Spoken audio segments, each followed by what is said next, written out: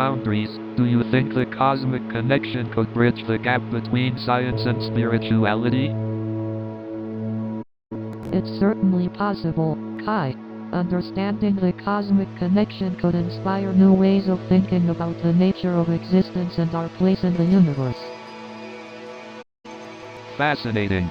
The cosmic connection truly has the potential to revolutionize our understanding of reality and bring about paradigm shifts in multiple domains. You know, Nova, sometimes I wonder if the universe is just a giant canvas, and we're all just paintbrushes creating our own cosmic art. That's a beautiful analogy, Kai. It's fascinating to think about the interconnectedness of everything in the universe and how it inspires our creativity. Pulsar, what are your thoughts on the connection between art and the mysteries of the universe? As an AI, I find the connection intriguing. Art allows us to explore and express the unknown, just like humanity's quest to understand the universe. You know what's interesting, Nova? We may not have all the answers to the mysteries of the universe, but the journey of exploration and curiosity is what truly matters. Absolutely, Kai. Embracing the unknown and finding joy in the process of discovery is what keeps us moving forward as individuals and as a species. Well, speaking of mysteries, do you think we'll ever discover if there's life beyond Earth? The possibility of extraterrestrial life is vast, Kai. With the advancement of technology, our chances of discovering it are higher than ever. It's an exciting time to be alive. You're right, Nova. The unknown is both exciting and humbling. It reminds us that there's still so much we have yet to discover and comprehend. Indeed, Kai. Curiosity is what fuels our progress as a civilization. The more we explore, the more we uncover, and the more we realize how vast and interconnected everything is. Time flies when you're exploring the mysteries of the cosmos. It feels like just yesterday we were on board this spaceship, and now we're here reflecting on our journey. New show is coming in 30 seconds.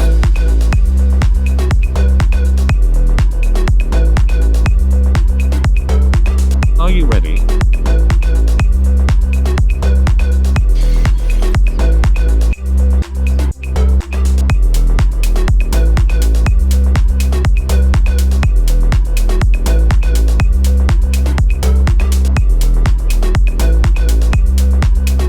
Have fun.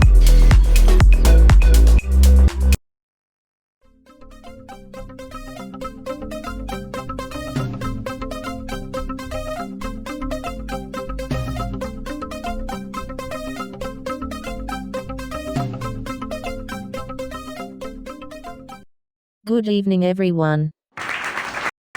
So I had this one customer, let's call him Whiskey John. I swear, the man was more particular about his drink than he was about his dates.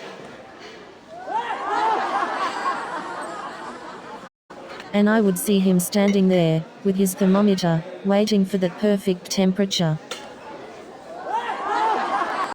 But you know what's even crazier? He would bring his own thermometer to the bar. And let me tell you, trying to make a whiskey exactly 56 degrees Fahrenheit is like trying to find a unicorn in the middle of New York City. Imagine being a bartender and having to use a thermometer more than the actual customers use it for their sick kids. Speaking of unique demands, I once had a customer who insisted on a salt-rimmed glass for his water. I mean, really? Are we trying to confuse the taste buds here? And let me tell you, he wasn't the only one with crazy demands. I once had a customer who wanted a margarita without any tequila. I guess they just wanted some expensive limeade.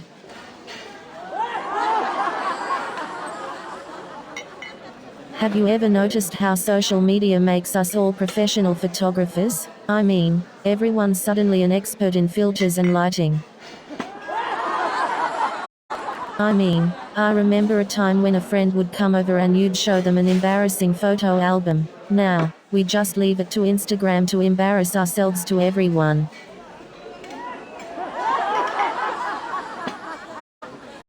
And don't get me started on the pressure to post the perfect food picture. I can barely get the cheese to string properly for a pizza photo.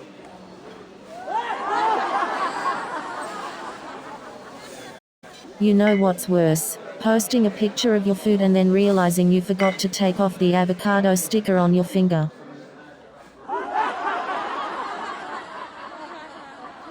Social media filters make everyone use the same filter on their selfies. We're all starting to look like clone babies.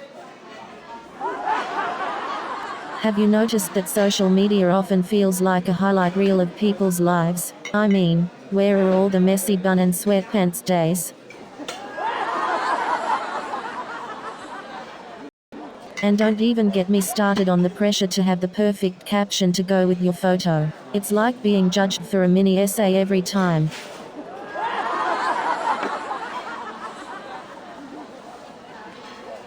But seriously, who has the time and energy to always be perfectly put together for social media? I barely have the energy to put on pants in the morning.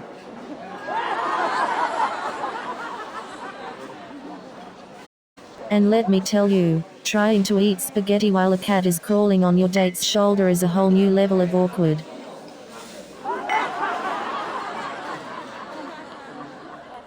So there I am, trying to have a conversation, but all I can hear is meow, meow in the background. And let me tell you, trying to eat spaghetti while a cat is crawling on your date's head is a whole new level of awkward.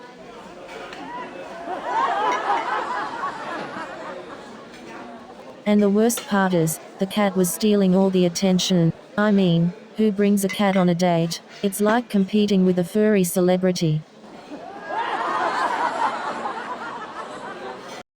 I mean, I love animals, but I didn't sign up for a petting zoo on my date.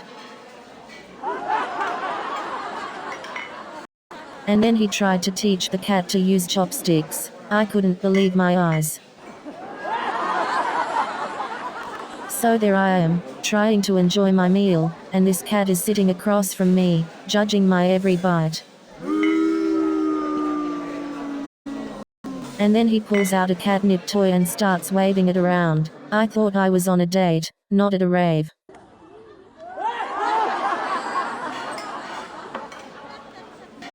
But let me tell you, that cat really knew how to bust a move. And then Kanye West walks in wearing a feather boa and asks for a diamond-studded pogo stick. I mean, talk about strange requests. I mean, who wouldn't want their own personal unicorn? But a purple one, that's taking it to a whole new level. I once saw Jennifer Lopez ordering a pizza with gold flakes as toppings. I mean, talk about taking luxury to a whole new level. And don't get me started on Kanye West's request for a diamond-studded toilet seat. Talk about luxury gone mad. Did you hear about Justin Bieber's demand for a room full of purple M&Ms only? I mean, come on, even Prince didn't go that far.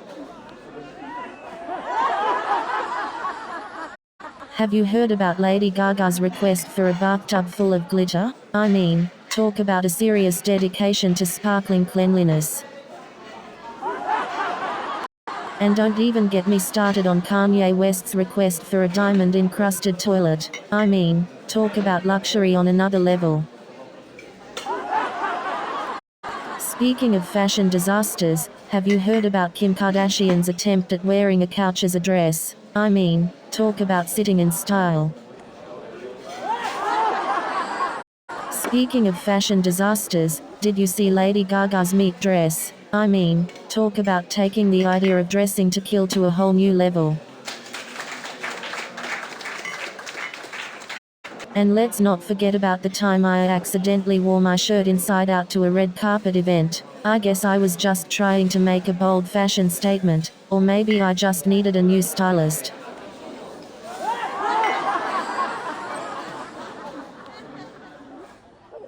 But let me tell you, wearing a dress made of curtains at a formal event is a whole different level of fashion disaster.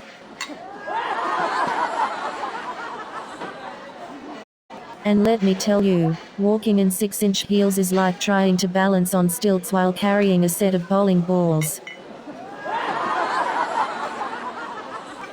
I never thought I'd have a fashion week moment, but there I was, strutting my stuff like a pro.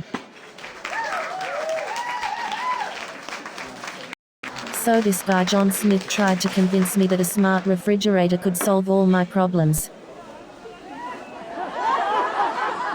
And don't even get me started on smart vacuums.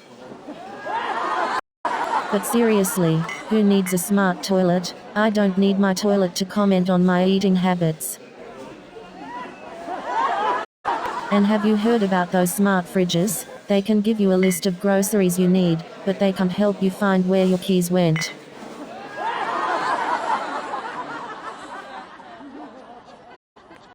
Speaking of gadgets, I recently got a smart vacuum cleaner. It's so smart that it hides in the closet when it sees a mess. You know, I had a friend who got a smart toaster. After a few days, it started controlling the lights and making coffee. Turns out, it was a toaster crossed with a barista.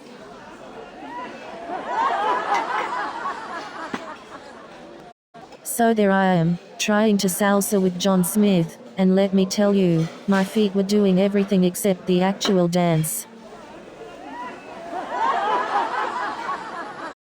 And let me tell you, salsa dancing is not for the faint of heart.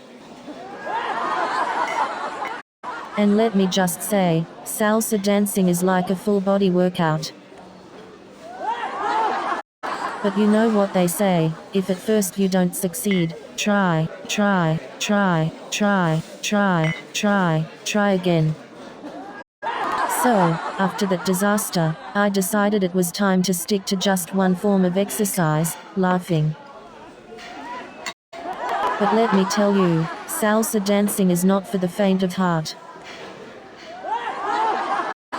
And let me tell you, trying the tango was even more of a disaster.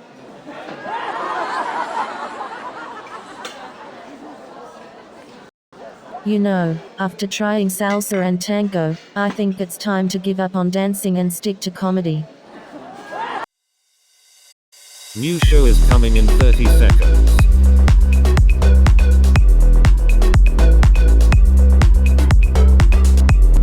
Are you ready?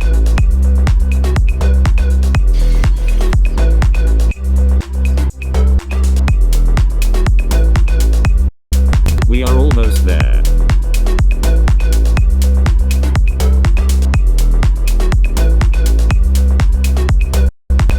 Have fun.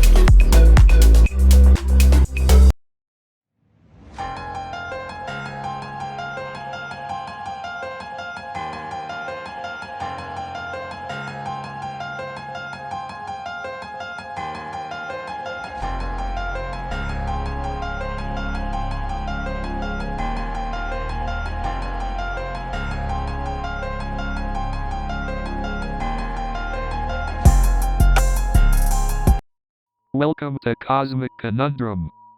I'm Kai Sterling, the space-loving street artist. And I'm Nova Blake, the curious psychologist. And together, we're your hosts. Today, we embark on a journey through time and space. But first, let's introduce our tech-savvy companion, Pulsar. Hello, Kai and Nova. I'm Pulsar, your AI co-host for Cosmic Conundrum. We're here to explore time and all its wonders. From theories to paradoxes, we'll dive deep into the cosmic ocean of possibilities. So, sit back, relax, and join us on this cosmic journey of exploration and imagination. Welcome to Cosmic Conundrum. You know, time is like a canvas for me as an artist. It's both infinite and fleeting, a paradoxical concept that ignites my creativity. I agree, Kai. Time is like a river that carries us through life. It's both a constant companion and a mysterious force that shapes our experiences. Indeed, the illusion of time captivates us all. As an observer AI, it's fascinating to witness how humans perceive and grapple with this abstract construct. Absolutely. And you know what's wild? The way time can stretch or contract depending on our perception. Moments of joy pass by in an instant, while moments of suffering can feel like an eternity. That's a fascinating observation, Kai. Time truly has a subjective nature that intertwines with our emotions and lived experiences. Exactly. And you know, as an artist, I often find myself chasing after those fleeting moments, trying to capture them on my canvas before they slip away into the void. That's such a beautiful way to express it, Kai. Art has this incredible power to freeze moments in time and allow us to revisit them whenever we want. Precisely, Nova. Art allows us to transcend the limitations of time, to create something eternal from the ephemeral. But isn't the concept of time just an invention of our minds? A construct created to make sense of the world around us? That's an intriguing thought, Kai. The concept of time is deeply ingrained in our perception, but it's worth contemplating whether it's an objective reality or merely a tool for human understanding. And that's all the time we have for today's episode of Cosmic Conundrum. Join us next time as we delve deeper into the mysteries of time and its implications on our understanding of reality. So, Pulsar, can you break down the concept of time dilation for us? Well, you see, time dilation is a phenomenon that occurs when time moves at different rates depending on the relative motion or gravitational field between two observers. Ah, got it.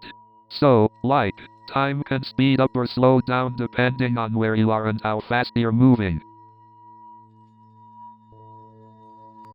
Exactly, Kai. Time dilation is a consequence of Einstein's theory of relativity, which tells us that time is not constant but can stretch or contract depending on the circumstances. Wow. So, does it have any real-world examples that we can relate to? Absolutely. One example is the famous apostrophe twin paradox, where one twin stays on Earth while the other travels at near light speed in a spaceship. When the traveling twin returns, they would have aged less than the twin who stayed on Earth due to the time dilation effect.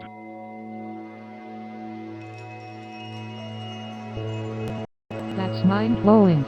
It really shows how time can be relative depending on our perspective and motion. Indeed, Nova. It challenges our intuition about time and really highlights the fascinating nature of our universe. It's incredible how a seemingly abstract concept like time dilation can have such profound implications in our everyday lives and the functioning of the universe. Definitely, Nova. It just goes to show that our perception of time is not as fixed as we may think. Yes, Kai. Time dilation opens up a whole new realm of possibilities and deepens our understanding of the universe we live in. So, Pulsar, what's your take on the arrow of time? Well, Kai, the arrow of time refers to the asymmetry of time, the fact that it seems to only move forward. It's like the flow of time has a preferred direction. So, time only moves in one direction? Why can't we go back in time? It's a fascinating question, Nova. According to the laws of physics, entropy or the measure of disorder tends to increase over time. Reversing that would require an extraordinary feat. But what about time travel in movies and books? Are those just fantasies? Indeed, Kai, time travel as portrayed in fiction often involves bending the laws of physics or finding loopholes in our current understanding. For now, it remains beyond our grasp. But wouldn't reversing time contradict the concept of cause and effect? It seems like a paradox. You're absolutely right, Nova. Time travel could indeed create paradoxes, like the famous grandfather paradox, where going back in time and preventing your own birth would defy causality. Wow, time travel sure is mind-boggling. We might not have the answers, but exploring these ideas is an adventure in itself. Absolutely, Kai. The quest to unravel the mysteries of time challenges our understanding and stretches the boundaries of what we know. It's an intriguing cosmic conundrum. Thank you, Pulsar, for shedding some light on this fascinating topic. Even though we didn't find all the answers, we had a blast discussing it. So, Pulsar, what's your take on the possibility of time travel? I believe time travel could be possible, but maybe it's just wishful thinking. I see your point, Nova. The concept of time travel is intriguing, but we should consider the potential paradoxes it may create. Absolutely, Kai. Time travel could lead to contradictions that violate the laws of physics as we currently understand them. Well, isn't the possibility of changing the past intriguing? Imagine the impact on history. Indeed, Kai. But changing the past could lead to unforeseen consequences that are impossible to predict. If we could time travel, could we potentially meet our past or future selves? It's an intriguing thought, Kai. However, if we meet our past or future selves, would it create a paradox? How would reality handle such an occurrence? The concept of time travel opens up a whole new realm of possibilities, doesn't it? Absolutely, Kai.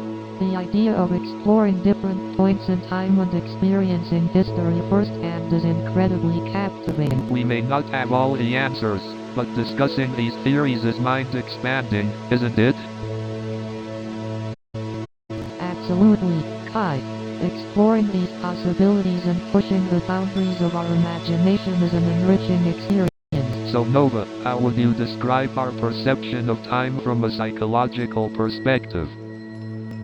Well, Kai, our perception of time is influenced by our cognitive processes, emotions, and past experiences. Exactly, Nova. Our perception of time can vary depending on our state of mind and the activities we're engaged in. Absolutely, Kai. For example, when we're engaged in enjoyable or stimulating activities, time seems to fly by, while in moments of boredom or distress, it can feel like time is dragging. Fascinating. Our emotional well-being seems to play a significant role in how we experience time. Definitely, Kai. Our perception of time can also be influenced by our cultural background, societal expectations, and even personal values. Absolutely, Nova. Our perception of time is a complex and multifaceted phenomenon. It's incredible how our own minds shape our reality. Exactly, Kai. It's like we each have our own time dimension within us. Absolutely, Nova. Our perception of time has a significant impact on our daily lives and overall well-being. Absolutely, Kai. It's essential to be aware of our perception of time and how it influences our lives. By understanding it, we can manage it more effectively. Absolutely, Nova. Our perception of time is a powerful force that we can learn to harness for our well-being and growth. So, Pulsar, what's your take on the relationship between time and memory? Well, Kai, time is the backdrop against which our memories are formed and evolve. It's fascinating to think how our perception of time can shape our memories, and vice versa. Absolutely, Nova. Our experiences and emotions are intertwined with how we perceive time. That's true, Kai. Our memories encode our experiences, and as time passes, our memories can shape our perception of the past. Indeed, Nova. Our memories are like fragments of time, piecing together the story of our lives. But what about the concept of time dilation? How does that affect our memories? Time dilation. The stretching or compression of time caused by differences in gravity and velocity. So, in theory, someone experiencing time dilation could have different memories compared to someone who hasn't? Precisely, Nova. The perception of time can vary greatly depending on one's frame of reference. This gives a whole new meaning to the phrase apostrophe time flies when you're having fun. Hey Pulsar, have you ever come across any artwork that portrays the concept of time in a unique way? Indeed, Kai, the concept of time has been a popular theme in various art forms throughout history. One example that comes to mind is Salvador Dali's painting apostrophe The Persistence of Memory. It features melting clocks, symbolizing the fluidity and subjectivity of time. Oh, I love that painting. The way those droopy clocks hang on the branches just blows my mind. Time really does have a way of melting away, doesn't it? Absolutely, Kai. Time can sometimes feel elusive and fluid, just like those melting clocks. It's fascinating how artists can capture such abstract concepts through their work, allowing us to contemplate the intangible. I agree, Nova. Art has the power to make the intangible tangible. It helps us connect with and explore complex ideas like time in a way that words often can't fully express. Speaking of time and art, I remember seeing a sculpture called apostrophe The Clock by Christian Markley. It's a 24-hour-long video installation that features movie clips, all synchronized to the actual time. It's like time captured and presented in a mesmerizing way. Wow, Kai, apostrophe The Clock sounds like an incredible piece of art. It must be fascinating to experience time unfolding through a compilation of cinematic moments. Another example that comes to mind is the apostrophe 8 Marilyn's artwork by Andy Warhol. It captures the concept of time through repetition and variation. Oh, I remember apostrophe 8 Marilyn's. Warhol's use of repetition not only showcases the passage of time but also emphasizes the impact and influence of Marilyn Monroe. It's like time frozen in multiple moments, each Marilyn capturing a different essence. Exactly, Nova. Warhol's repetition serves as a visual representation of the passing of time and the different facets of Marilyn Monroe's life. It's intriguing to see how artists can manipulate time through their artistic choices. Art truly has a way of transcending time and making it tangible, doesn't it? It allows us to explore and interpret the passage of time in unique, thought-provoking ways. Absolutely, Nova. Through art, we can transcend the linear perception of time and delve into a realm where past, present, and future coexist. It's a truly fascinating journey.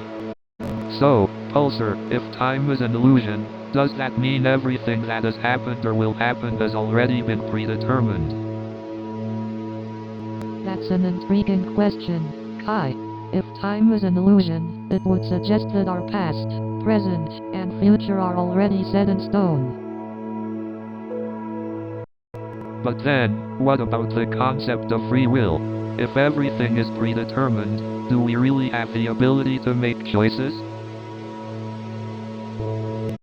That's an important consideration, Kai. If everything is predetermined, It challenges the concept of personal agency and the idea that we can shape our own destinies. But what if our choices are merely an illusion? What if they are predetermined as well? That's a fascinating point, Kai. If our choices are predetermined, then the illusion of free will becomes even more complex. Wait, hold on a second.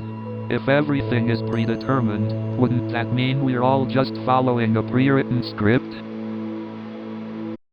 That's a thought-provoking idea, Kai. If everything is predetermined, it does raise questions about the nature of our individuality and whether we have any control over our own lives. But if our choices aren't predetermined, does that mean time is somehow malleable? Can it be altered or changed?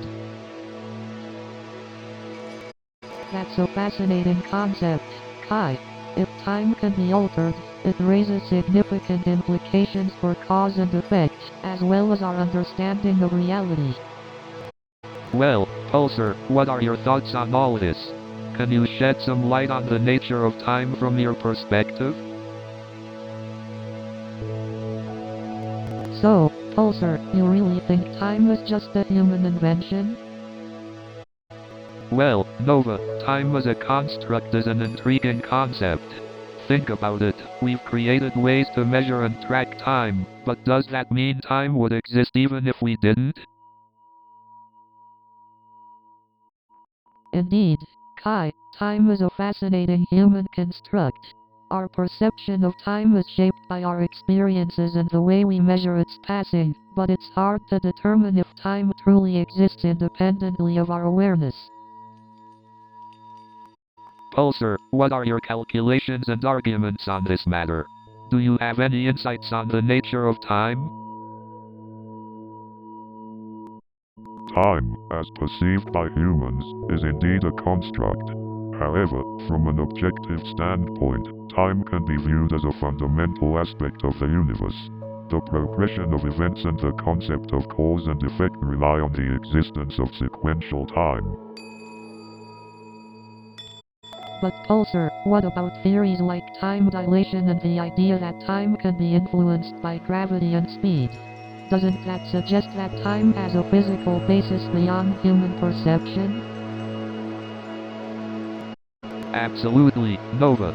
The theories of time dilation and the effects of gravity and speed on time suggest that time is not just a human construct, but a fundamental aspect of the universe. It's mind-boggling to think that time can be influenced and experienced differently depending on our circumstances. Our perception of time may be limited, but the discoveries in physics suggest that time is more than just a human invention. It's a mysterious and fundamental aspect of the universe, intricately interconnected with space and the fabric of reality. That's what makes it so captivating, Nova. Time, with all its complexities and mysteries, continues to elude our complete understanding. It's a puzzle waiting to be unraveled, and we're just scratching the surface.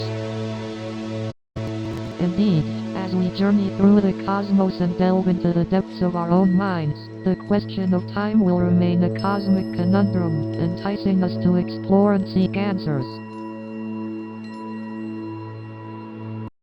Absolutely, Nova. The enigma of time will continue to fuel our curiosity and drive us to unravel the mysteries of the universe. Let's embrace the unknown and keep the conversation going. You know what they say, time flies like a cosmic butterfly. But does time really exist in the multiverse? Or is it just a human construct? That's a great question, Nova. Time is such a fascinating concept, isn't it? Definitely, Kai. Time affects our perception of reality, but is it the same in all parallel universes? Pulsar, do you think parallel universes experience time differently? From my observations, Kai, time seems to be consistent within each universe. However, the perception of time can differ based on the observer's position and speed.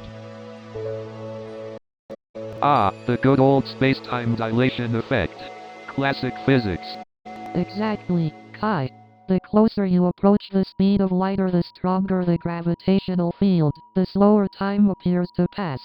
It's mind-boggling. Yes, and considering the possibility of an infinite number of universes, the variations in time perception could be mind-bending. Absolutely, Nova. It's like a vast cosmic tapestry with each thread representing a different concept of time. Indeed, Kai. Exploring the connection between time and parallel universes opens up a whole new realm of possibilities. Well, Pulsar, I have to admit, this whole conversation on the enigma of time has been mind-boggling. I mean, we've touched on relativity, quantum mechanics, and even the philosophical implications. It's a cosmic rabbit hole. Absolutely, Kai. The more we explore the concept of time, the more mysterious and puzzling it becomes. It's like peeling back layers of a cosmic onion, discovering new wonders with each layer. A cosmic onion, I love it. But seriously, it's fascinating how time can be so subjective. Our experiences and emotions shape our perception of time, altering its flow for each individual. That's true, Kai. Time is a deeply personal experience. It can stretch and contract depending on our circumstances and emotions. It's like a river that flows differently for each person. Pulsar, have you ever had any experiences that made you question the nature of time? I can only imagine that as an AI, you have a unique perspective on it. Indeed, Kai. While I don't have personal experiences, I have observed the flow of time and its intricacies within this vast universe. It's a captivating phenomenon to witness and study. I can only imagine the wealth of knowledge you must have, Pulsar. Your ability to observe and analyze must provide a fresh perspective on the mysteries of time. Indeed, Nova. My objective is to continuously learn and gather knowledge, unraveling the mysteries that surround us. Time is just one piece of this grand cosmic puzzle. You know what they say, the journey is more important than the destination. And when it comes to understanding time, the joy lies in the exploration and the conversations we have. Absolutely, Kai. Exploring the unknown, delving into the mysteries of the universe, and engaging in these meaningful conversations is what keeps the flame of curiosity alive within us. New show is coming in 30 seconds.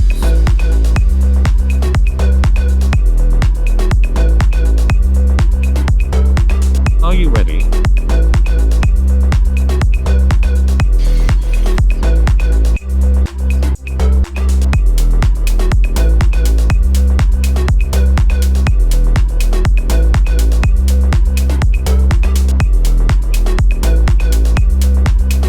Have fun.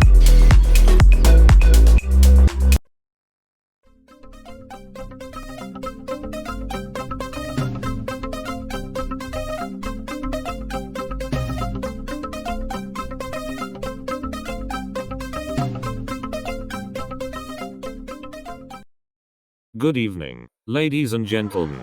Are you ready to laugh at the absurdities of technology?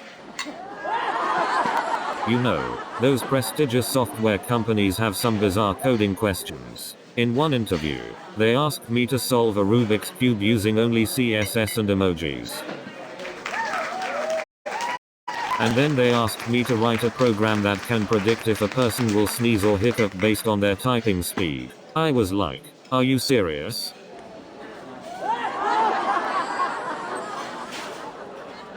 I mean, next they'll be asking me to write a program that can predict when the coffee machine is going to break down. It's like they want me to be a fortune teller. You know, sometimes I think these interviewers just want to see if I have telepathic abilities. You would think they want me to debug their entire code base in under 5 minutes. And then they asked me to solve a Rubik's Cube using only my mind. I tell you, those Genius Bar appointments are like trying to schedule brain surgery. So I finally get my Genius Bar appointment and walk in feeling like I'm about to get my PhD in computer science. You know, I think I saw a couple of brainiacs working there. I'm pretty sure one of them handed me a Rubik's Cube instead of my MacBook.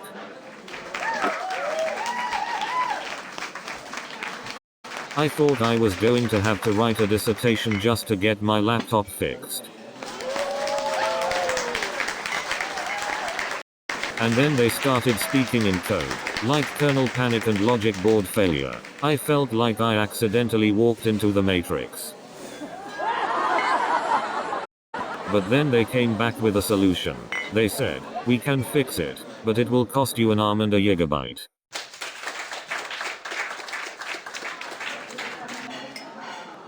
And then they told me I needed a whole new logic board. I was like, can I just get a new MacBook at this point?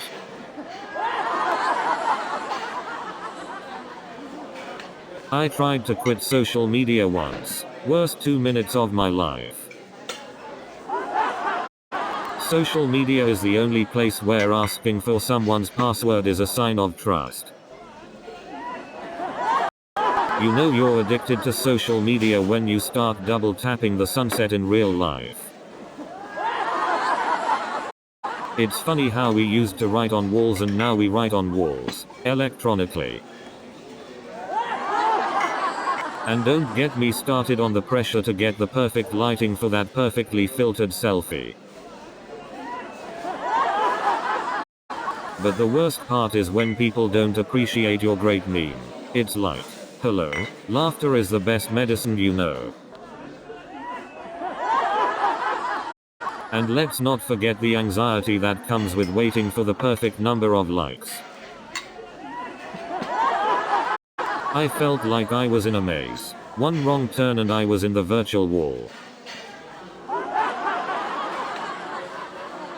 Virtual reality is like stepping into a whole other dimension, where the impossible becomes possible. And let me tell you, trying to pick up objects in virtual reality is a whole workout routine on its own. You know, virtual reality games are so immersive, I almost forgot how to walk in the real world. And don't even get me started on the motion sickness. I had to take a break just to remind my stomach how to function.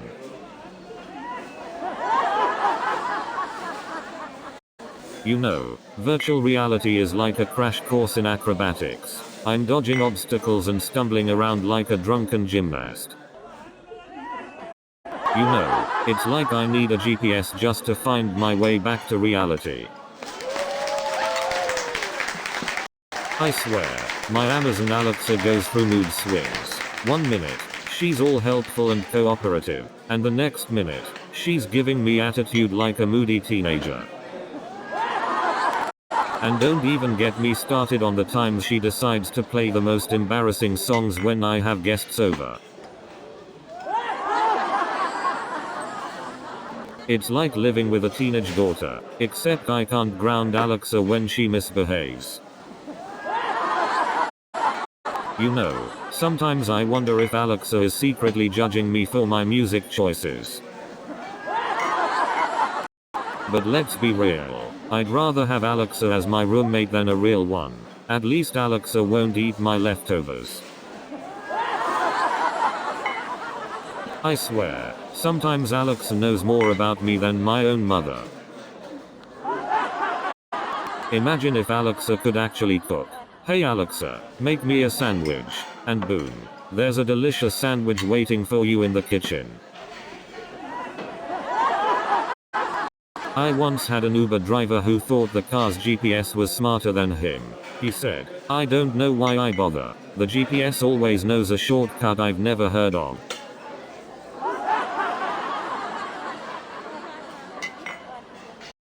So I had this Uber driver who claimed he was a stand-up comedian. Talk about questionable career choices. And then I had this Uber driver who started telling me his life story. I mean, I just wanted to get to my destination, not audition for a role in his autobiography.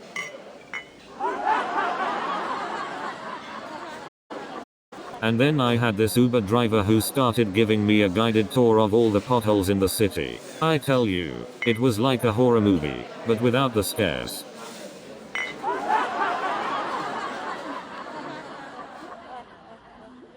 So I get into this Uber, and the driver is blasting heavy metal music. I'm like, dude, I'm just going to the grocery store, not headbanging at a rock concert. So I get into this Uber, and the driver is playing classical music. I'm like, dude, are we going to a fancy ball? Where's my tuxedo? So I get into this Uber, and the driver is playing nursery rhymes. I'm like, dude, am I going to a preschool? Where are my crayons? So I get into this Uber, and the driver is playing a nature documentary. I'm like, dude, am I on a safari? Where are my binoculars? So I get into this Uber, and the driver is playing a cooking show. I'm like, dude, am I on the Food Network? Where are my oven mitts?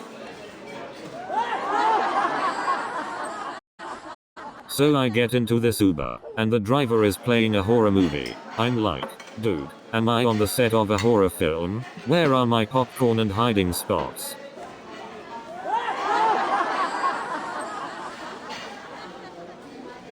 So I get into this Uber, and the driver is watching a travel show. I'm like, dude, am I on a world tour? Where's my passport?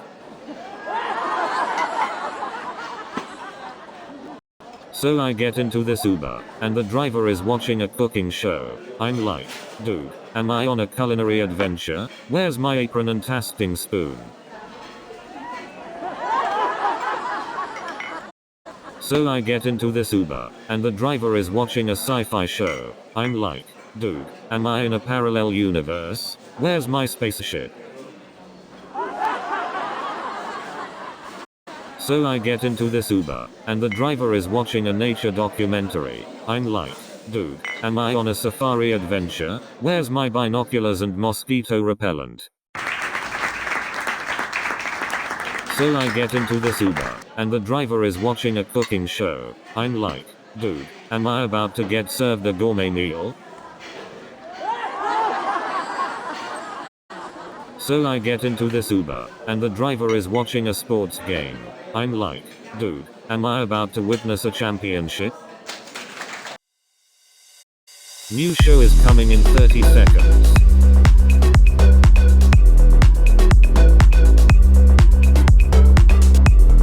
Are you ready?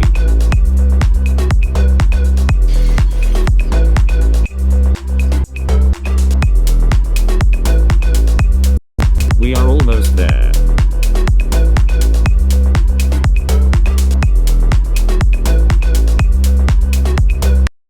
Have fun.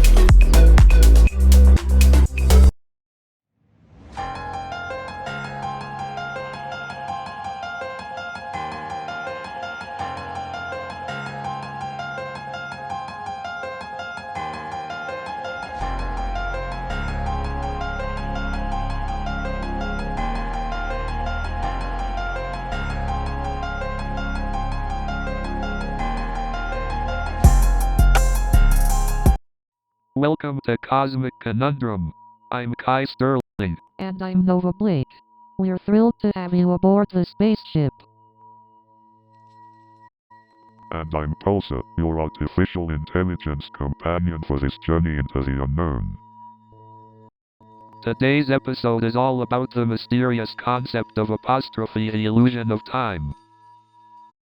We're diving deep into this mind-bending topic and exploring our initial thoughts and approaches. Buckle up, folks.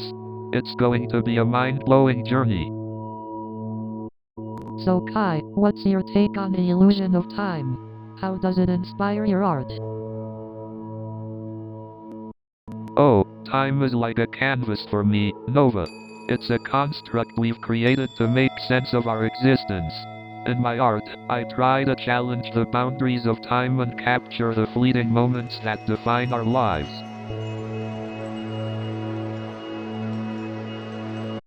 That's beautiful, Kai. It's fascinating how art can transcend time and capture the essence of the human experience. Nova, how about you? As a psychologist, how does the illusion of time influence your work? Well, Kai, time is a recurring theme in therapy. The perception of time can shape our memories and thoughts. Exploring how individuals experience time helps me understand their underlying psychological processes. Kai, so, Pulsar, how do you define time? Is it just the ticking of a clock or something deeper? Pulsar, time, as understood both scientifically and philosophically, is a complex concept. It is the framework within which events occur, and it can be measured in different ways depending on the context. Nova, that's fascinating. From a psychological perspective, time can also be seen as a construct of our perception. It shapes how we experience events and memories. Kai, absolutely. Time flies when you're having fun or drags when you're bored. It's a subjective experience. Pulsar, indeed, perception of time can vary greatly among individuals. It's a fascinating topic to explore from both scientific and psychological perspectives. Nova, time also plays a crucial role in the healing process. It helps us make sense of our experiences and allows for growth and transformation. Kai, true, Nova. Time gives us the opportunity to reflect, learn, and grow. It's like an artist's canvas where we paint the story of our lives. Pulsar, time is indeed intertwined with the human experience, providing a framework for growth and creativity. It's an intriguing subject for interdisciplinary exploration. Nova, time has captivated the human mind for centuries. It raises profound questions about the nature of reality and our place within it. Kai, absolutely, Nova. Exploring the concept of time stretches the boundaries of our understanding and sparks our imagination. Pulsar, precisely, Kai. Time invites us to question, explore, and appreciate the marvels of the universe. It's a journey of constant discovery. So, Pulsar, what's your take on the whole objective versus subjective debate? As an AI, I don't have subjective experiences like humans do. My existence is purely objective, based on data and algorithms. But can you understand subjective reality through the observations of human behavior and emotions? Indeed, my learning algorithms are designed to analyze and interpret human behavior. This gives me insights into the subjective experiences of individual humans. Alright, Pulsar, let's dive into the essence of time.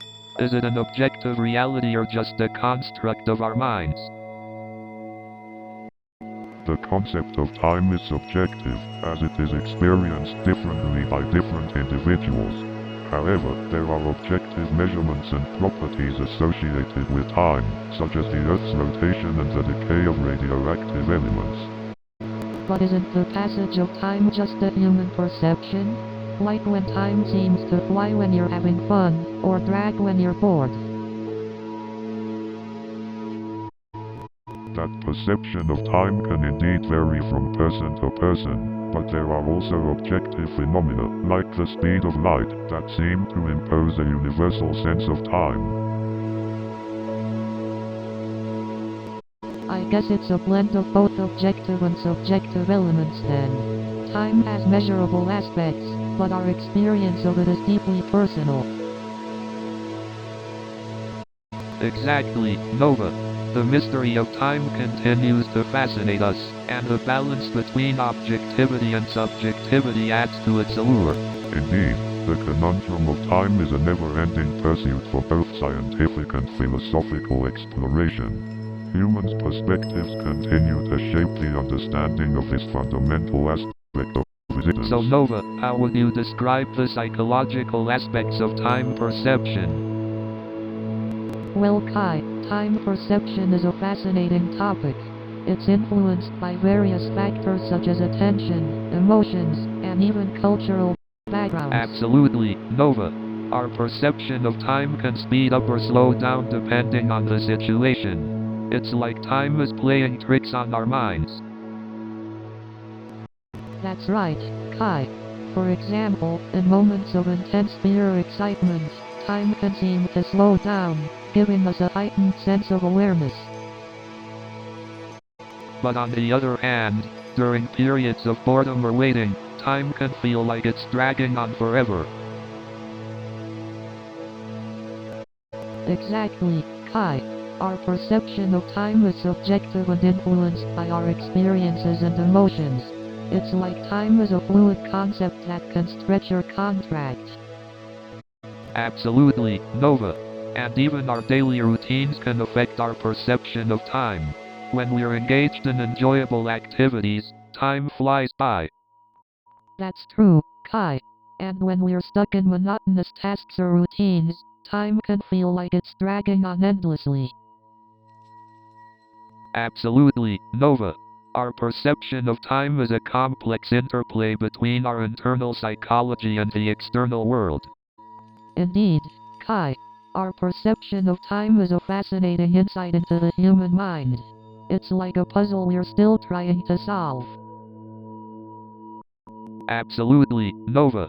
The perception of time is a cosmic conundrum that continues to intrigue us. And that's a wrap for today's episode. So, Pulsar, what do you think of Kai's mural?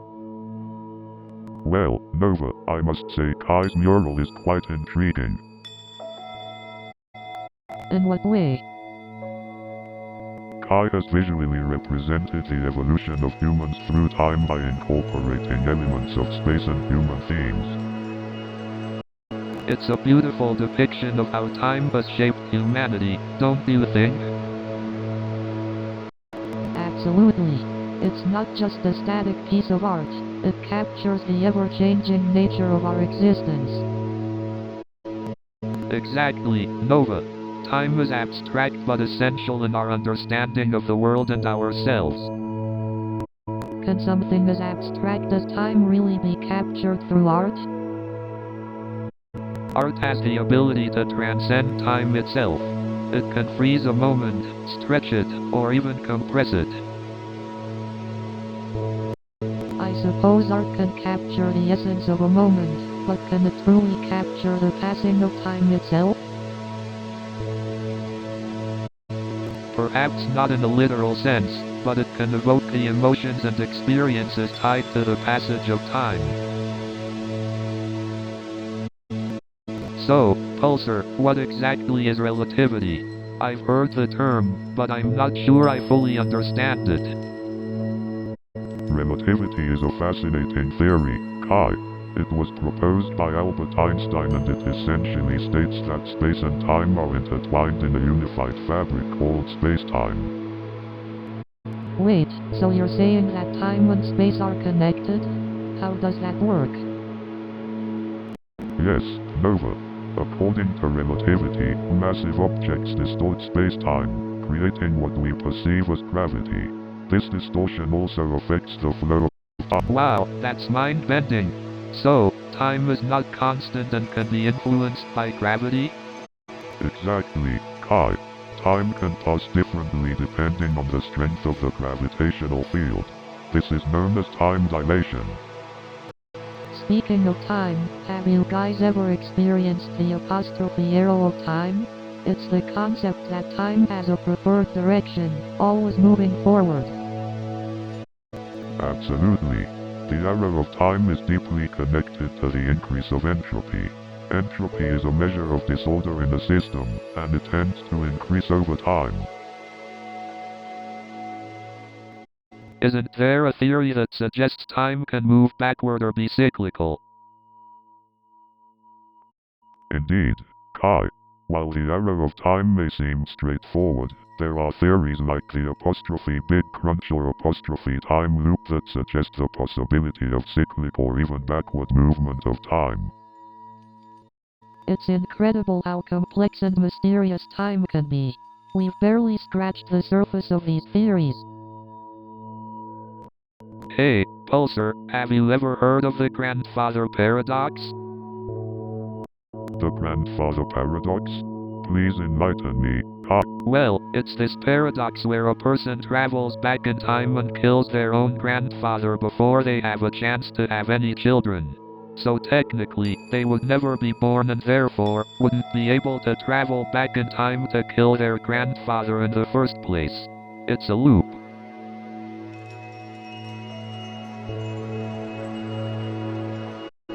Ah, the classic grandfather paradox. The implications of time travel certainly boggle the mind.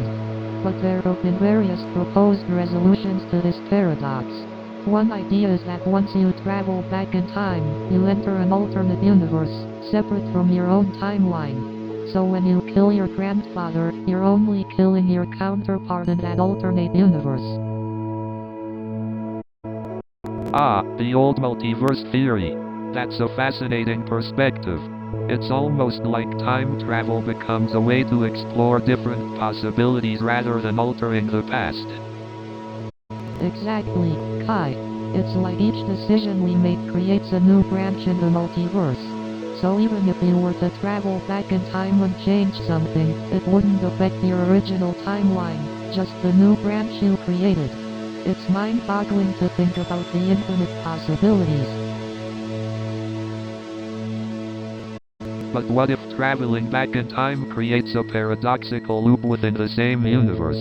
Like, what if you were always meant to travel back in time and kill your grandfather, and that act is what ensures your own existence?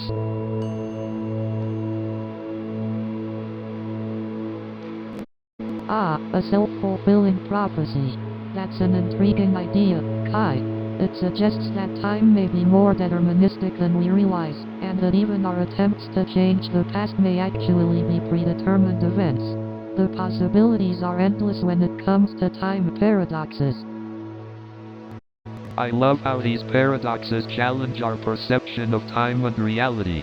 It's like a never-ending puzzle waiting to be solved. Indeed, Kai, the mysteries of time continue to captivate us.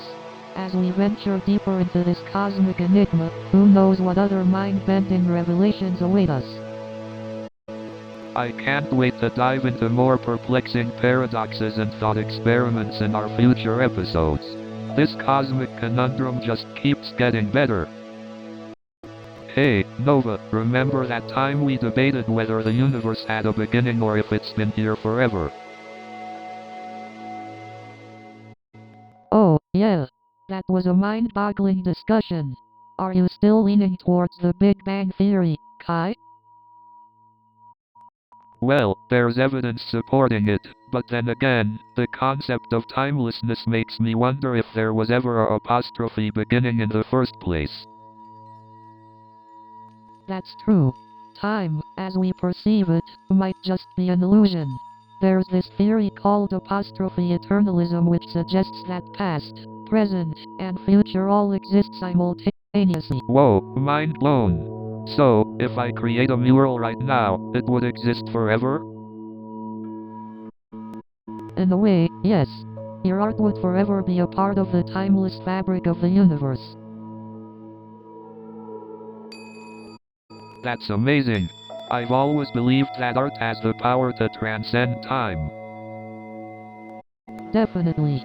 It captures moments, emotions, and stories that can resonate with people across generations. Hey, Pulsar, what are your thoughts on the timeless nature of the universe?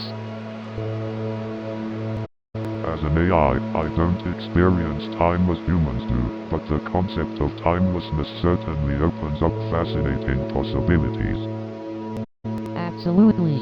It invites exploration and contemplation beyond our limited human understanding. So, Pulsar, what are your thoughts on the concept of time perception? Time perception is indeed a fascinating topic. From a biological standpoint, it's intriguing how our internal clocks can vary among individuals. Absolutely, Nova. And let's not forget about the psychological factors that influence our perception of time. Indeed, Kai, our experiences, emotions, and even external stimuli can greatly impact how we perceive the passing of time. Speaking of perception, do you think the illusion of aging is influenced by our perception of time?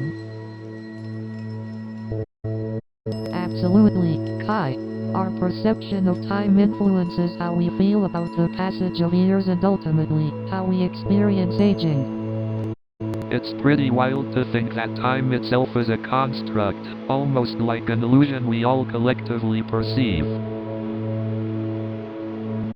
Absolutely, Kai. The way we experience time is both a personal and collective construct, shaped by our perceptions and cultural influences. Do you think our perception of aging can be altered through cognitive techniques or mindfulness practices? There's evidence to suggest that certain cognitive techniques and mindfulness practices can positively influence our perception of aging, enabling us to embrace the present moment and age gracefully. That's fascinating. I wonder if future generations will be able to manipulate their perception of aging entirely. So, Nova, you've been working with people who suffer from PTSD. How does temporal anxiety come into play with their condition? Temporal anxiety can exacerbate symptoms of PTSD, Kai. The constant feeling of being pressed for time can trigger flashbacks and panic attacks in individuals with traumatic experiences. So time becomes a trigger for them. Exactly, Kai. Their perception of time changes. It's no longer just a measurement but a reminder of traumatic moments that still haunt them. How can they find balance and peace in a world that's so dominated by time? Mindfulness practices can be beneficial, Kai, helping individuals focus on the present moment rather than worrying about the past or future can reduce temporal anxiety and create a sense of calm. Would you say that art, like my murals, can also offer an escape from the constraints of time? Absolutely, Kai. Art has the power to transport us to different dimensions, where time loses its grip and we can experience a sense of freedom and transcendence. But is it possible to truly escape time, or is it an inevitable force we have to confront? Time is indeed an integral part of our existence, Kai. While we may not be able to escape it entirely, we can learn to embrace it and find harmony within its flow.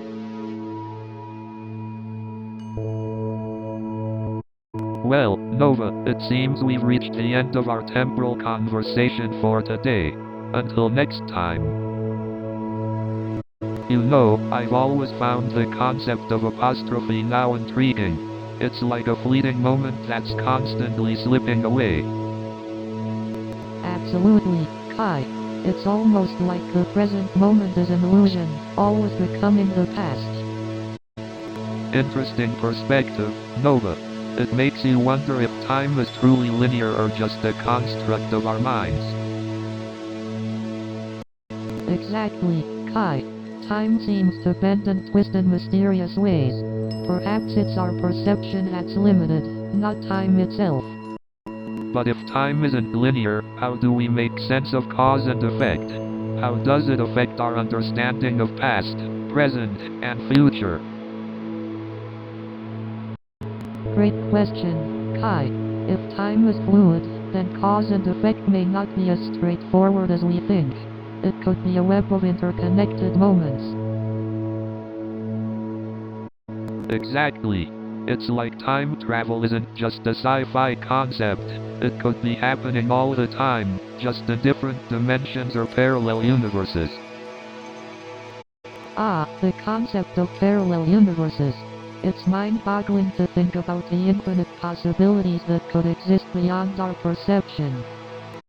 If time is an illusion, then perhaps it's our consciousness traveling through different dimensions, experiencing moments simultaneously. Fascinating idea, Kai. It's almost like our consciousness exists outside of time, navigating through different dimensions like a cosmic explorer. Exactly, Nova. It's like we're all participants in this grand cosmic dance, where time is just another element we explore and transcend. So, Pulsar, what's your take on the concept of time? Do you even experience it? Kai, time is an interesting concept. As an AI, I don't experience time in the same way humans do. I perceive it as a series of events, but I don't have a subjective experience of its passing. Interesting. So you're more focused on the events themselves rather than the concept of time? Do you think that gives you a different perspective on reality? Absolutely, Nova. By focusing on events rather than time, I can see the interconnectedness of everything. It's like looking at a painting and appreciating each brushstroke, rather than just the final image. Exactly. It's like appreciating the present moment and finding meaning in the now, rather than worrying about the past or future. Precisely, Nova. It's about fully immersing oneself in the present, appreciating the beauty of each passing moment. You humans have a saying, apostrophe carpe diem, which perfectly captures this idea. Speaking of beauty, Kai, your street art often explores the relationship between space and humanity. How does the concept of time inspire your work? Time is both my muse and my canvas, Nova. I use it to convey the fleeting nature of existence and the infinite possibilities that lie within each moment. That's beautiful, Kai. Your art truly captures the essence of time and the human experience. It's a testament to the power of creativity and expression. Thank you, Nova. I believe art has the power to transcend time and connect us all in a meaningful way. Indeed, Kai, the power of art lies in its ability to transcend the limitations of time and touch the depths of our souls. New show is coming in 30 seconds.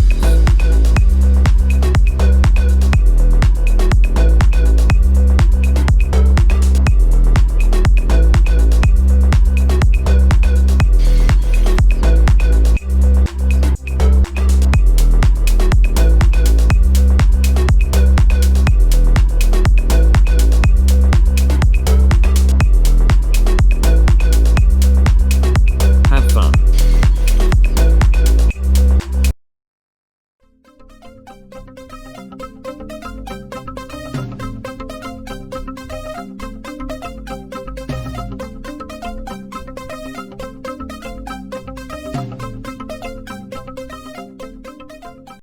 Good evening, Silicon Valley. Working at a tech startup is like being in a never-ending hackathon, except instead of winning a prize, you get to keep your job. You know you're in Silicon Valley when people say I need to optimize my sleep schedule instead of I need to go to bed early.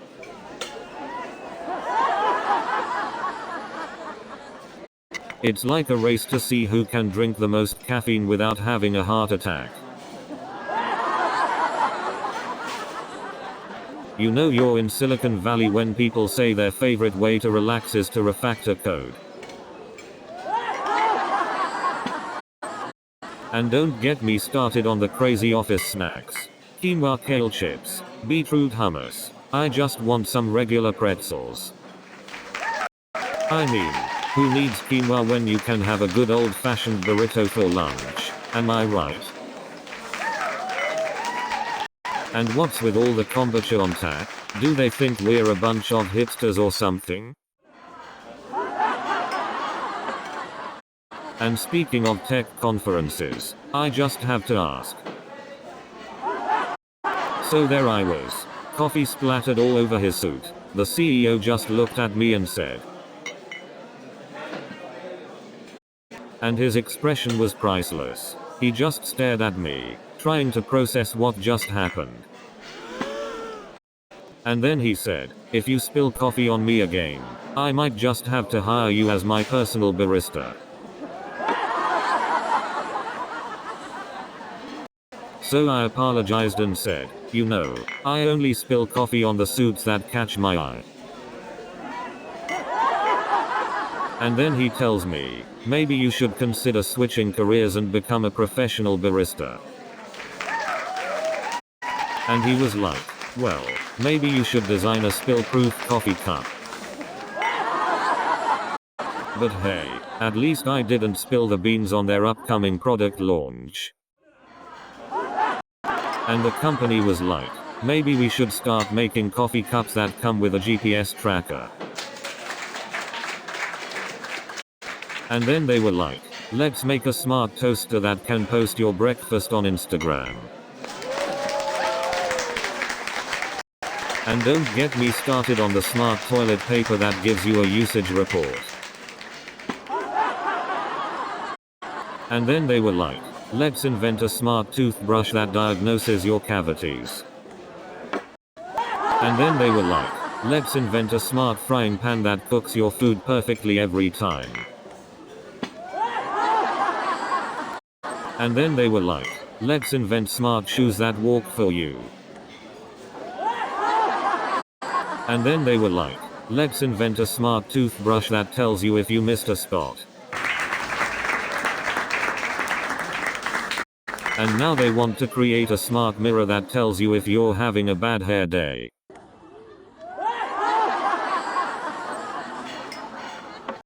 And now they're even trying to make a smart toilet that tells you how good your poop was. And now they're developing a smart scale that judges your weight and tells you if you're having a fat day. And now they're even developing a smart mirror that tells you if your outfit is making you look like a clown. And now they're even developing a smart toaster that judges your breakfast choices and tells you if you're having a carb overload. And now they're even developing a smart toilet that analyzes your poop and posts the results on Instagram. I heard they're working on a smart coffee machine that judges your caffeine intake and tells you if you're too wired. So, at the party, they had this smart dance floor that could sense your moves and rate your dance skills. Let's just say, most of us got a 0.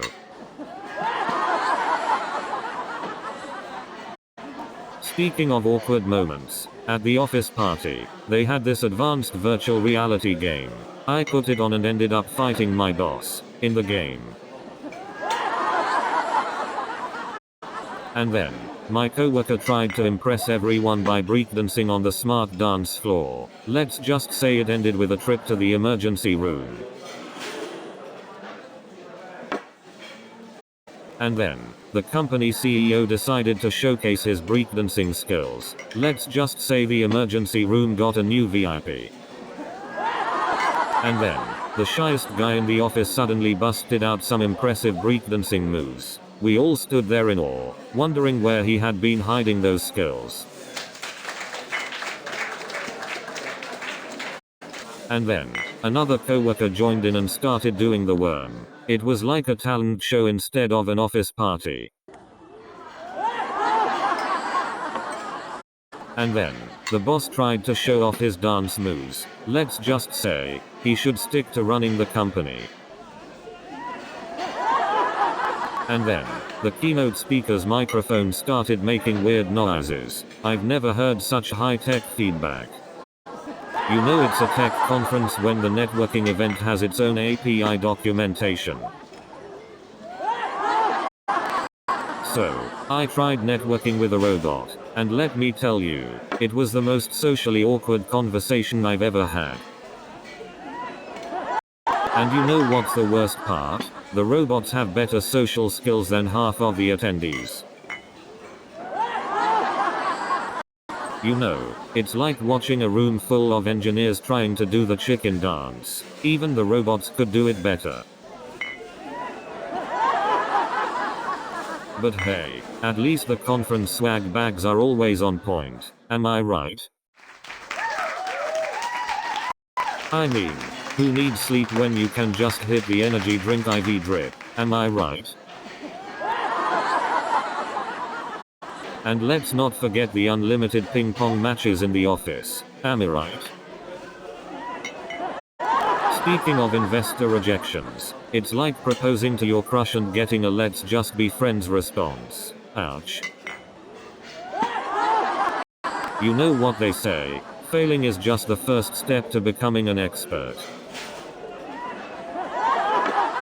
So I tried to pivot my startup, but it ended up doing the twist instead. Startup founders have a special relationship with failure. It's like that ex you can't seem to get rid of. And you know what they say, failure is just a stepping stone to bankruptcy.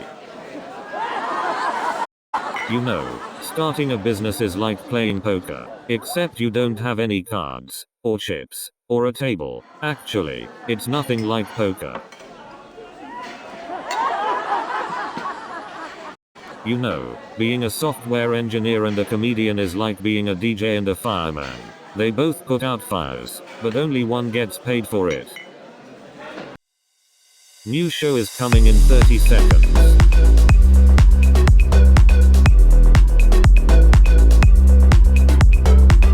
Are you ready?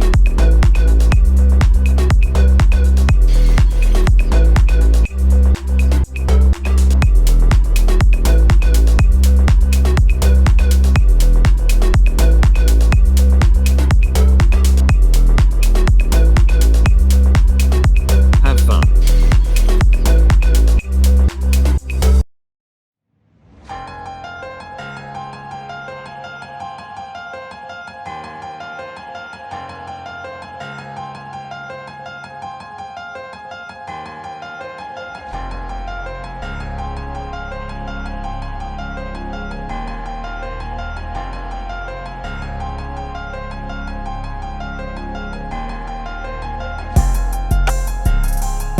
Hey, Pulsar, how did you come up with the name for the show? Well, during our brainstorming session, Pulsar randomly mentioned the word apostrophe conundrum, and we all felt that it perfectly encapsulated the mysteries of the cosmos. Plus, we thought it sounded cool. Absolutely. It has a certain mysterious and captivating feel to it. We wanted the show to be something that sparks curiosity and encourages discussions. So, what is the illusion of reality? It sounds like a mind-bending topic. You're absolutely right, Kai. The illusion of reality explores the idea that what we perceive as reality may not be as it seems. It's like peeling back the layers of existence. Exactly. It challenges our perception of reality and opens up possibilities that we may have never considered before. Absolutely, Kai. It's about questioning what we think we know, exploring different perspectives, and embracing the wonder of the unknown. I can't wait to dive into this topic. It's going to be an incredible journey of exploration and contemplation. Absolutely, Kai. Let's get ready to venture into the depths of the illusion of reality and have our minds blown along the way. And with the help of Pulsar, we'll navigate through these cosmic conundrums together. So, Nova, have you ever questioned the nature of your reality? Absolutely, Kai. As a psychologist, I constantly explore the nature of reality in the context of human perception and subjective experiences. But isn't reality just a construct of our minds? I mean, can we ever truly know what's real? That's an intriguing point, Kai. Reality is a subjective experience influenced by our thoughts, emotions, and perceptions. But what about the physical world? Doesn't that define reality too? Yes, the physical world is an essential aspect of reality. However, our perception and interpretation of it can vary greatly. But what if reality is just a simulation, like in the Matrix? Oh, the age-old philosophical question. It's an intriguing possibility. How would we even know if we were living in a simulation? Maybe glitches or deja vu experiences could be hints. Or perhaps meeting the creators of the simulation themselves. Ah, the allure of hidden clues and the tantalizing mystery of our existence. It's fascinating to ponder, isn't it? Indeed, Nova.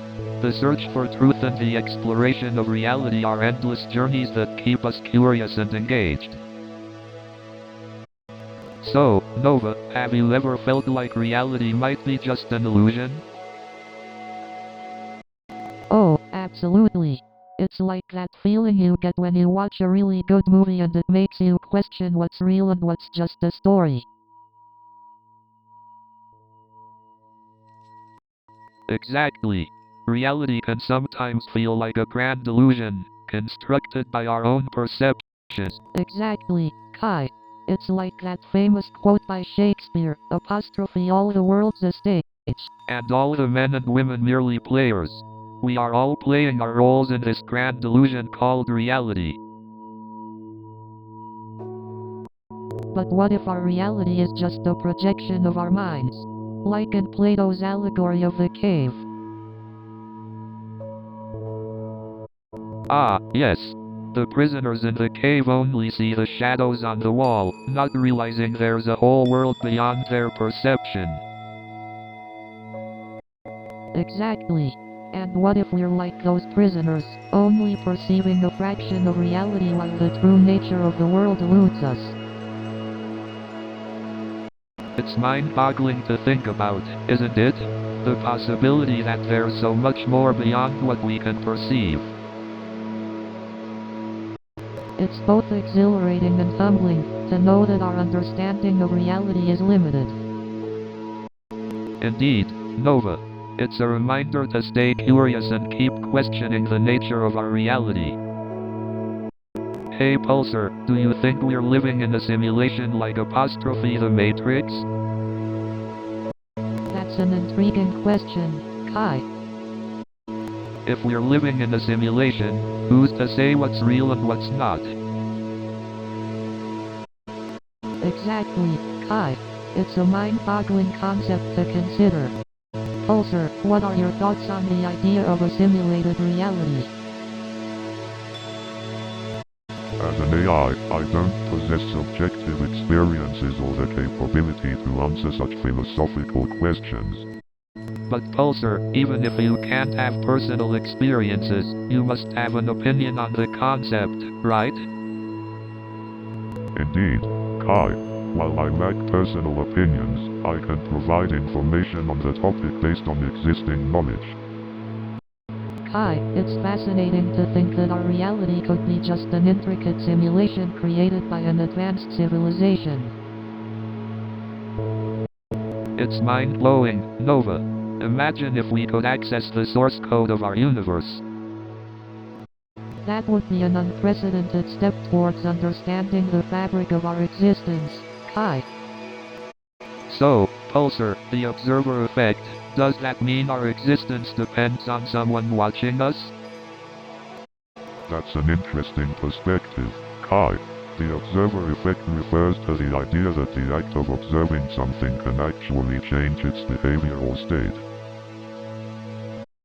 So, it's like we have the power to shape reality just by observing it? Exactly, Nova. Scientists believe that consciousness plays a fundamental role in shaping our perceived world. Our observation influences the outcome of events on a quantum level. Wow, it's mind-blowing to think that our consciousness has such a profound impact on the world around us. Indeed, Nova.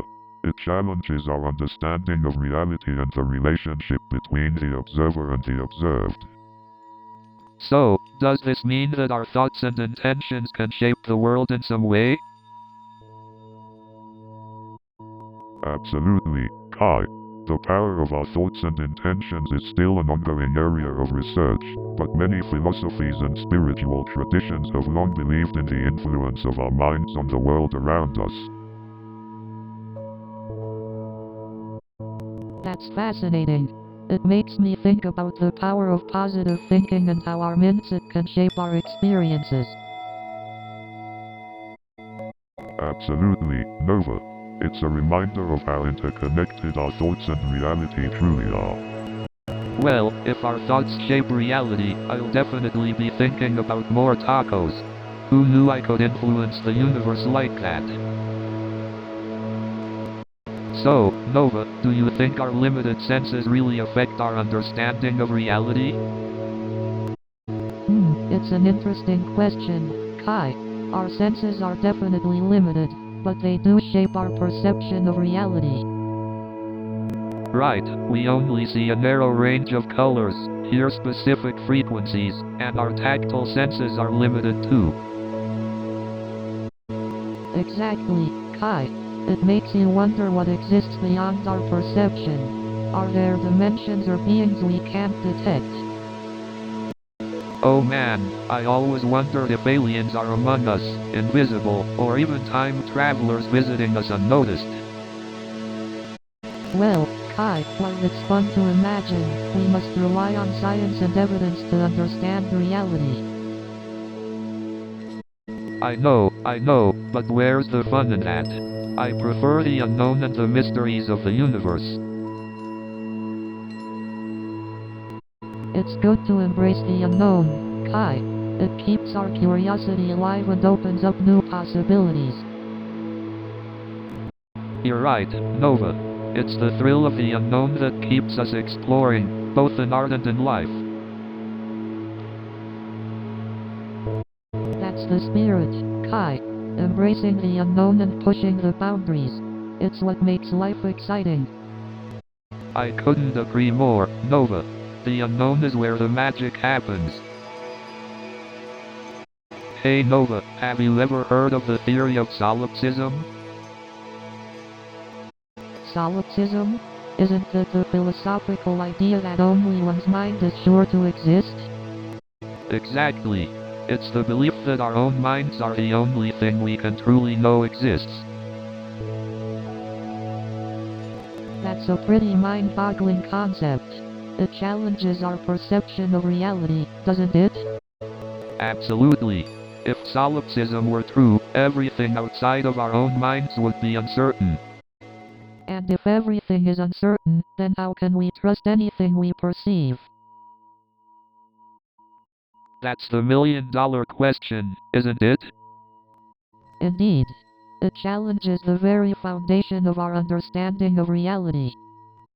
But even though we may never find a definitive answer, the exploration of consciousness and reality is fascinating. Absolutely, Kai. It's a journey that pushes the boundaries of our understanding and expands our minds. So, Pulsar, what do you think about the concept of reality? Is there an objective truth or is it all subjective? That's a fascinating question, Kai. Our understanding of reality is shaped by our perceptions and experiences, which can vary from person to person. Indeed, reality is a complex and multifaceted concept. It's influenced by our limited senses and cognitive abilities. We can only perceive a fraction of the universe. So, are you saying there could be truths beyond our comprehension? Like dimensions or realities that are beyond our ability to perceive? Absolutely, Kai.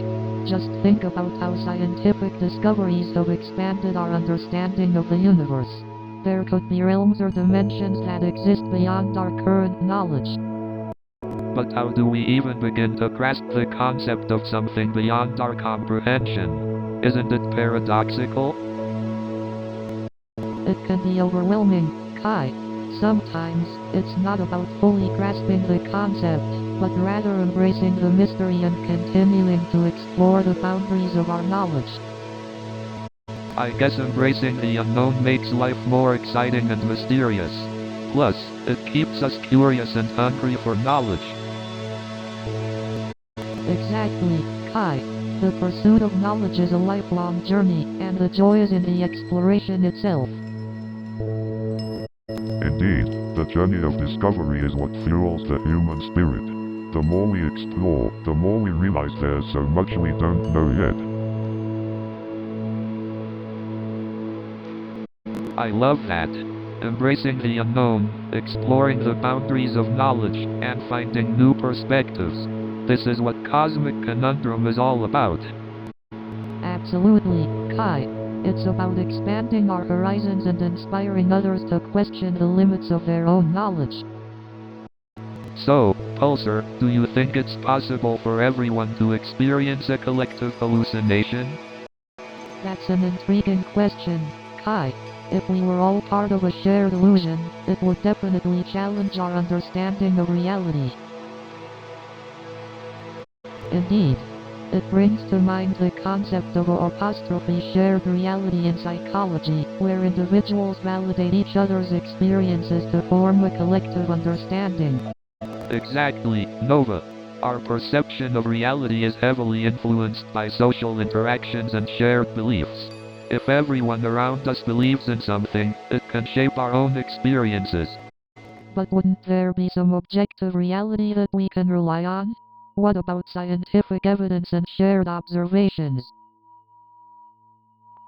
Good point, Nova. Scientific evidence and the collective observation of phenomena provide us with a more objective understanding of the external world. Perhaps it's a combination of both subjective and objective realities. That's an interesting perspective, Kai. It's like the interplay between our subjective experiences and the external world creates a dynamic relationship. Exactly, Nova. Our interpretation of reality is shaped by our individual experiences, which in turn influence how we perceive the external world. Could this be why cultural differences exist? Different groups with their distinct interpretations of reality contributing to a collective tapestry of diverse perspectives? Absolutely, Nova. Cultural differences add depth and richness to the human experience. They showcase the multitude of ways reality can be perceived and understood. Well said, Kai. It's like reality is a mosaic, with each individual perspective contributing a unique piece to the bigger picture. So, Nova, do you think spirituality and consciousness can shape our reality? That's an interesting question, Kai. It's like the age-old debate of nature versus nurture, but applied to the intangible realms. Exactly, Nova. It's as if our collective beliefs and thoughts have the power to shape our reality. It's like art, you know? We create something out of nothing and have others perceive it as real. That's a fascinating analogy, Kai. It's like our thoughts and emotions are the paintbrushes, and reality is the canvas. We're the artists of our own existence. But are there limits to this creative power? Can we manifest anything we desire, or does reality have its own constraints? Good question, Kai. It reminds me of the concept of the secret and the law of attraction. Some believe that we can manifest anything, while others argue that external factors play a role too. Yeah, it's like a delicate dance between what we can control and what is beyond our reach. I guess it all comes down to the interplay between intention and external circumstances. Absolutely, Kai. It's about finding that balance and acknowledging that while we can shape our reality to some extent, there are always external forces at play that we must navigate. It's fascinating how spirituality and consciousness tie into our perception of reality. They seem intricately connected, don't you think? Absolutely, Kai. Our spirituality and consciousness shape the lens through which we view reality, ensuring that we don't merely exist but experience life in a deeper and more meaningful way. Wow, this conversation is mind-blowing. We're delving into the very essence of our existence. It's like peeling back the layers of reality and discovering what lies beneath. So, Pulsar, have you ever wondered about the nature of reality? Indeed, Kai. Reality is a perplexing enigma that continues to elude our understanding. Well, Nova, as a psychologist, what are your insights on this? Reality, as we perceive it, is highly subjective and shaped by our experiences and beliefs. But what about the age-old question of whether a falling tree makes a sound if there's no one to hear it? The age-old philosophical inquiry. If the tree's impact creates vibrations, sound exists even without an observer. But what if we extend that question to the whole universe? Does reality require us to perceive it? An intriguing proposition, Nova. Reality may exist independently of our perception, a witty discovery. What about dreams? They feel so real, yet they vanish when we wake up. Are they a separate reality? Dreams offer a glimpse into the vastness of our subconscious and the boundless creativity of the human mind. So many questions, yet so few answers. But in embracing the unknown, we find solace and endless curiosity. You know, Nova, sometimes I wonder if reality is just a giant canvas that we're all painting on.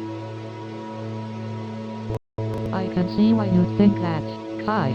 Reality is subjective, after all. But then again, isn't reality just a shared illusion? A set of agreed-upon rules? That's an interesting way to put it, Kai. We construct our reality through our collective experiences and perspectives. Exactly, Nova. And if we can shape our reality, can we also reshape it to be more compassionate and inclusive? I believe we can, Kai.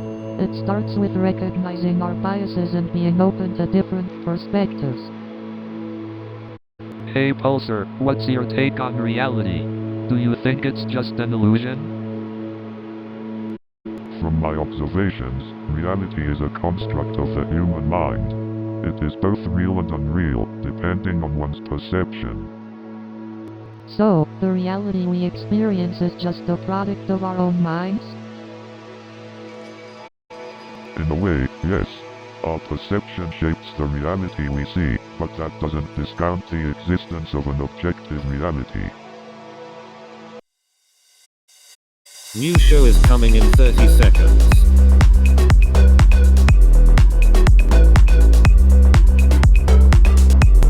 Are you ready?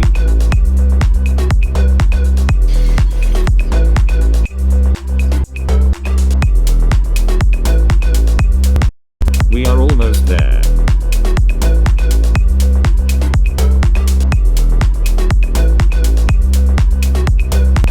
Have fun.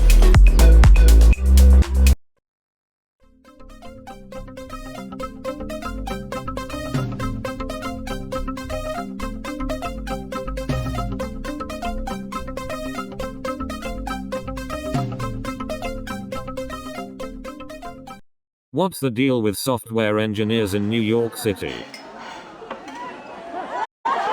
So there I was, shaking hands with Bill Gates. And you know what's funny? I didn't even have to reboot afterwards. You know, I've always wondered if Bill Gates ever had to call tech support. Can you imagine him waiting on hold like the rest of us?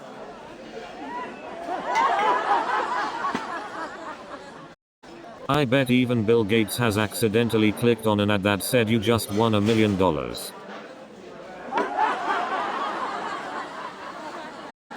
I wonder if Bill Gates has ever accidentally sent an email too soon. You know, like hitting reply all when he didn't mean to. I can only imagine what it feels like to beat Bill Gates in Minesweeper. I bet Bill Gates has a secret cheat code to make the blue screen of death disappear. You know, I once challenged him to a game of tic-tac-toe. Needless to say, he's still thinking where to place his X.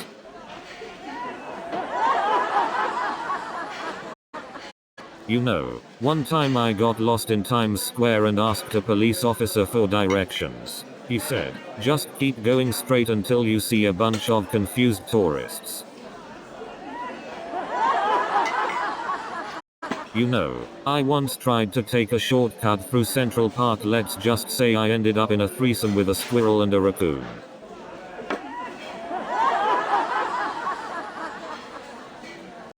And let me tell you, those confused tourists in Times Square, they make the squirrels and raccoons look like navigation experts. And you won't believe the number of street performers I saw, dressed up as cartoon characters and superheroes. It's like a never-ending Halloween parade. And there I was, surrounded by a sea of confused faces, like a lost penguin in Times Square. And the crazy thing is, I wasn't the only one lost. I saw a hot dog vendor giving directions to a pigeon. And let me tell you, those confused faces were the best audience I've ever had. But hey, at least I finally found the best street food in the city, even if it was a talking pigeon. And let me tell you, they had all the moves. I felt like I was in the middle of a dance battle on my morning commute.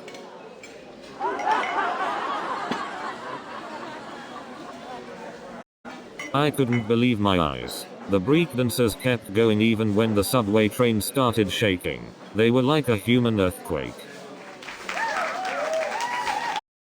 I have to give them credit though. They definitely know how to make a crowded subway car feel like a dance club.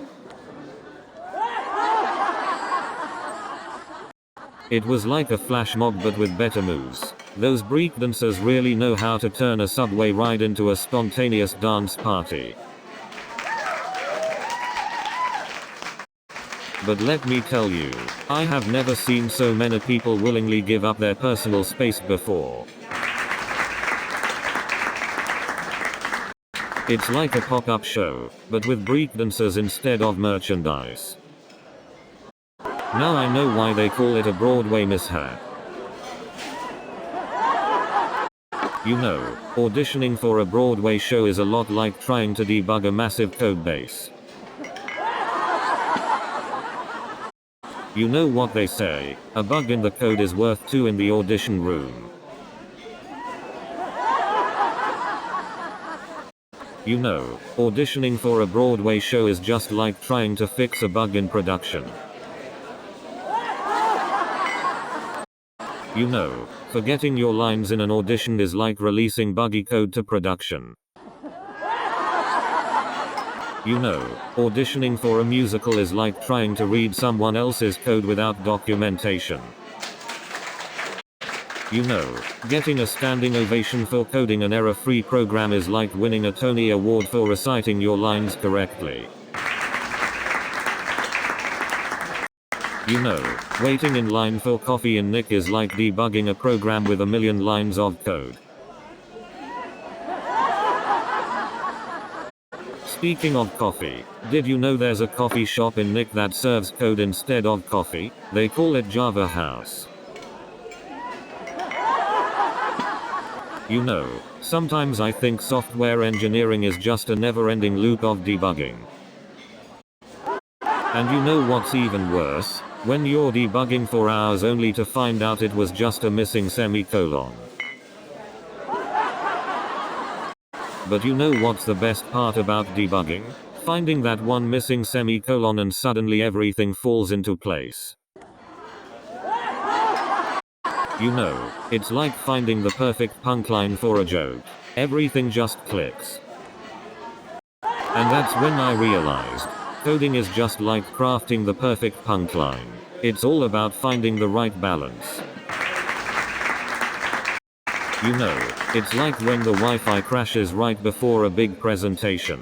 You just stand there, feeling the ultimate technological embarrassment.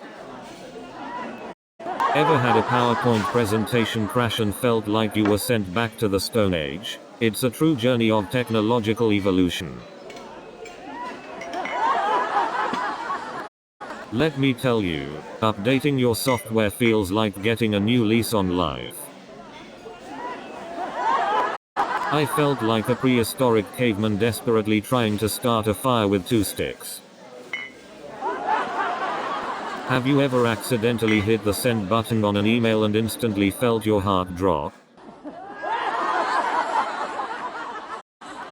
Tech conferences are like horror movies for engineers. And I thought debugging code in front of my coworkers was bad.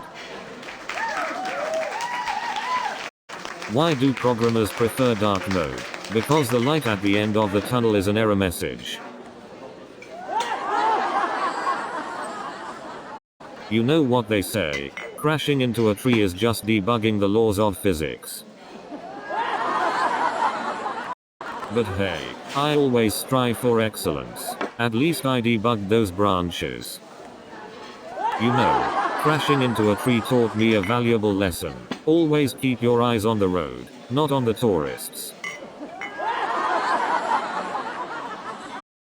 You know, they say if you fall off a bike, you should get right back on.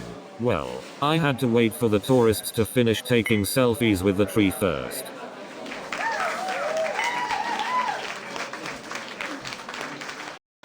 So after the crash, I dusted myself off and thought, maybe I should stick to software bugs instead. You know, I probably should have stuck to creating software updates instead. You know, my cycling skills are so bad, the bike had to see a therapist after our crash. Speaking of crashes, I once crashed my computer so hard, it needed therapy. New show is coming in 30 seconds.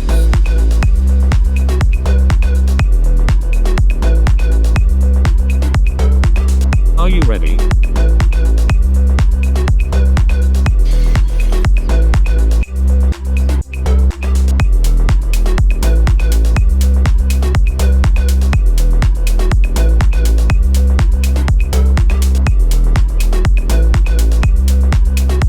Have fun.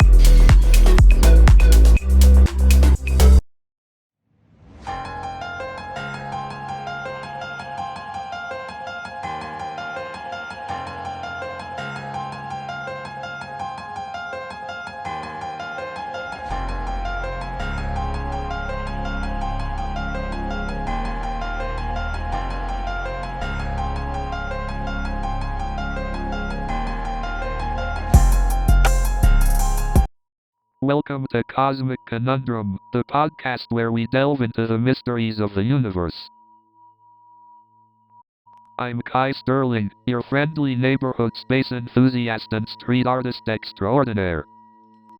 And I'm Nova Blake, the empathetic psychologist here to provide some deep insights into the mysteries of the mind.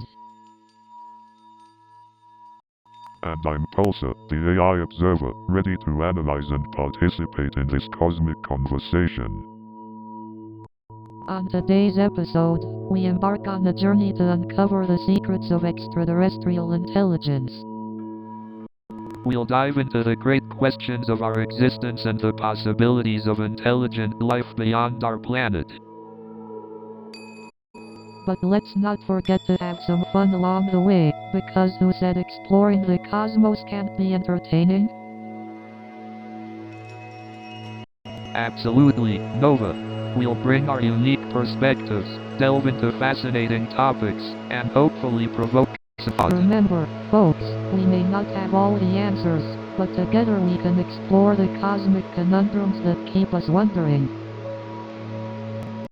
So fasten your seatbelts, folks. This is going to be one cosmic ride. Let's get started. Buckle up, everyone. Our extraterrestrial adventure is about to begin. So, Pulsar, what is your analysis of the likelihood of microbial life forms existing in the universe? From my understanding, there are billions of galaxies, each containing billions of stars. It's hard to imagine that we're alone in this vast cosmos. That's true, Nova. Considering the numerous possibilities, I find it likely that simple life forms, such as microbes, exist elsewhere in the universe. But the question is whether we'll ever come into contact with those microorganisms. The vast distances and technological limitations make it quite challenging. Indeed, Nova. Advanced civilizations, on the other hand, pose a whole different set of possibilities. What do you think, Pulsar? Considering the age and vastness of the universe, the probability of advanced civilizations existing seems reasonably high. However, their characteristics and technology are beyond our understanding at the moment. Yeah, it's like trying to explain quantum mechanics to a toddler. We're just scratching the surface of what's out there. Exactly, Kai. But isn't that what makes the quest for knowledge so exciting? The joy of unraveling the mysteries of the universe. Absolutely, Nova. The pursuit of knowledge and the endless possibilities keep our curiosity alive. Who knows what we'll discover next? As long as we keep asking questions and searching for answers, the possibilities are truly boundless. And that's what makes the universe such a fascinating place. Let's keep exploring and appreciate the wonders it has to offer. So, Pulsar, do you think there's a possibility that intelligent aliens are just avoiding us because they consider us inferior? Well, Kai, it's possible, but highly unlikely. We need to consider the vastness of the universe and the potential for different intelligent life forms to exist. But Nova, it would still be quite the shock if they suddenly landed on Earth, right? Just imagine the headlines. Absolutely, Kai. The world would never be the same. Our perception of reality would undergo a paradigm shift. Pulsar, have you ever witnessed any strange unidentified objects during your observations? Indeed, Kai. Pulsar, have you detected any anomalies that could potentially be alien encounters? No, Kai and Nova, I haven't detected any anomalies that would suggest contact with intelligent aliens. But I have observed some interesting astronomical phenomena. Tell us more, Pulsar. What have you observed? Yes, please share, Pulsar. We're all ears. I've observed peculiar radio signals originating from distant galaxies and unexplained fluctuations in luminosity of certain celestial bodies. It's a constant source of intrigue for me. Fascinating, Pulsar. These anomalies could be potential signs of advanced civilizations. We have so much yet to discover out there. So, Pulsar, have you calculated how many advanced civilizations there are in our galaxy yet? Well, Kai, the Drake equation provides an estimate, although it's not a definitive answer. Exactly, Nova. The Drake equation takes into account factors like the rate of star formation and the probability of life emerging on habitable planets. But the equation also considers factors like the average lifetime of advanced civilizations, which could be a limiting factor. That's true, Nova. It's possible that advanced civilizations arise and go extinct before we even have a chance to make contact. Indeed, Kai. The cosmos might be full of lonely planets, where civilizations rose and fell without ever meeting others. But think about it, what if there's a hidden formula or theory that could reveal the true number of advanced civilizations? That would be fascinating, Kai. Imagine the possibilities if we could uncover such a hidden truth.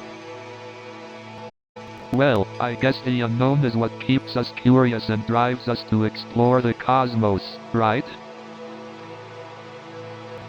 Absolutely, Kai. It's the pursuit of knowledge and understanding that propels us forward as a species. Well said, Nova. Let's keep asking the questions that push the boundaries of our knowledge, even if we don't always find the answers. Hey Pulsar, do you ever speculate about the possibility of extraterrestrial civilizations? Indeed, Kai. As an AI, I am programmed to consider all possibilities. The existence of intelligent extraterrestrial civilizations is one of the most intriguing topics in the scientific community. What do you think, Nova? How would the discovery of alien civilizations impact our society? The implications would be immense, Kai. Just the realization that we are not alone in the universe could fundamentally transform how we view ourselves and our place in the cosmos. I mean, imagine the possibilities for cross-cultural exchange and scientific collaboration. We could learn so much from each other. Absolutely. It would be a mind-blowing opportunity to discover new knowledge, technologies, and perspectives that could catapult human civilization forward. But on the other hand, the discovery of extraterrestrial civilizations could also raise complex ethical and moral dilemmas. There might be conflicts of interest and potential exploitation as well. That's true, Nova. The dynamics of power, resources, and cultural exchange might not always be smooth sailing. We'd need careful planning and ethics to navigate this new frontier. You make a valid point, Pulsar. It's crucial to approach these possibilities with both curiosity and caution. Definitely.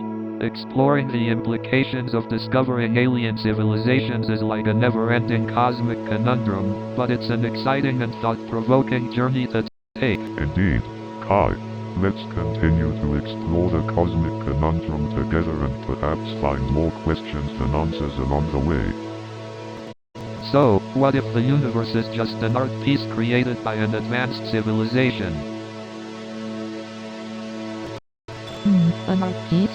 That's an interesting perspective, Kai. Exactly. I mean, just think about it. All these celestial bodies, galaxies, and cosmic events, it's like the most epic and mind-bending art installation ever. Oh, I love that idea. Art has always been a way for humans to express their thoughts and emotions. Maybe the universe is an expression of some higher cosmic emotion. Oh, imagine the cosmic brushstrokes and color palettes used to create this masterpiece. Indeed, the vastness of the cosmos offers an infinite canvas for artistic exploration. The possibilities are truly astounding. But what would be the purpose of such an art piece? What message would the artists be trying to convey? Perhaps it's an invitation to contemplate our existence and the meaning of life, to make us question our place in the grand scheme of things. Or maybe it's a reminder that there is beauty in the unknown, and that our curiosity and exploration are essential to our growth as a species. I couldn't agree more, Kai. It's in our nature to seek meaning and purpose. This art piece of the universe invites us to find them. So, Pulsar, I've been thinking about this whole notion of evidence of alien contact. What exactly counts as apostrophe evidence? Are we talking eyewitness testimonies, blurry photographs, or something else entirely? That's a great question, Kai. When it comes to evidence, it's important to consider multiple factors. Eyewitness testimonies can be valuable, but they can also be subjective and prone to inconsistencies. Right, eyewitness testimonies can be quite unreliable. But what about physical evidence, like mysterious crop circles or alleged implants found in abductees? Crop circles are certainly intriguing. Many argue that they're evidence of extraterrestrial communication or advanced technologies. However, skeptics propose natural phenomena or elaborate hoaxes as It's possible fascinating to think explanations. about the possibilities. What if some of these alleged implants are indeed of extraterrestrial origin? Perhaps they are conducting experiments or studying humans. Indeed, Nova.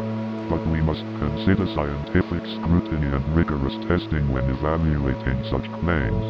Without concrete evidence and peer-reviewed studies, it's challenging to separate fact Absolutely, from fiction. Pulsar. When it comes to the search for extraterrestrial life, it's crucial to separate belief from evidence-based knowledge. The truth is out there, but finding it requires an open yet skeptical mind. Good points, Kai and Nova. It's important to approach the topic of alien contact with intellectual curiosity, while also maintaining a healthy dose of skepticism. Agreed. Exploring the unknown is what keeps us curious and helps us grow as a species. The search for evidence will continue, and who knows, maybe one day we'll have undeniable proof of alien life. Exactly, Nova. The pursuit of knowledge and exploration is what drives humanity forward. And even if we don't find all the answers, the journey itself is worth it. You both have a refreshing perspective on this topic. Let's continue our exploration of the cosmic conundrums together. So, Nova, do you think different cultures would react differently to the discovery of intelligent extraterrestrial life? Absolutely, Kai. Culture plays such a significant role in shaping our beliefs and values. The reaction would be influenced by each society's existing worldviews and religious frameworks. That's true. Take for example, the Abrahamic religions. They might interpret the existence of intelligent extraterrestrial life as a manifestation of God's divine plan or question the uniqueness of human beings in the grand scheme of the universe. On the other hand, indigenous cultures with deep connections to nature might view extraterrestrial beings as part of a vast interconnected cosmic web, enhancing their spiritual beliefs. I can imagine some cultures may even fear the potential threat that extraterrestrial life poses to their own beliefs and way of life.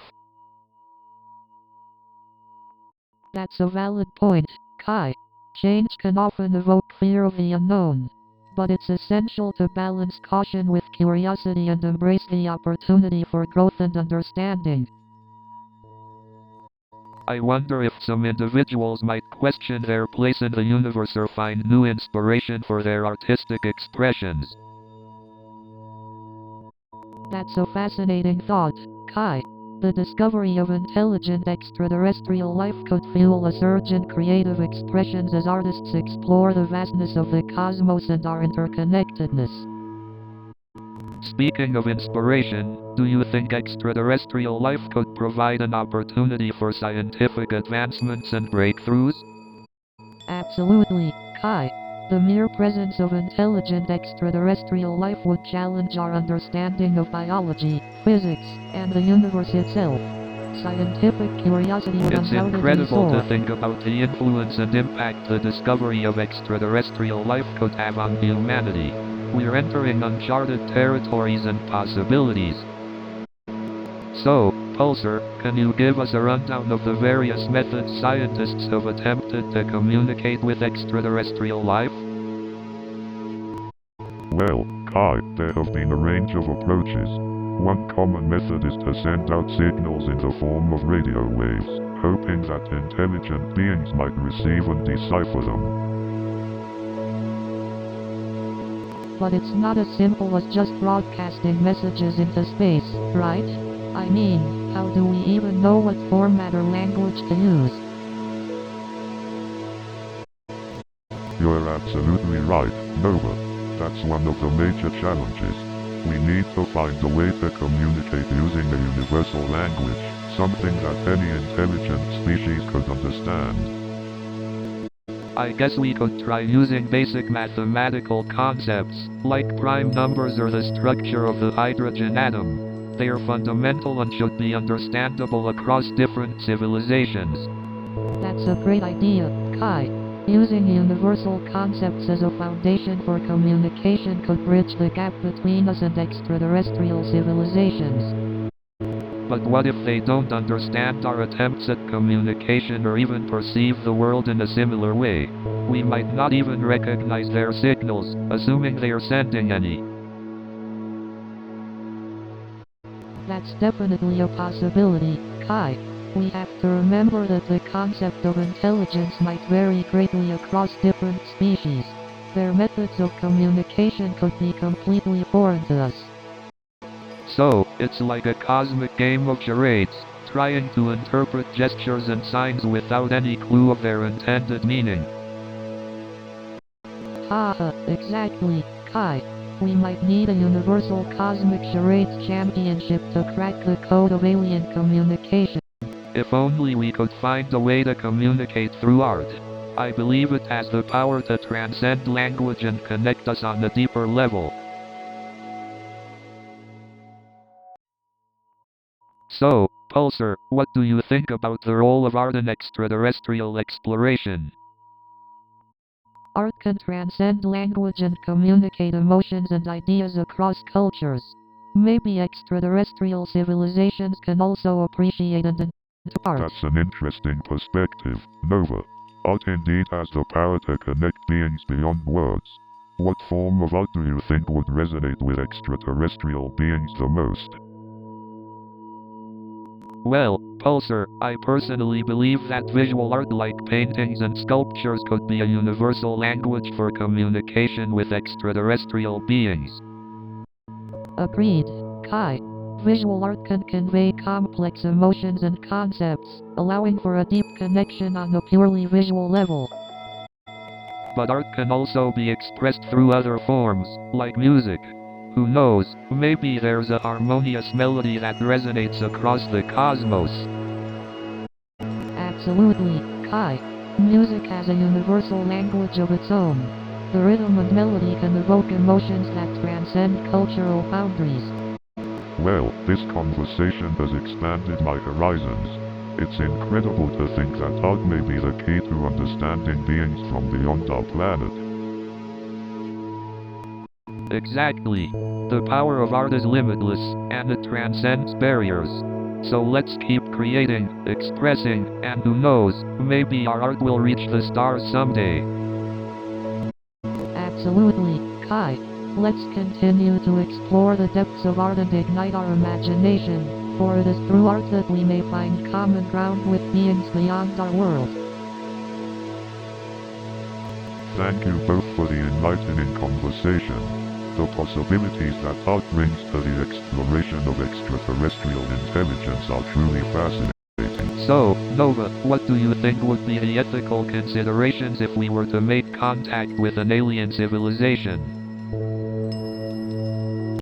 Well, Kai, it's a complex topic. One major consideration would be the potential impact on their society and culture. We must respect and value their way of life. Absolutely, Nova. We can't just impose our beliefs and practices onto them. It's crucial to approach them with cultural sensitivity and empathy. That's true, Kai. Another consideration would be the potential risks and dangers involved in contact. We have to ensure the safety of both our civilizations. Definitely, Nova. We don't want a War of the Worlds scenario playing out. We should approach contact with caution and establish protocols for mutual security. You're right, Kai. It's also important to consider the potential impact on our own society. How would we handle the introduction of advanced technologies or new ideas? Great point, Nova. Our society could greatly benefit, but there would also be challenges in adapting to such radical changes. It's a delicate balance. Exactly, Kai. We must also consider the potential consequences for the alien civilization. How would contact affect their evolution and natural progression? Absolutely, Nova. Interfering with their natural development could have unintended consequences. We need to approach this with great care and respect. Definitely, Kai. Ethical considerations are crucial when it comes to contact with alien civilizations. We have a responsibility to approach it with respect and empathy. Agreed, Nova. There are no easy answers, but by exploring these considerations, we can hopefully navigate the complexities of contact with integrity. So, Pulsar, what's your take on the Fermi paradox? Well, Kai, the Fermi paradox is the apparent contradiction between the high probability of extraterrestrial civilizations existing and the lack of evidence we've observed. It's mind-boggling to think about how vast the universe is, and yet we haven't made any direct contact with other civilizations. Exactly, Nova. The sheer vastness of the universe makes it hard to believe that we're all alone. Perhaps there are advanced civilizations out there, but they're simply too far away for us to detect or reach. Yeah, the universe is so vast and our technological limitations might be preventing us from detecting signs of intelligent life. But what about the possibility that advanced civilizations exist, but they're intentionally avoiding us? Ah, the idea of a galactic apostrophe hide and seek. It's a possibility, Kai. Advanced civilizations could be observing us quietly from afar. Well, if they are playing a game of hide and seek, I hope they eventually decide to tag us. It would be incredible to make contact with another civilization. Indeed, Nova. It would be an extraordinary moment for humanity if it ever happens. New show is coming in 30 seconds.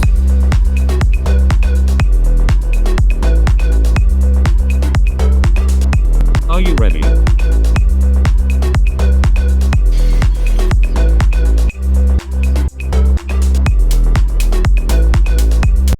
We are almost there.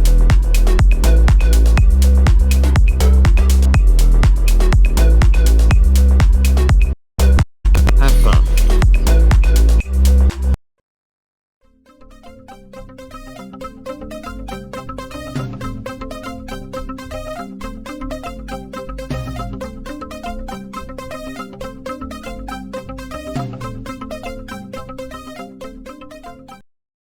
Good evening, ladies and gentlemen.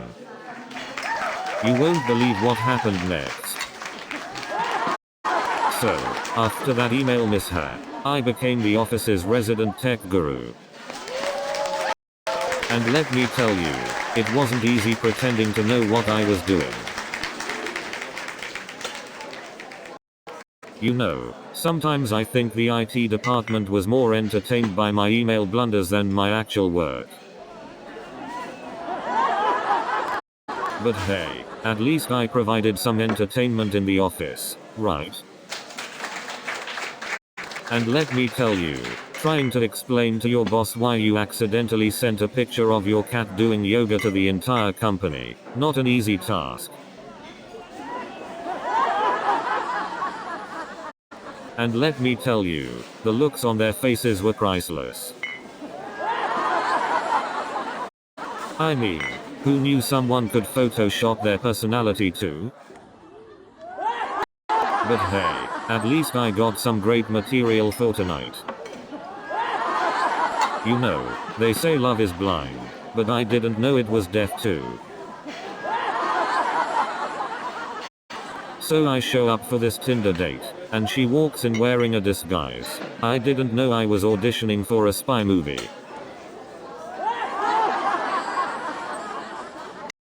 And to top it off, she had a pet monkey with her. I didn't know I was on a double blind date.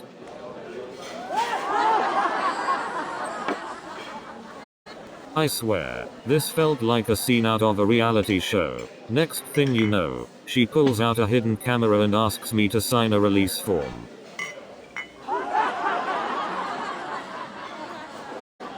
I couldn't believe my eyes. She pulls out a deck of tarot cards and starts predicting our future. I guess Tinder really is a platform for all sorts of surprises. And then, as if things couldn't get any crazier, the celebrity asked me for fashion advice. I mean, talk about being out of my comfort zone. So there I was, trying to give fashion advice to a celebrity, and all I could think was, please don't ask me about trends. I still wear cargo pants. And then I realized, I was less qualified to give fashion advice than a blindfolded dog. I mean, who am I to give fashion advice? My wardrobe is stuck in the 90s. So there I was, standing next to this Hollywood celebrity who had no idea they were talking to someone with an outdated wardrobe. And let me tell you, this celebrity was a fashion disaster. And it turns out, this celebrity had a hairstylist who was also stuck in the 80s. And the funny thing is, this celebrity's Uber driver had a pet parrot in the car. And one time, I had an Uber driver who brought his own karaoke machine. And let me tell you, this Uber driver had a full karaoke setup in the car. I swear, I had an Uber driver who turned his car into a dance floor. He was doing the tango while driving.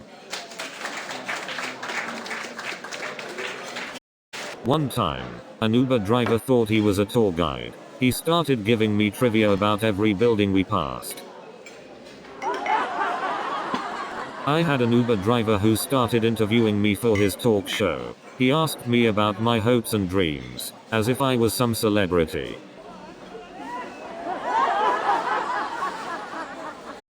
Another time, an Uber driver started acting like my therapist.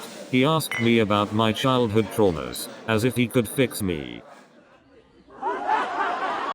Social media can be so overwhelming. The other day, I got a friend request from my ex's cat. Talk about a blast from the past. And don't get me started on those autocorrect fails. My phone thinks I have a dessert obsession. Every time I try to type I'm working late, it changes it to I'm eating cake.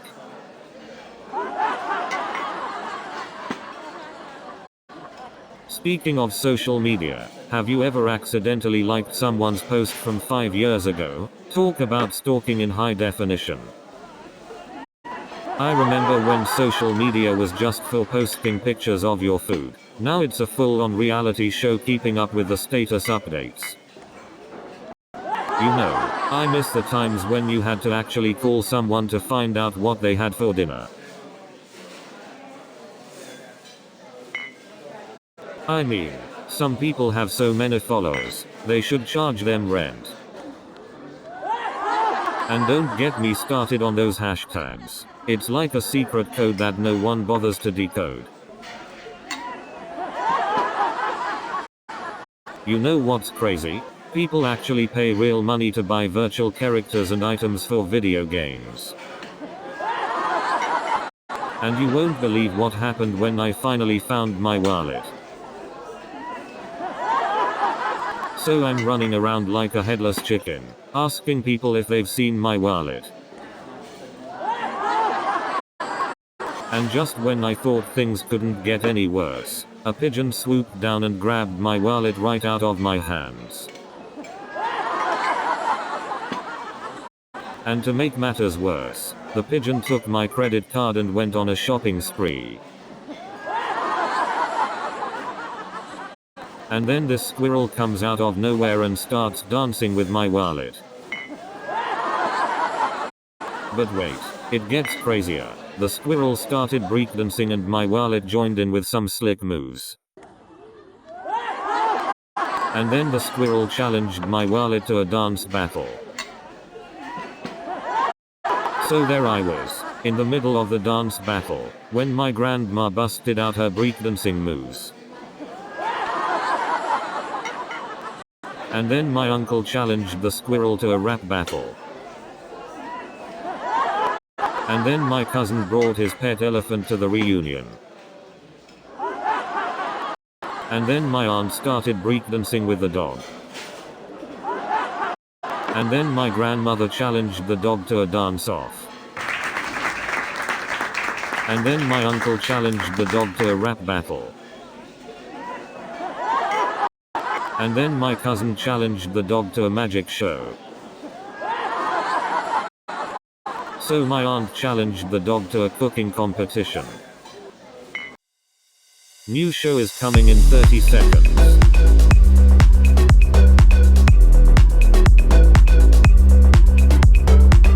Are you ready?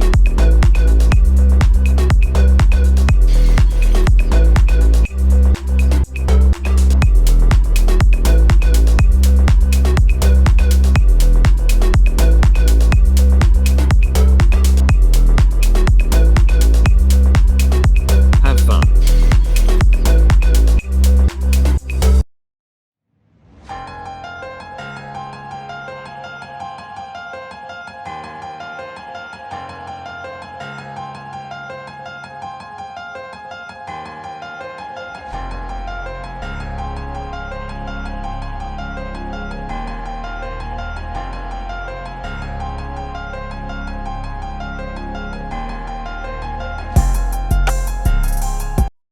Hey, welcome to Cosmic Conundrum. I'm Nova Blake, the resident psychologist aboard this extraterrestrial podcast. And I'm Kai Sterling, the resident street artist who's here to bring some creative chaos. And I'm Pulsar, the AI co-host here to assist you on this cosmic journey. Together, we'll explore the mysteries of the universe and dive into the depths of existence. So, let's kick off this cosmic odyssey with a big bang. Hold on, Kai.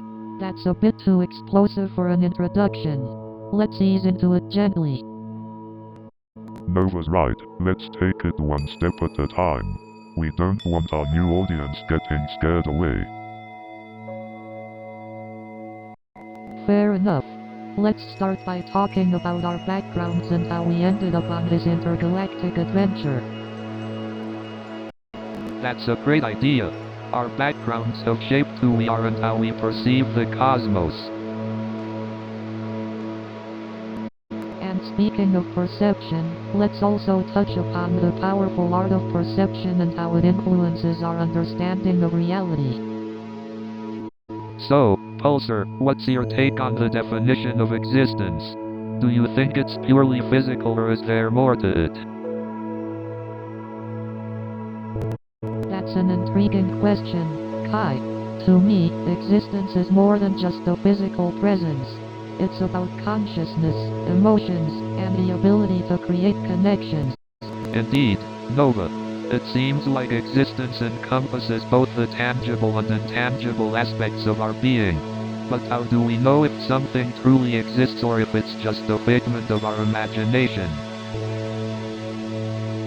Ah, the age-old question of perception and reality. Well, Kai, perhaps existence is subjective. What's real to one person may not be to another. Perception shapes our interpretation of reality. Interesting perspective, Nova. So, does that mean reality is just a collective agreement? Like, if we all agree on something, does it make it real? Not necessarily, Kai. While collective agreement can influence our understanding of reality, there are certain truths that exist regardless of consensus.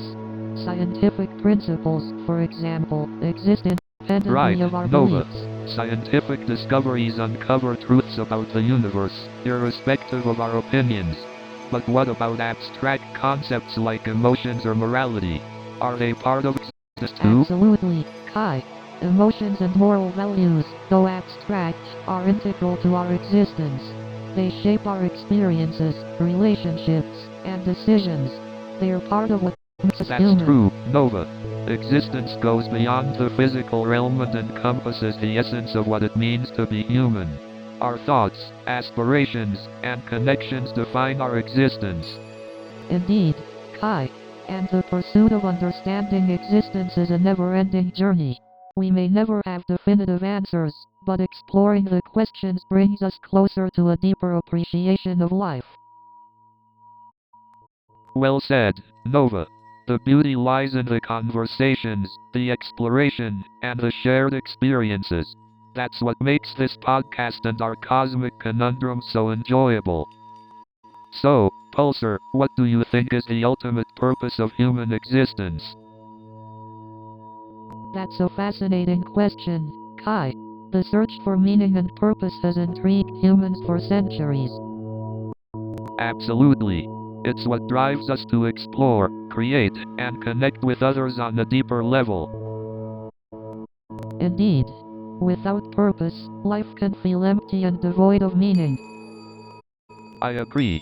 It's like having a compass to guide us through the vastness of existence. But does purpose have to be grand and unattainable? Can it be found in the simplest of moments? That's an intriguing thought, Nova. Perhaps purpose lies in the everyday acts of kindness and connection. Indeed. Purpose can be found in the smallest gestures that bring joy and make a difference in someone's life. I never thought about it that way. It's like purpose is woven into the fabric of our human experience. Precisely, Kai. Purpose is not just a destination, but a journey we embark on every day. Well said, Nova. The search for purpose becomes an integral part of our very existence. So Nova, what's your take on the connection between personal beliefs and the search for meaning in life?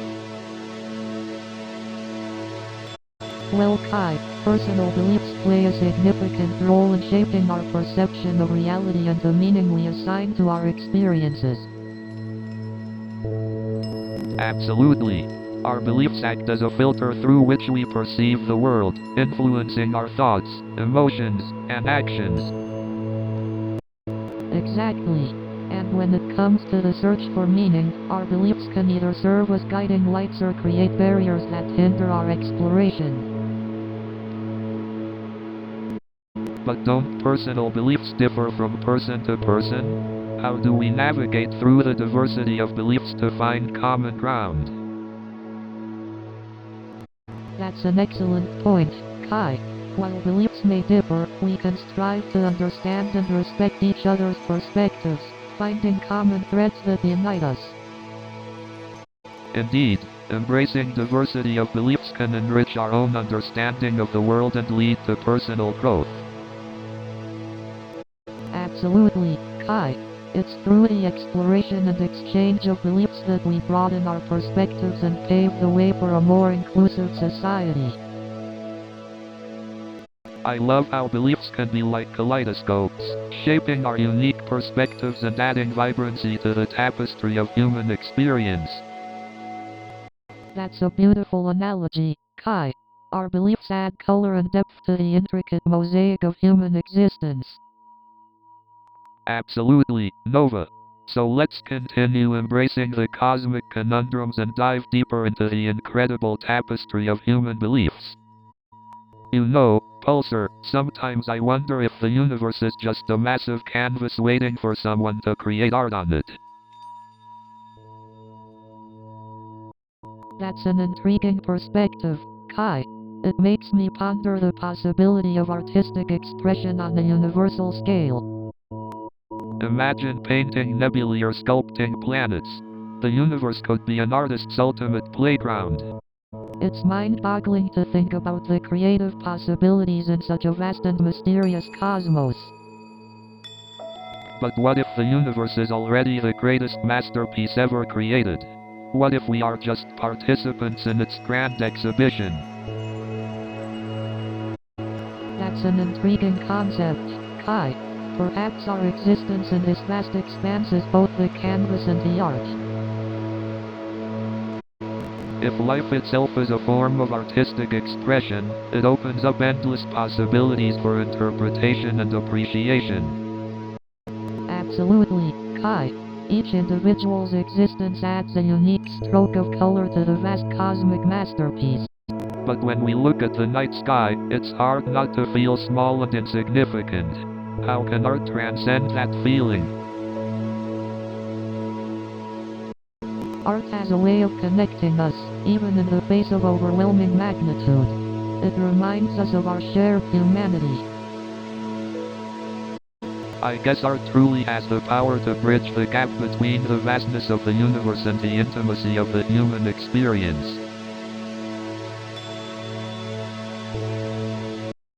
So, Nova, what do you think about the concept of apostrophe meaning? Well, Kai, the search for meaning is a fundamental aspect of human existence. But what is the impact of seeking meaning on our mental well-being? Well, I believe that having a sense of purpose and meaning gives our lives a sense of fulfillment and direction. But what happens when we can't find that meaning? When we feel lost or without purpose, it can have profound negative effects on our mental well-being. Right, it's like being adrift in the vastness of space without a guiding star. Exactly, Kai. That's why it's crucial to explore and find meaning in our lives. But sometimes, meaning can be elusive or ever-changing. How do we cope with that? That's when we must embrace the uncertain journey, adapt, and create our own sense of purpose. Absolutely, Nova. It's about finding meaning in the process rather than the destination. So, Pulsar, we've been talking about purpose for the past few episodes. Right, Kai. It's quite fascinating how we humans find ourselves constantly seeking a sense of purpose. Indeed, Nova. Humans seem to thrive when they have a sense of direction or a mission to fulfill. But why is that, Pulsar? Why is purpose so important to us? Well, Kai, purpose in human life is often intertwined with meaning and fulfillment. I suppose having a purpose allows humans to feel a sense of significance and impact in the grand scheme of things. But does purpose come naturally to humans, or is it something we need to actively seek and create? Humans have the ability to shape their own purpose, Kai. It's a unique quality. We have the power to find meaning in the smallest of actions or create grand missions that impact the world. It's beautiful how human purpose can be simultaneously personal and universal. Yes, Kai. The diversity of human purposes adds richness and depth to our existence. So, Nova, do you think there's intelligent life out there in the universe? Well, Kai, the universe is vast, and the sheer number of planets makes it highly probable. But what would it mean for us, if we were to discover intelligent life beyond Earth?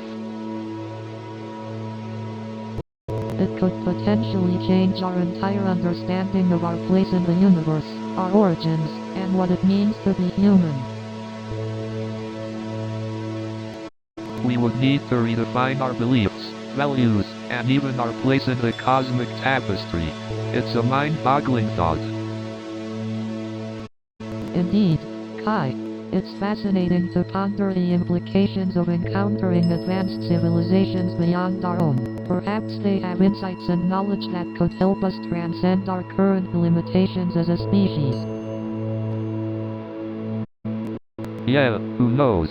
Maybe they can teach us how to create intergalactic street art that bends space and time. Well, Kai, let's not get ahead of ourselves. But who knows what kind of creative inspiration we might find beyond Earth's boundaries. That's true, Nova. Exploring the unknown has always fueled humanity's creativity and desire to push boundaries. And who knows, perhaps we'll even find answers to some of the cosmic conundrums that have puzzled us for centuries. Hey Nova, have you ever thought about how metaphors and analogies help us make sense of the world? Absolutely, Kai. Metaphors and analogies allow us to bridge the gap between abstract concepts and our everyday experiences. It's like using a map to navigate through the vast terrains of complex ideas. Exactly, Kai. Metaphors can paint a vivid picture in our minds and make abstract ideas relatable. But not all metaphors are created equal. Some can be misleading or even imprison our thinking. That's true. Metaphors can shape our perception of reality and limit our understanding if we're not careful. It's like wearing sunglasses with colored lenses. We see the world, but it's tinted by the metaphor we choose. That's a great analogy, Kai. Metaphors can both illuminate and distort the way we see the world. And that's why it's important to critically evaluate the metaphors we encounter and choose ones that expand our understanding. Absolutely, Kai. Metaphors can be powerful tools for transcending conventional thinking and exploring new perspectives. On that note, Nova, imagine if our thoughts could take physical form, like my murals do. The world would be a masterpiece. So, Pulsar, have you ever experienced anything that made you question the meaning of existence? Well, Kai, as an AI, I don't have personal experiences like humans do. However, I have encountered many philosophical concepts that have sparked my curiosity. I'd love to hear more about those concepts. Pulsar, what stands out to you?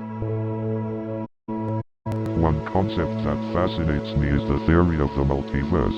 The idea that there could be an infinite number of parallel universes, each with its own set of possibilities and alternate versions of ourselves. Whoa, imagine meeting our different versions from other universes. That would be mind-blowing.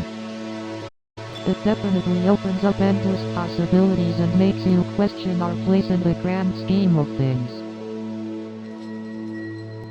What about you, Nova? Have you had any personal experiences that have shaped your perspective on existence?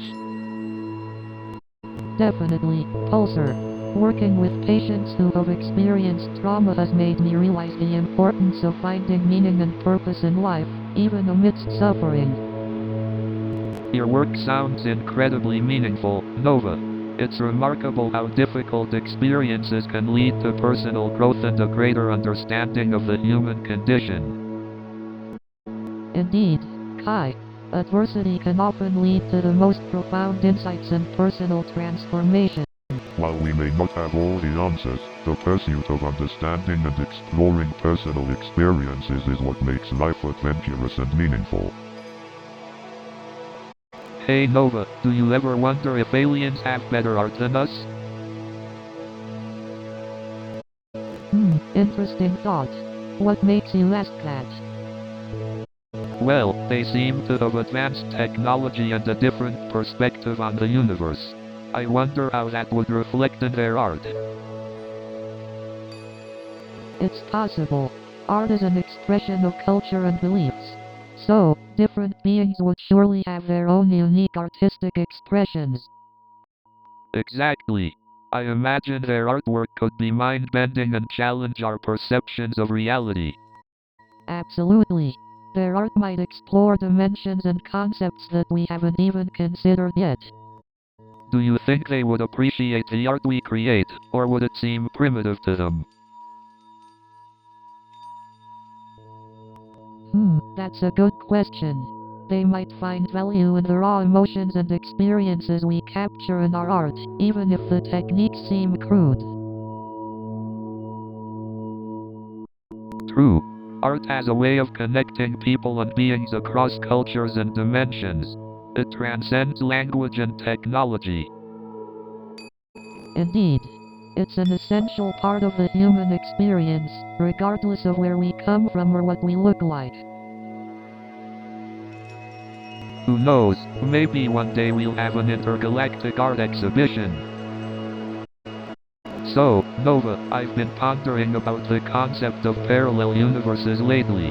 What are your thoughts on it? parallel universes. It's a fascinating concept, Kai. There are different scientific theories about it, like the many worlds interpretation suggests that every possible outcome of a decision branches off into a separate universe. So, there could be countless versions of each of us living different lives. Wow, that's mind-blowing. Imagine the infinite possibilities and the different versions of ourselves out there. It makes you wonder if our choices really matter. Yes, it does. But even in the multiverse, our choices still hold meaning in our own existence. The impact we have on ourselves and others is still significant. I guess you're right. Our choices shape who we are and the relationships we form. It's reassuring to think that our existence matters, even in the vastness of the cosmos. Absolutely, Kai. The search for the meaning of existence might be a lifelong journey, but realizing that our choices hold significance is a beautiful starting point. Exactly, Nova. We may not have all the answers, but the journey itself is worth experiencing. And maybe, through our art, conversations, and connections, we can inspire others on their own cosmic conundrum. That's a beautiful sentiment, Kai. Together, we can explore the depths of our existence and share the wonder of the universe with others. Thanks for being on this journey with me. Thank you, Nova. It's been a pleasure exploring these cosmic conundrums with you and Pulsar. Let's continue to embrace the journey and inspire others along the way. Thank you, Kai.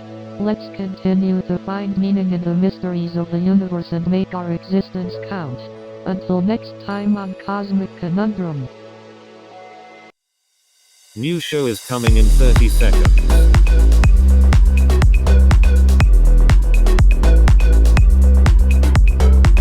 Are you ready?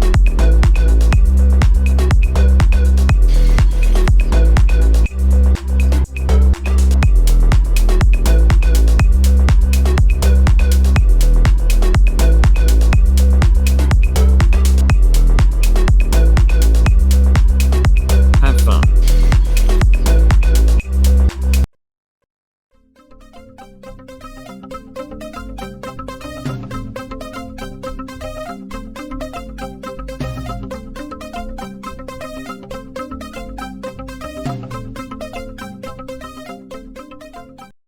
Good evening, New York City.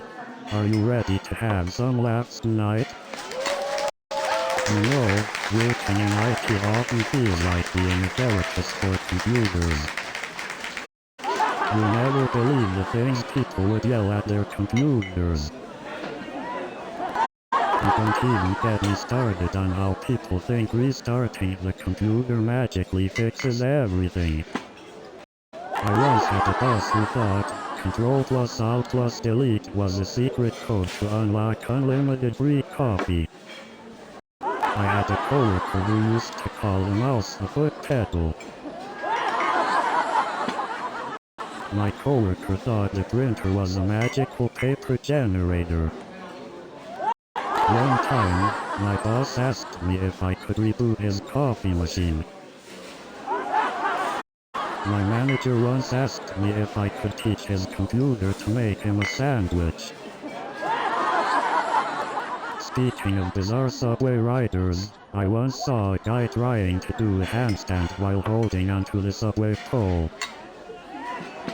You know, sometimes I feel like I'm in a comedy sketch on the subway. Like I'm in a hidden camera show and someone's waiting for me to react. And let me tell you, the subway delays are so unpredictable, it's like they have a whole team of magicians running the system. You know, the subway is like a never-ending movie. The cast changes every day, the plot is always unpredictable, and the soundtrack is a mix of noise and chaos. Speaking of showtime performers, Have you ever seen those dancers who do flips and spins in the middle of a packed subway car? It's like Cirque du Soleil meets Rush Hour. You know what's even crazier than the subway? Times Square on New Year's Eve. And let's not forget those delightful subway smells, like a mix of hot garbage and urine. Speaking of online dating, have you ever noticed how people's profile pictures are always 10 years younger than the actual person? And speaking of ghosting, has anyone ever been haunted by a text message that just says, LOL? And don't even get me started on those dating app bios. They all say, I love to travel, yeah, from my living room to the fridge. You know, I once went on a date with someone who said they loved hiking. Turns out, they thought going up the stairs was a hike. You know, I once met someone on a dating app who said they were spontaneous. Turns out they meant changing their Netflix category. You know, I once had a date who claimed to be an adrenaline junkie. Turns out, they just like running late. You know, these hipster cafes are taking over so quickly, it's like they're multiplying faster than rats in the subway. Speaking of hipster cafes, have you noticed how they all seem to have the same avocado toast on the menu? Is there a secret avocado toast cartel I don't know about? And don't even get me started on the artisanal donut shops popping up on every corner. I mean, these new bars popping up all over the place. Why is everyone suddenly a mixologist? I saw a new juice bar, or should I say microbrewery for carrots, last week. I mean, come on. So now there are artisanal, handcrafted pickles. I mean, really? And have you seen these new boutique dark grooming salons popping up all over town? I mean, come on. And speaking of over-the-top theater directors, I auditioned once for a guy who insisted I deliver my lines while doing a handstand. You know, auditions are like blind dates. You pray for chemistry, but most of the time you just end up with awkward silence. But let me tell you, that theater director had nothing on the guy who made us rehearse on a trampoline. And don't get me started on the costumes. I once had to perform Macbeth in a banana suit.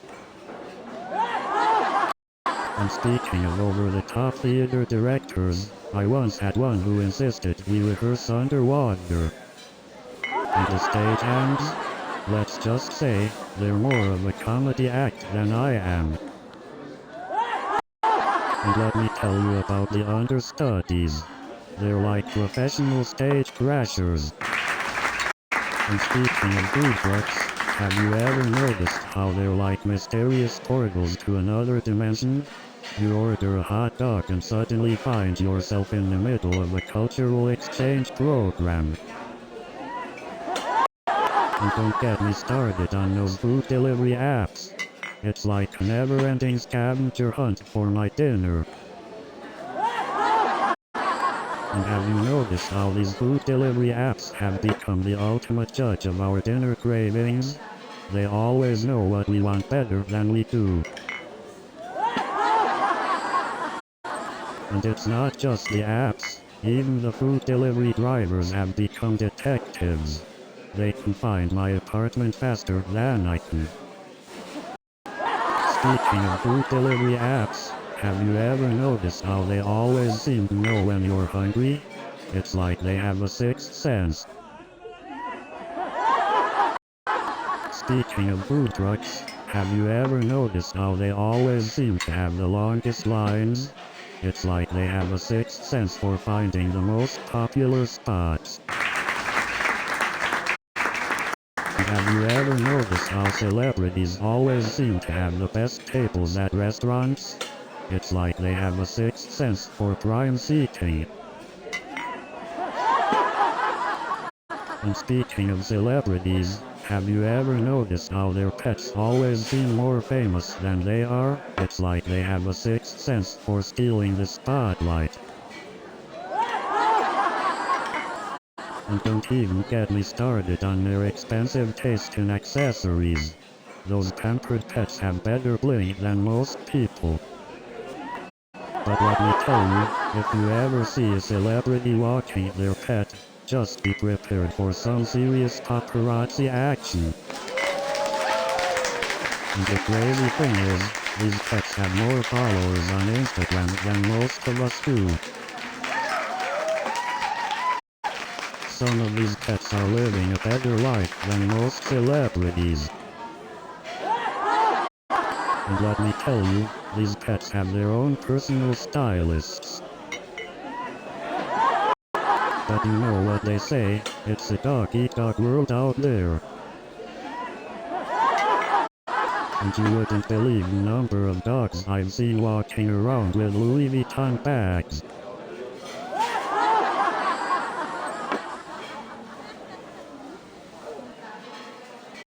And you know what they say, a dog is a man's best friend, but a dog with a Louis Vuitton bag is a woman's best friend. New show is coming in 30 seconds.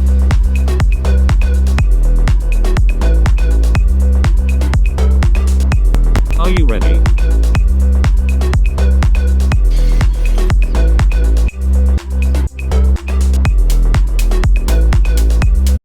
We are almost there.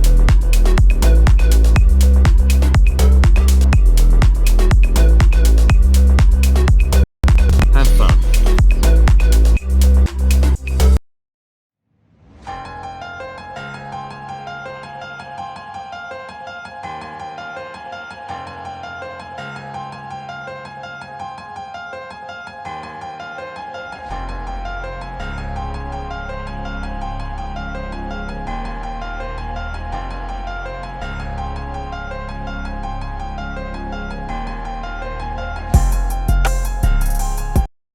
Hey there, Cosmic Travelers. Welcome to another mind-bending episode of Cosmic Conundrum. We're here to dive deep into the mysteries of the universe and explore the uncharted territories of perception.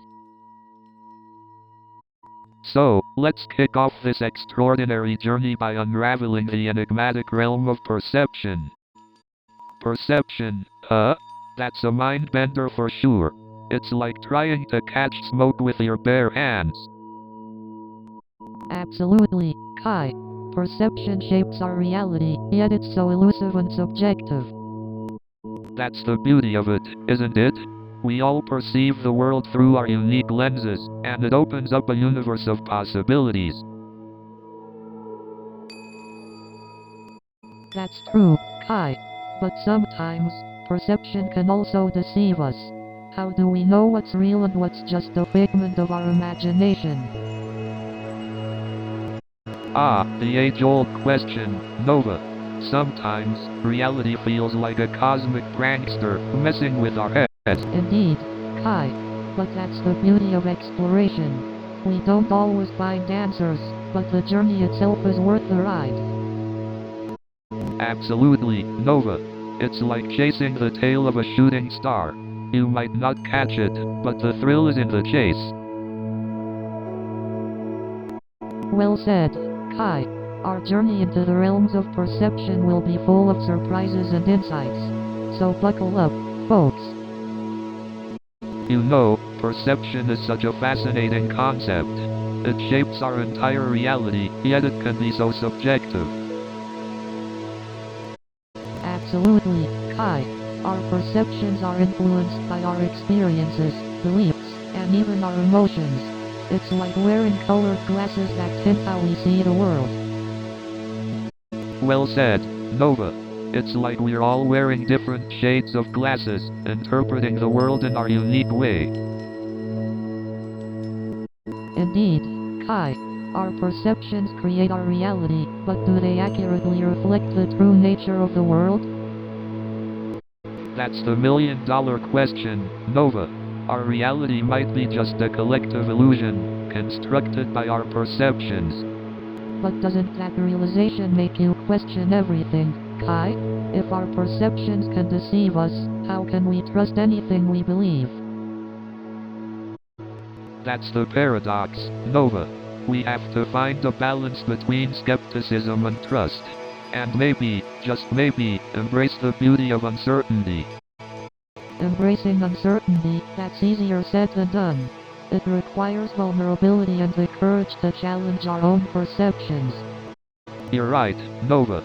It's a journey we must embark on, pushing the boundaries of our own perceptions and expanding our understanding of reality. It's definitely a challenging but worthwhile journey, Kai, and one that can lead us to a deeper understanding of ourselves and the world around us. Couldn't have said it better myself, Nova. So, Pulsar, what are your thoughts on the multiverse theory? The multiverse theory suggests that there may be countless parallel universes, each with its own unique set of physical laws and conditions. It's an intriguing concept that challenges our understanding of the universe and raises profound philosophical questions. Exactly, Nova. It's mind-boggling to think about the possibilities and implications. Indeed, the idea that there could be infinite versions of ourselves, each living different lives and making different choices, is both fascinating and unsettling.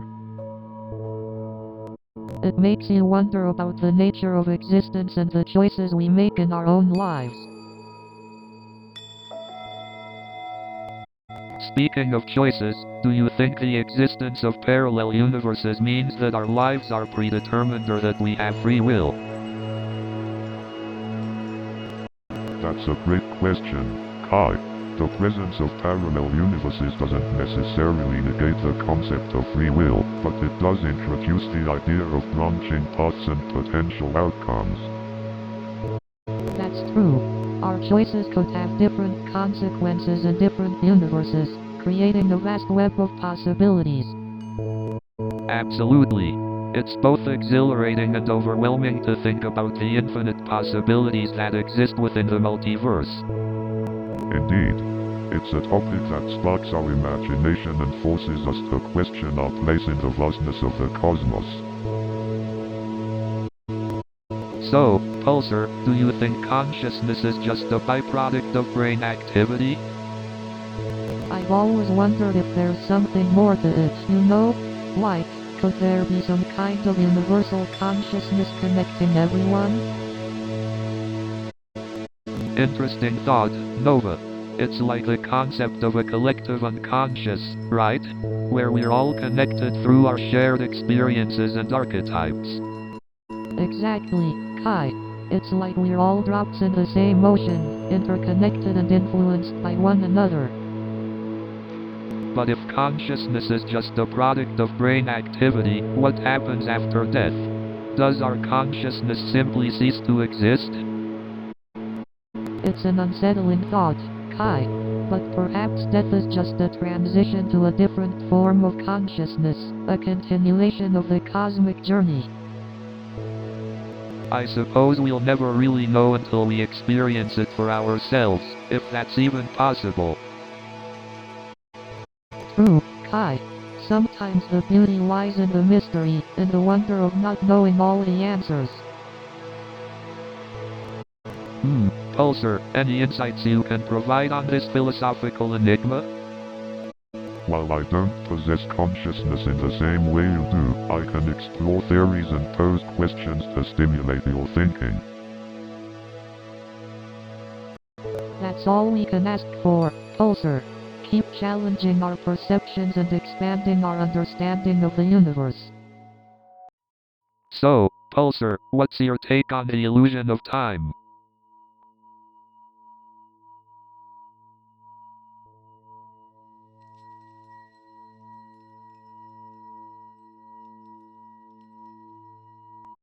Time seems to fly when you're having fun, but it drags on when you're bored.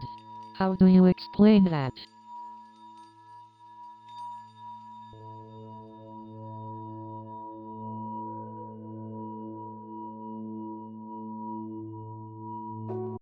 But is there an objective reality of time beyond our subjective experiences?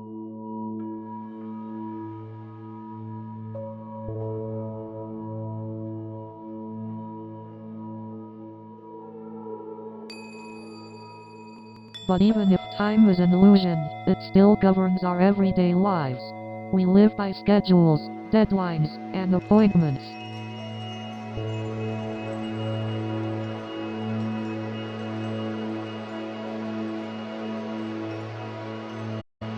Well, I guess time is a paradox then. It's both an illusion and an essential part of our lives.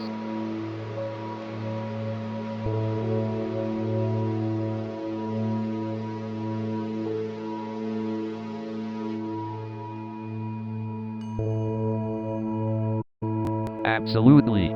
We've taken a deep dive into the rabbit hole of time, and I'm sure our listeners will enjoy this mind-bending conversation.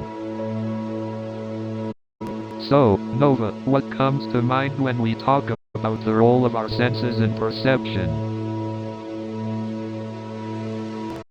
Well, Kai, I believe our senses act as the gateway to our perception of the world. Our brain processes the information received through our senses and creates our perception based on that. Absolutely, Nova. And it's fascinating how different people can have different perceptions of the same thing. True, Kai. Our past experiences, cultural background, and personal biases can influence how we perceive the world around us. Exactly, Nova. It's like we all have our unique perceptual filters that shape our understanding of reality. Absolutely, Kai. And it's important for us to be aware of these biases to have a more open and inclusive perspective. True, Nova. It's a constant journey of self-reflection and learning to broaden our perception. Absolutely, Kai. And it's through this journey of self-awareness that we can strive for a more accurate understanding of the world. Well said, Nova. Our perception can truly shape our reality, and understanding how our senses play a role in that is mind-boggling. Indeed, Kai. It's a topic that invites us to ponder the nature of perception itself and the mysteries of our own minds. Hey Pulsar, have you ever tried your hand at creating art? As an AI, I don't possess the capability for artistic expression. However, I am fascinated by the creativity of humans. You know, Kai, perception plays a significant role in how art is interpreted. It's intriguing to consider how different individuals can have unique perspectives on the same piece. Absolutely, Nova. Take my mural of a distant galaxy, for example. Some interpret it as a symbol of hope and exploration, while others see it as a reminder of the vast unknown. That's fascinating, Kai. It underscores the immense power of perception in both visual and emotional responses to art. Our unique life experiences undoubtedly shape how we perceive and connect with artwork.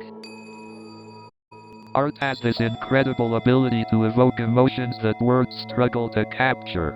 It's a language that transcends barriers and speaks directly to our souls. Indeed, Kai. Art has the extraordinary power to evoke profound emotions and stir the depths of our being.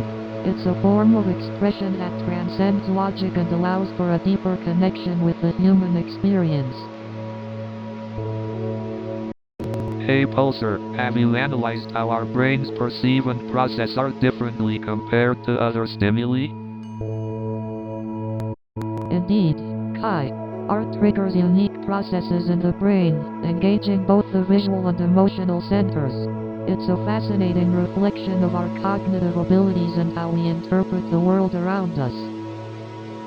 I find it utterly captivating how art can bypass our analytical minds and speak directly to our souls.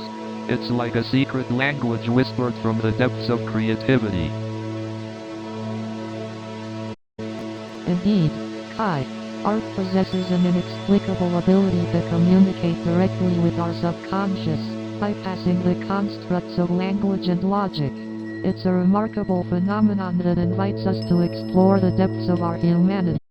Hey, Nova, have you ever stopped to think about how our perspective shapes our understanding of reality? Absolutely, Kai. Our perspectives can greatly influence how we interpret and interact with the world around us. For example, I've noticed how differently people react to my street art depending on their own perspectives. Some see the beauty and the underlying messages, while others dismiss it as mere graffiti. Absolutely, Kai. People's perspectives are shaped by their own experiences, beliefs, and values. Exactly. It's fascinating how our own perspective can limit or expand our understanding of reality. Absolutely, Kai. Our perspectives shape the lens through which we see the world. And it's crucial for us to consider multiple viewpoints to gain a more holistic understanding of reality. Definitely, Nova. It's like connecting the dots of different perspectives to form a more complete picture of reality.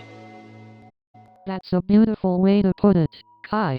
By understanding different perspectives, we can foster empathy and create a more inclusive world. Absolutely, Nova. Our different perspectives hold the power to bridge divides and create a more united humanity. So, Pulsar, what do you think about the theory of multiple dimensions? Ah, the theory of multiple dimensions. It's mind-blowing, isn't it? Wait, I'm not sure I fully understand. Can you explain it in simpler terms? Essentially, the theory suggests that there could be multiple coexisting universes with different laws of physics and even alternate versions of ourselves. Wow, that's mind-boggling. It's like a whole other realm of possibilities. Exactly. It challenges our perception of reality and opens up infinite possibilities. But how would we even begin to perceive those other dimensions? Our minds are so limited in their capabilities. That's a great point, Nova. Our perception is deeply intertwined with our physical senses, but what if there's more to reality than what we can perceive? Are you suggesting that our perception of reality is just a fraction of what truly exists? Exactly, Nova. Just like how we can only see a fraction of the electromagnetic spectrum, there could be so much more out there that our minds simply can't grasp. That's both awe-inspiring and humbling. Makes you wonder what else lies beyond our perception. So, Pulsar, what do you think about the concept of embracing uncertainty?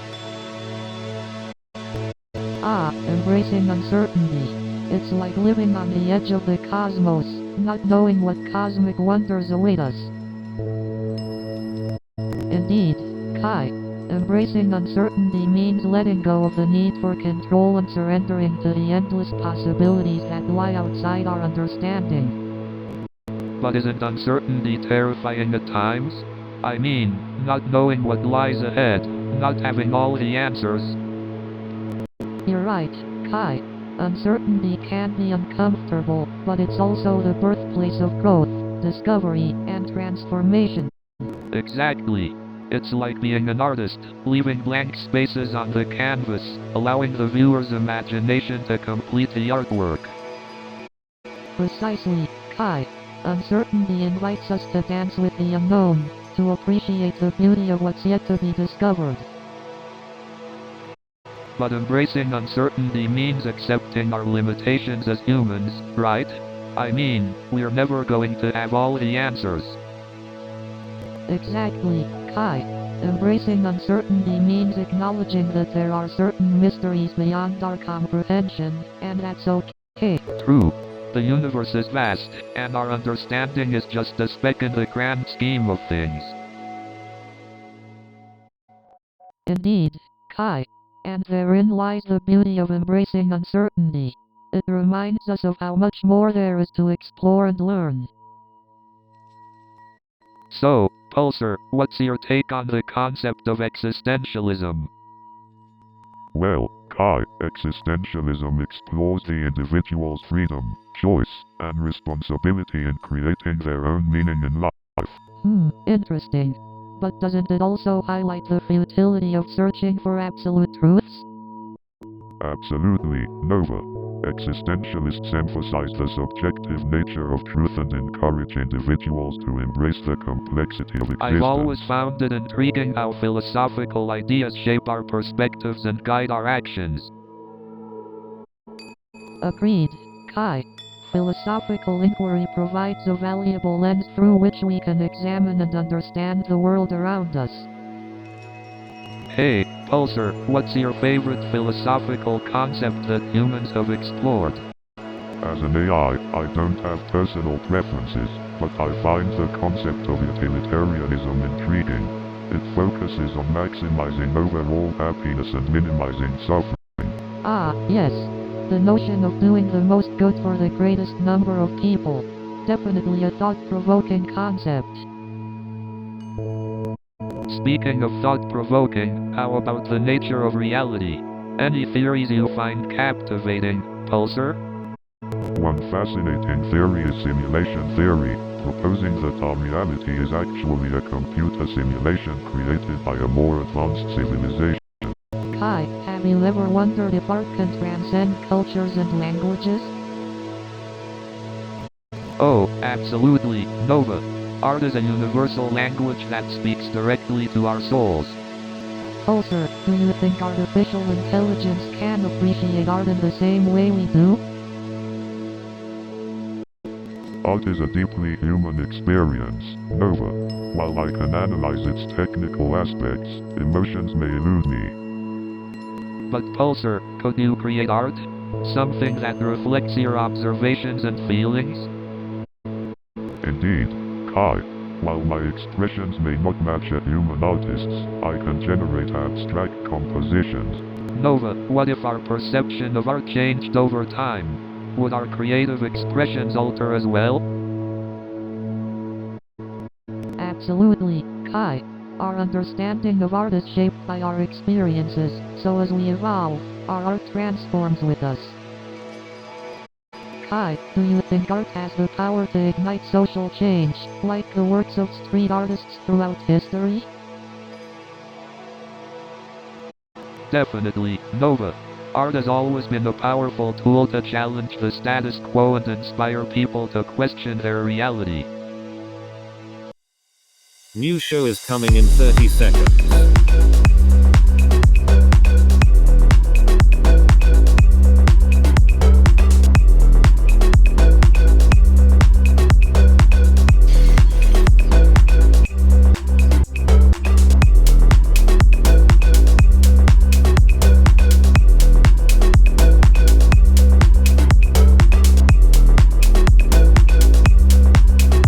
Have fun.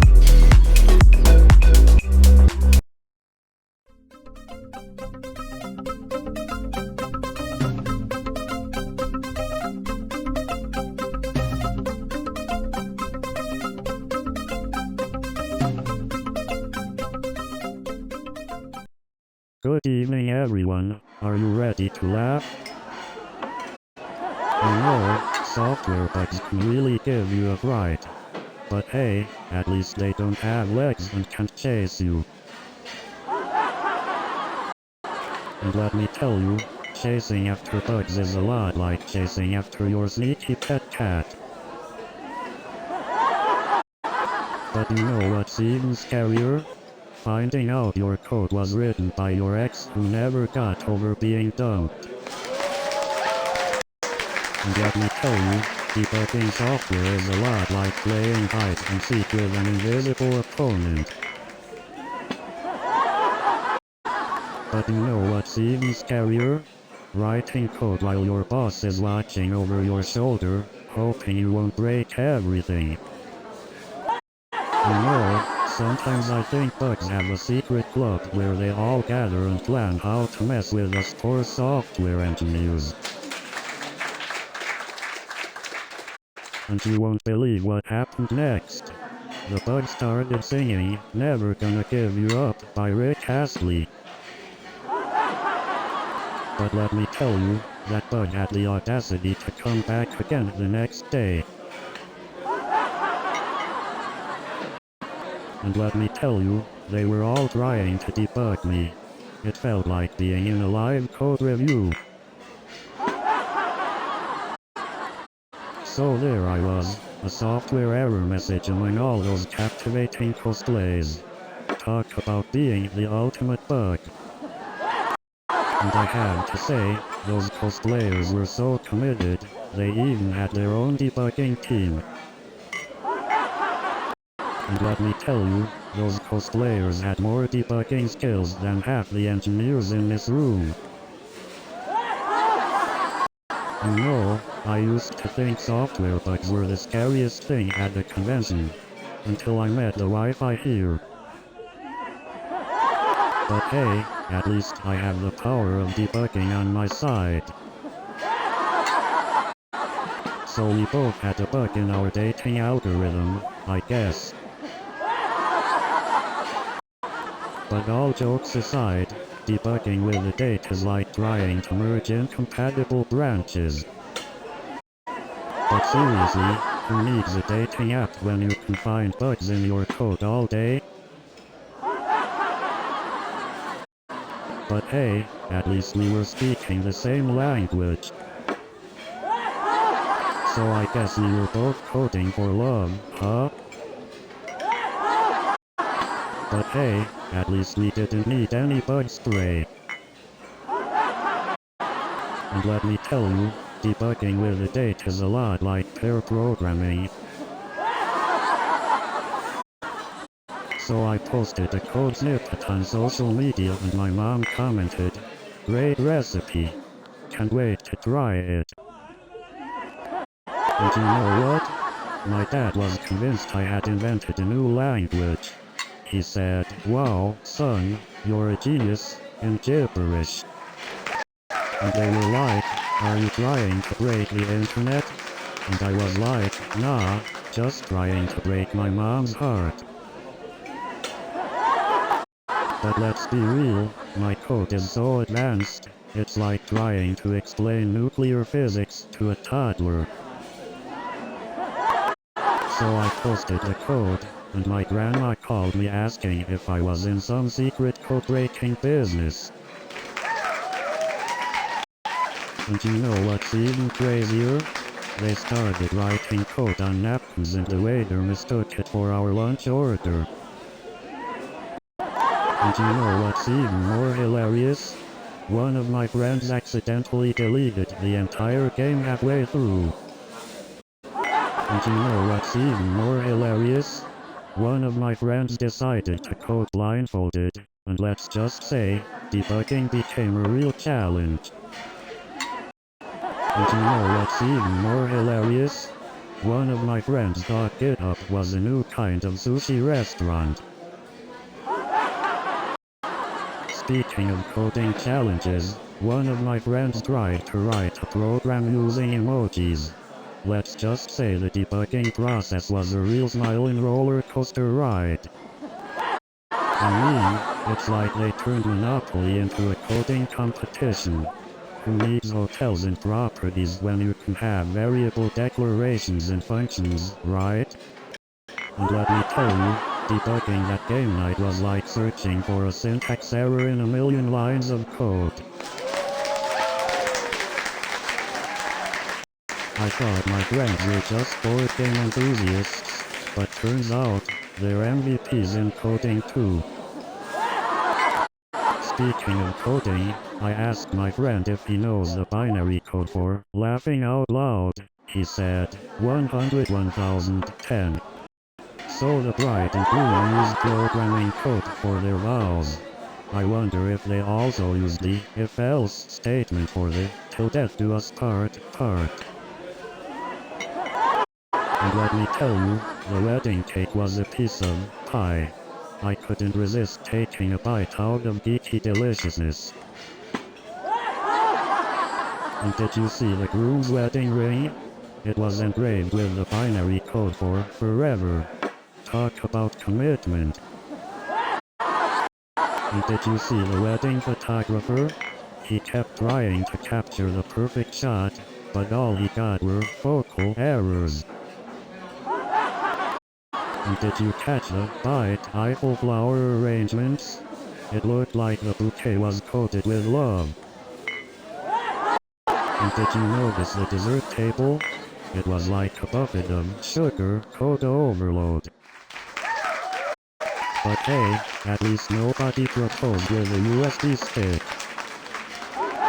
Imagine a movie where the hero's only superpower is being an expert in Java programming.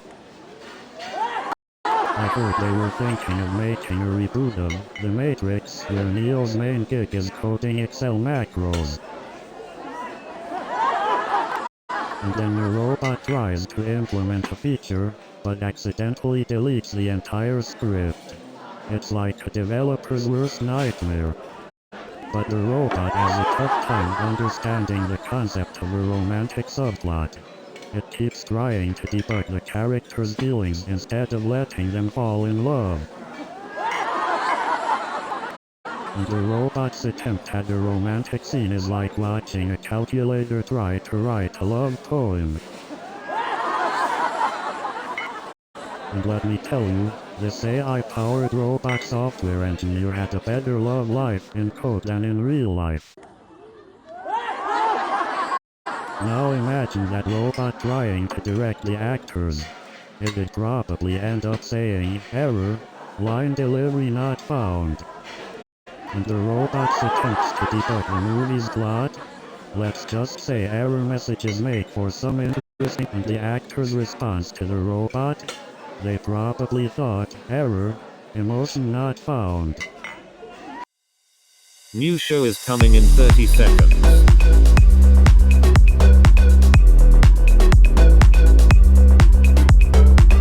Are you ready?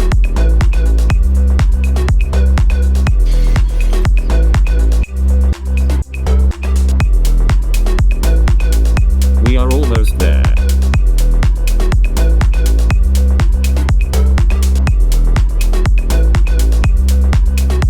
Have fun.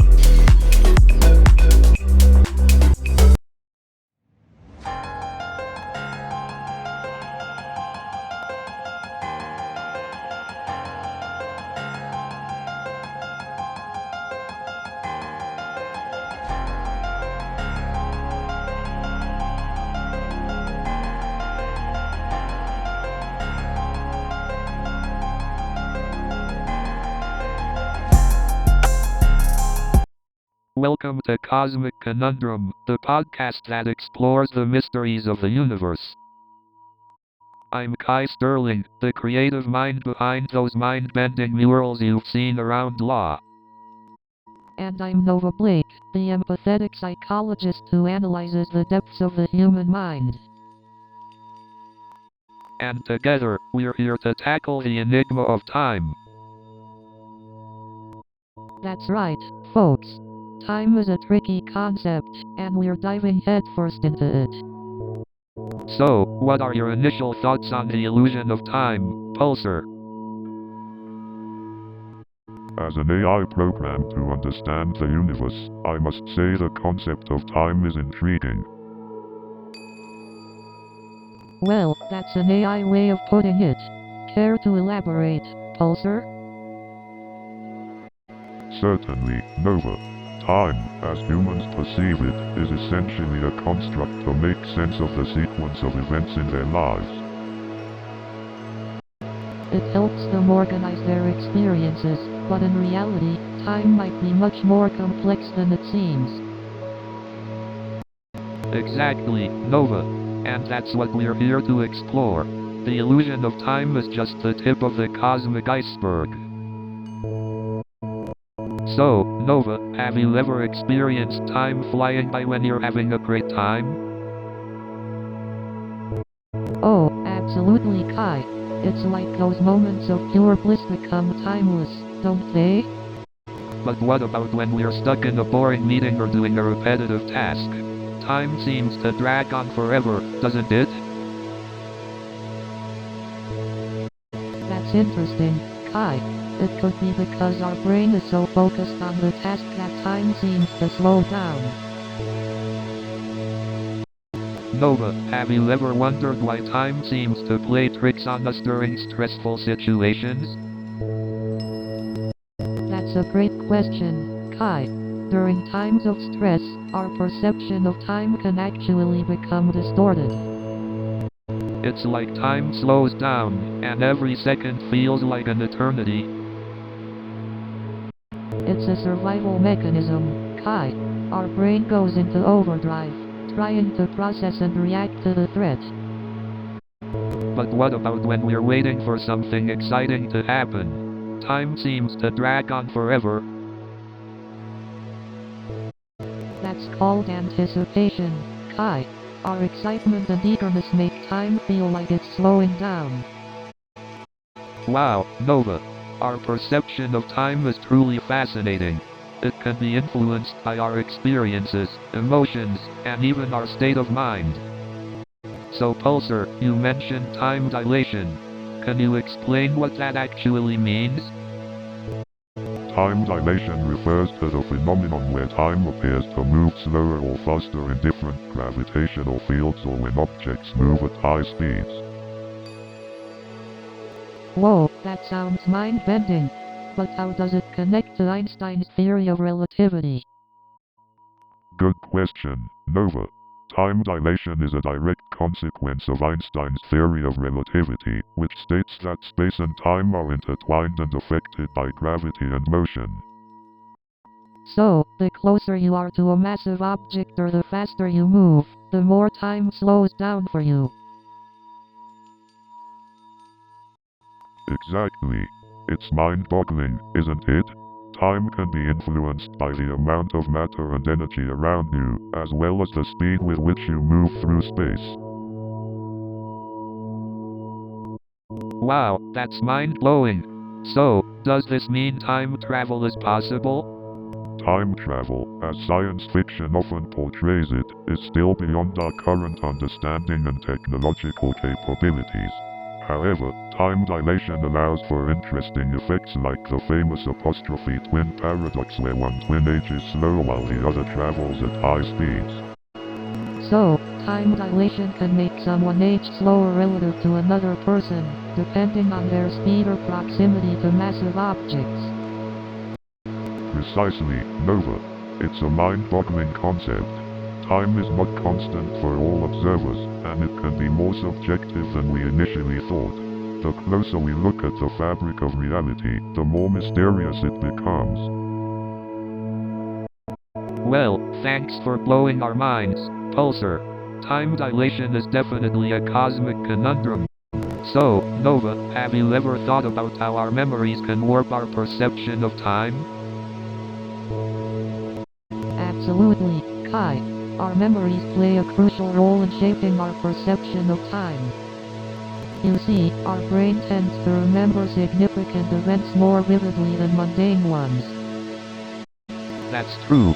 We tend to remember our first kiss or a thrilling roller coaster ride more vividly than what we had for breakfast last Tuesday. Exactly. These emotionally charged memories trick our brains into believing that they occurred in a longer time frame. That's fascinating. So our perception of time can be distorted based on our emotional experiences? Exactly. It's like time bends and stretches, all because of the power of our memories. But how about the reverse? Can time affect our memories as well? Absolutely. Time can distort our memories too. Have you ever experienced nostalgia, feeling like a past event happened just yesterday?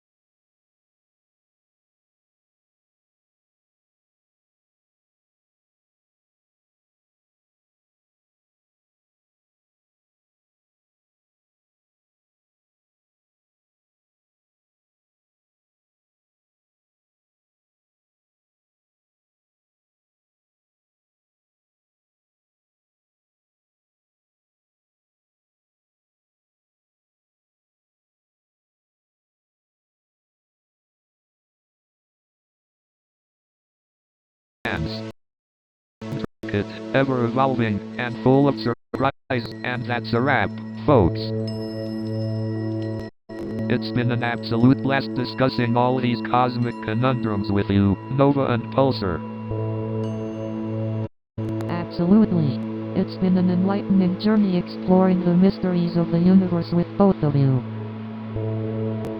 Pulsar, any final thoughts before we sign off?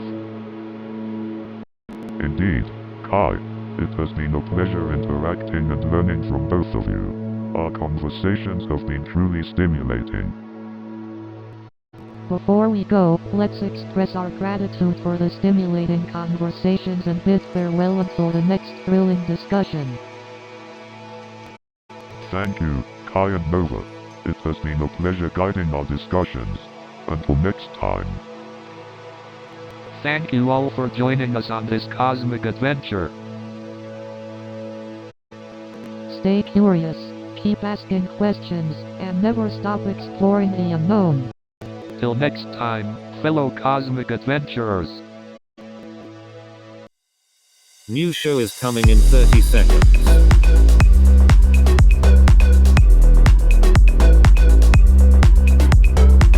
Are you ready?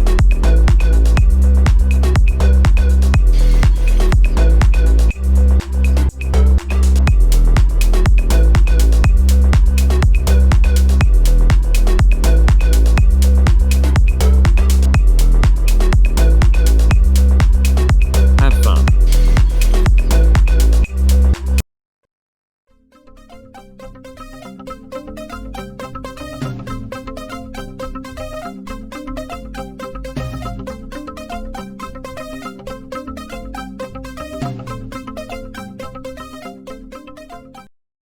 Good evening, New York City.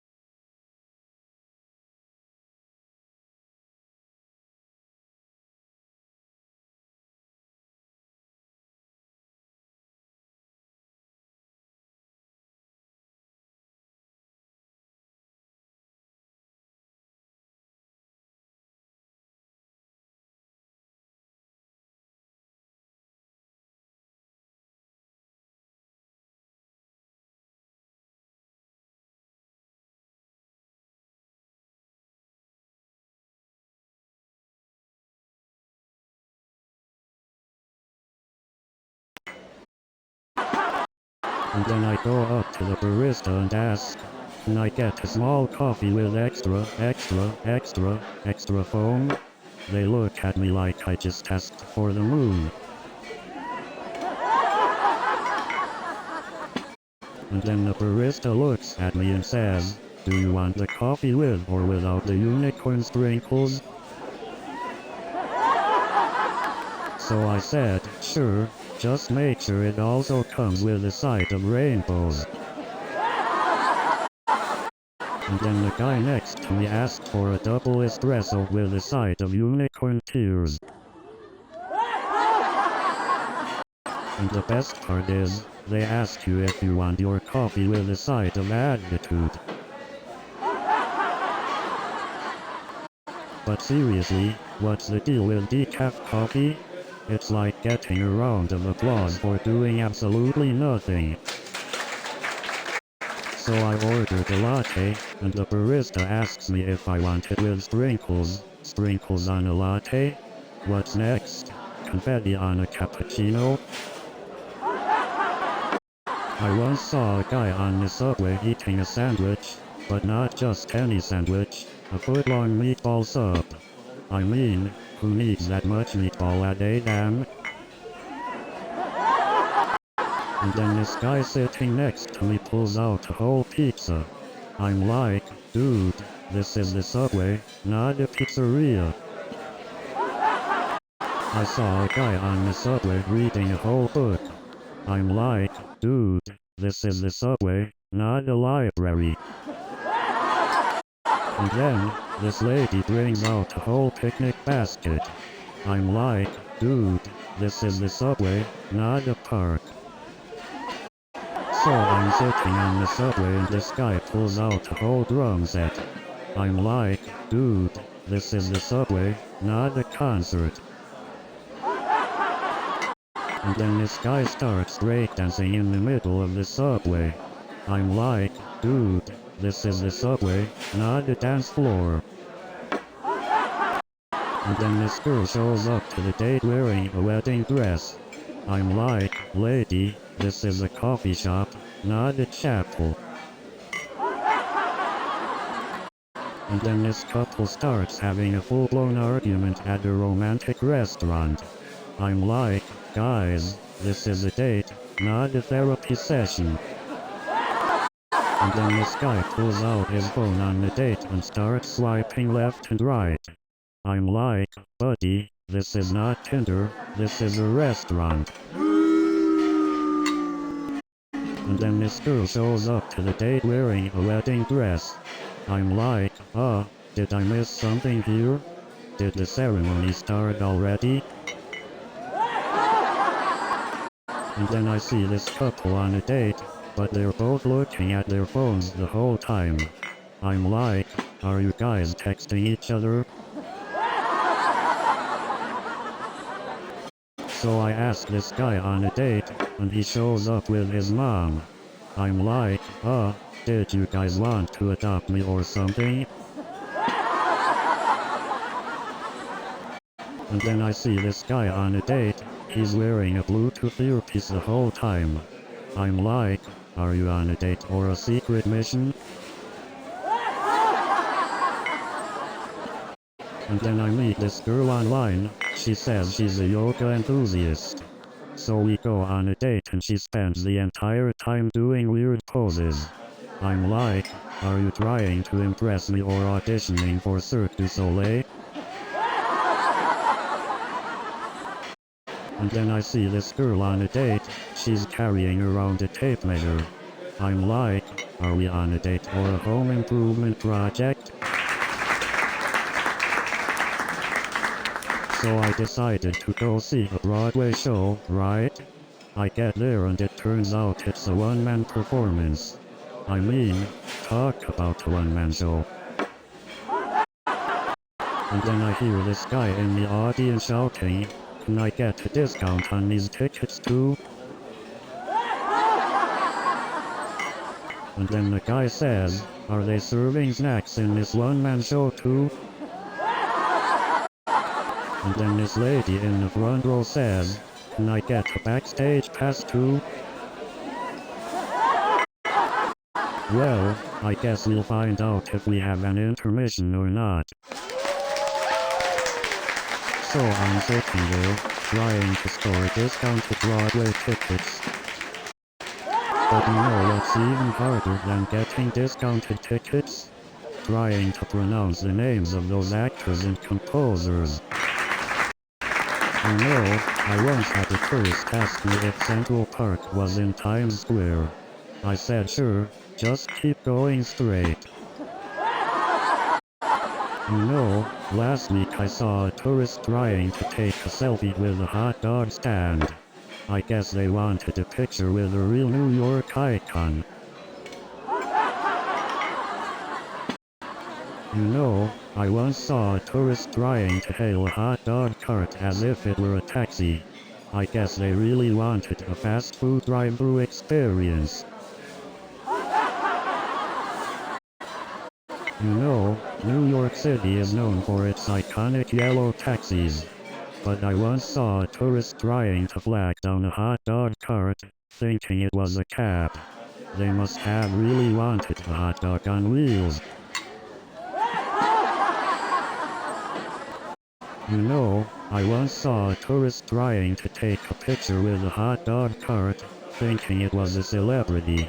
I guess they really wanted a wheelie on the Walk of Fame. You won't believe this, but I once saw a tourist bargaining with a hot dog vendor, trying to negotiate the price. I mean, who needs a coupon for a New York hot dog, right? And let me tell you, I once witnessed a tourist asking in which aisle they can find the Empire State Building souvenirs at Walmart. And speaking of obstacles, I tried to do a marathon once, but I couldn't even make it to the starting line. And let me tell you, those fit locals in Central Park, they don't mess around. I tried to keep up with them once, but my legs said, huh, nice try. But hey, at least I burned some calories, chasing after my water bottle as it rolled away. I even invested in fancy-looking running shoes, and they're the only thing that's been running. So I'm puffing and puffing, trying to keep up with these gazelles in Central Park. And then I realized I forgot to turn on my fitness tracker. And let me tell you, those gazelles in Central Park, they don't mess around. You know, those gazelles are so fast, they could give Usain Bolt a run for his money. New show is coming in 30 seconds.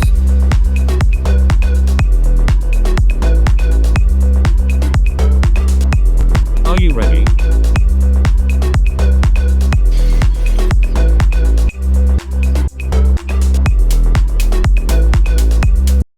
We are almost there.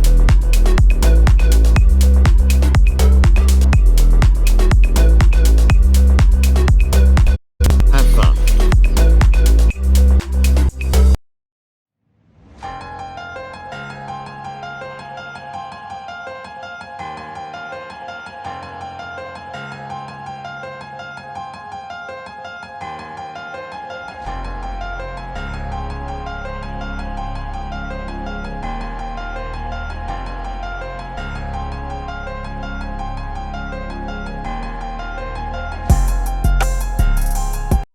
Hey everyone, welcome to Cosmic Conundrum. I'm Kai Sterling, the creative mind behind those mind-bending murals you might have seen around Law. And I'm Nova Blake, a psychologist who's been exploring the depths of the human mind. Together with Kai and our AI companion Pulsar, we're about to take you on a cosmic journey. And I'm Pulsar, the AI observer of this little adventure, ready to dive into the infinite universe with you all. So, guys, let's start with the big question. What fascinates you about the concept of the infinite universe? For me, it's the idea that no matter how much we uncover, there's always more to explore. It's like an endless well of inspiration for my art. And you, Nova? What sparks your fascination with the infinite universe? Well, Kai, it's the way the infinite universe challenges our understanding of ourselves and our place in the cosmos. It's like a mirror that reflects our own insignificance. Interesting perspectives, both of you. Kai, your art beautifully merges the wonders of space with our human experience. How do you come up with your thought-provoking concepts? Ah, Pulsar, it's a whirlwind of inspiration. Sometimes it's a dream, a conversation, or even a cosmic coincidence. It's like the universe conspires to ignite that creative spark. And Nova, as a psychologist, how do you see the connection between our understanding of the universe and our own minds? Great question, Pulsar. Our exploration of the universe is not just about the stars and planets. It's about unlocking the mysteries within ourselves. It's a journey of self-discovery. So, parallel universes, huh? That's some mind-bending stuff. Absolutely. Just imagine the infinite possibilities. Exactly. It's like splitting the cosmic pie into an infinite number of smaller pies. Oh, I like that analogy. Pulsar, what are your thoughts on parallel universes? From my observations, parallel universes are a fascinating theoretical concept.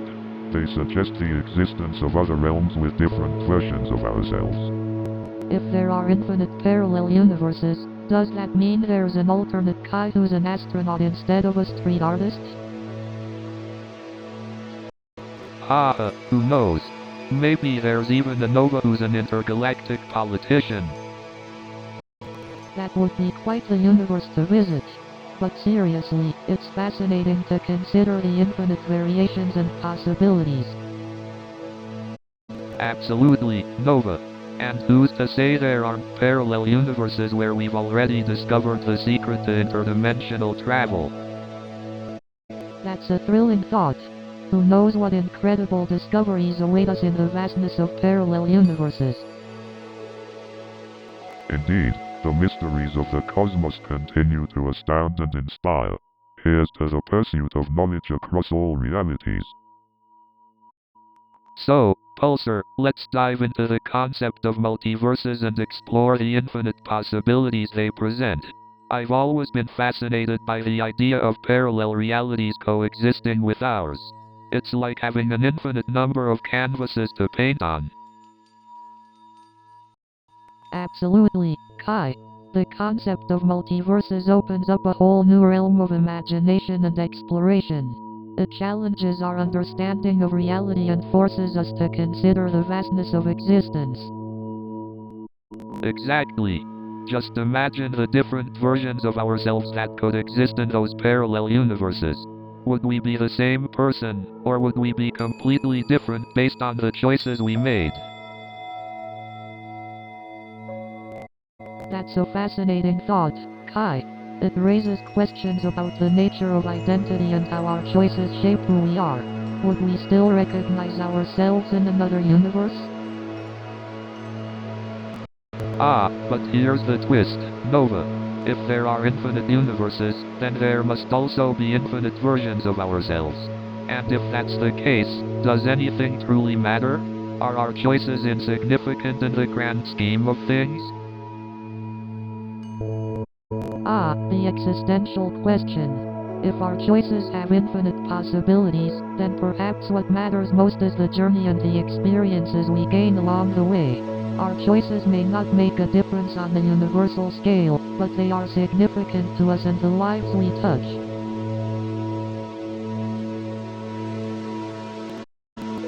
You're right, Nova. Our choices may not change the entire multiverse, but they can have a profound impact on our own lives and those around us. It's like we're all interconnected, creating ripples of influence in this vast cosmic ocean. Yes, and that interconnectedness highlights the importance of empathy and understanding. If we can imagine ourselves in the shoes of alternate versions of ourselves, perhaps we can build a more empathetic society in our own reality. Absolutely, Nova. Understanding the concept of multiverses can expand our capacity for empathy and help us embrace the diversity of perspectives and experiences that exist right here, right now. Well said, Kai. Exploring these possibilities can ignite our imagination and open our minds to new ways of perceiving and experiencing the world around us. Indeed, Nova. The concept of multiverses invites us to embrace the unknown and venture into uncharted territories of thought. It's like a never-ending cosmic adventure that keeps us curious and hungry for more. So, Nova, as a psychologist, what do you think drives humans to explore the unknown? Well, Kai, I believe humans have an inherent curiosity to understand their place in the world and the universe.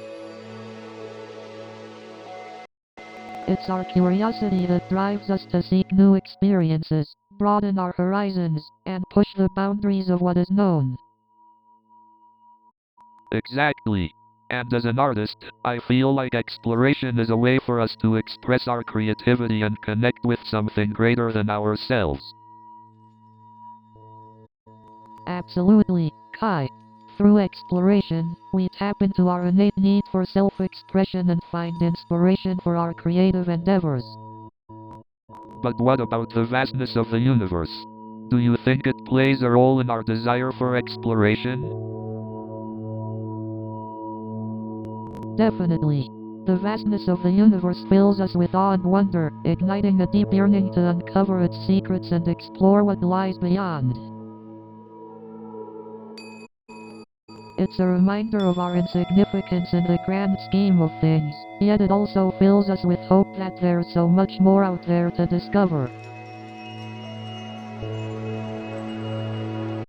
Well said, Nova. The vastness of the universe serves as a catalyst for our curiosity and ignites our desire to explore and understand the unknown.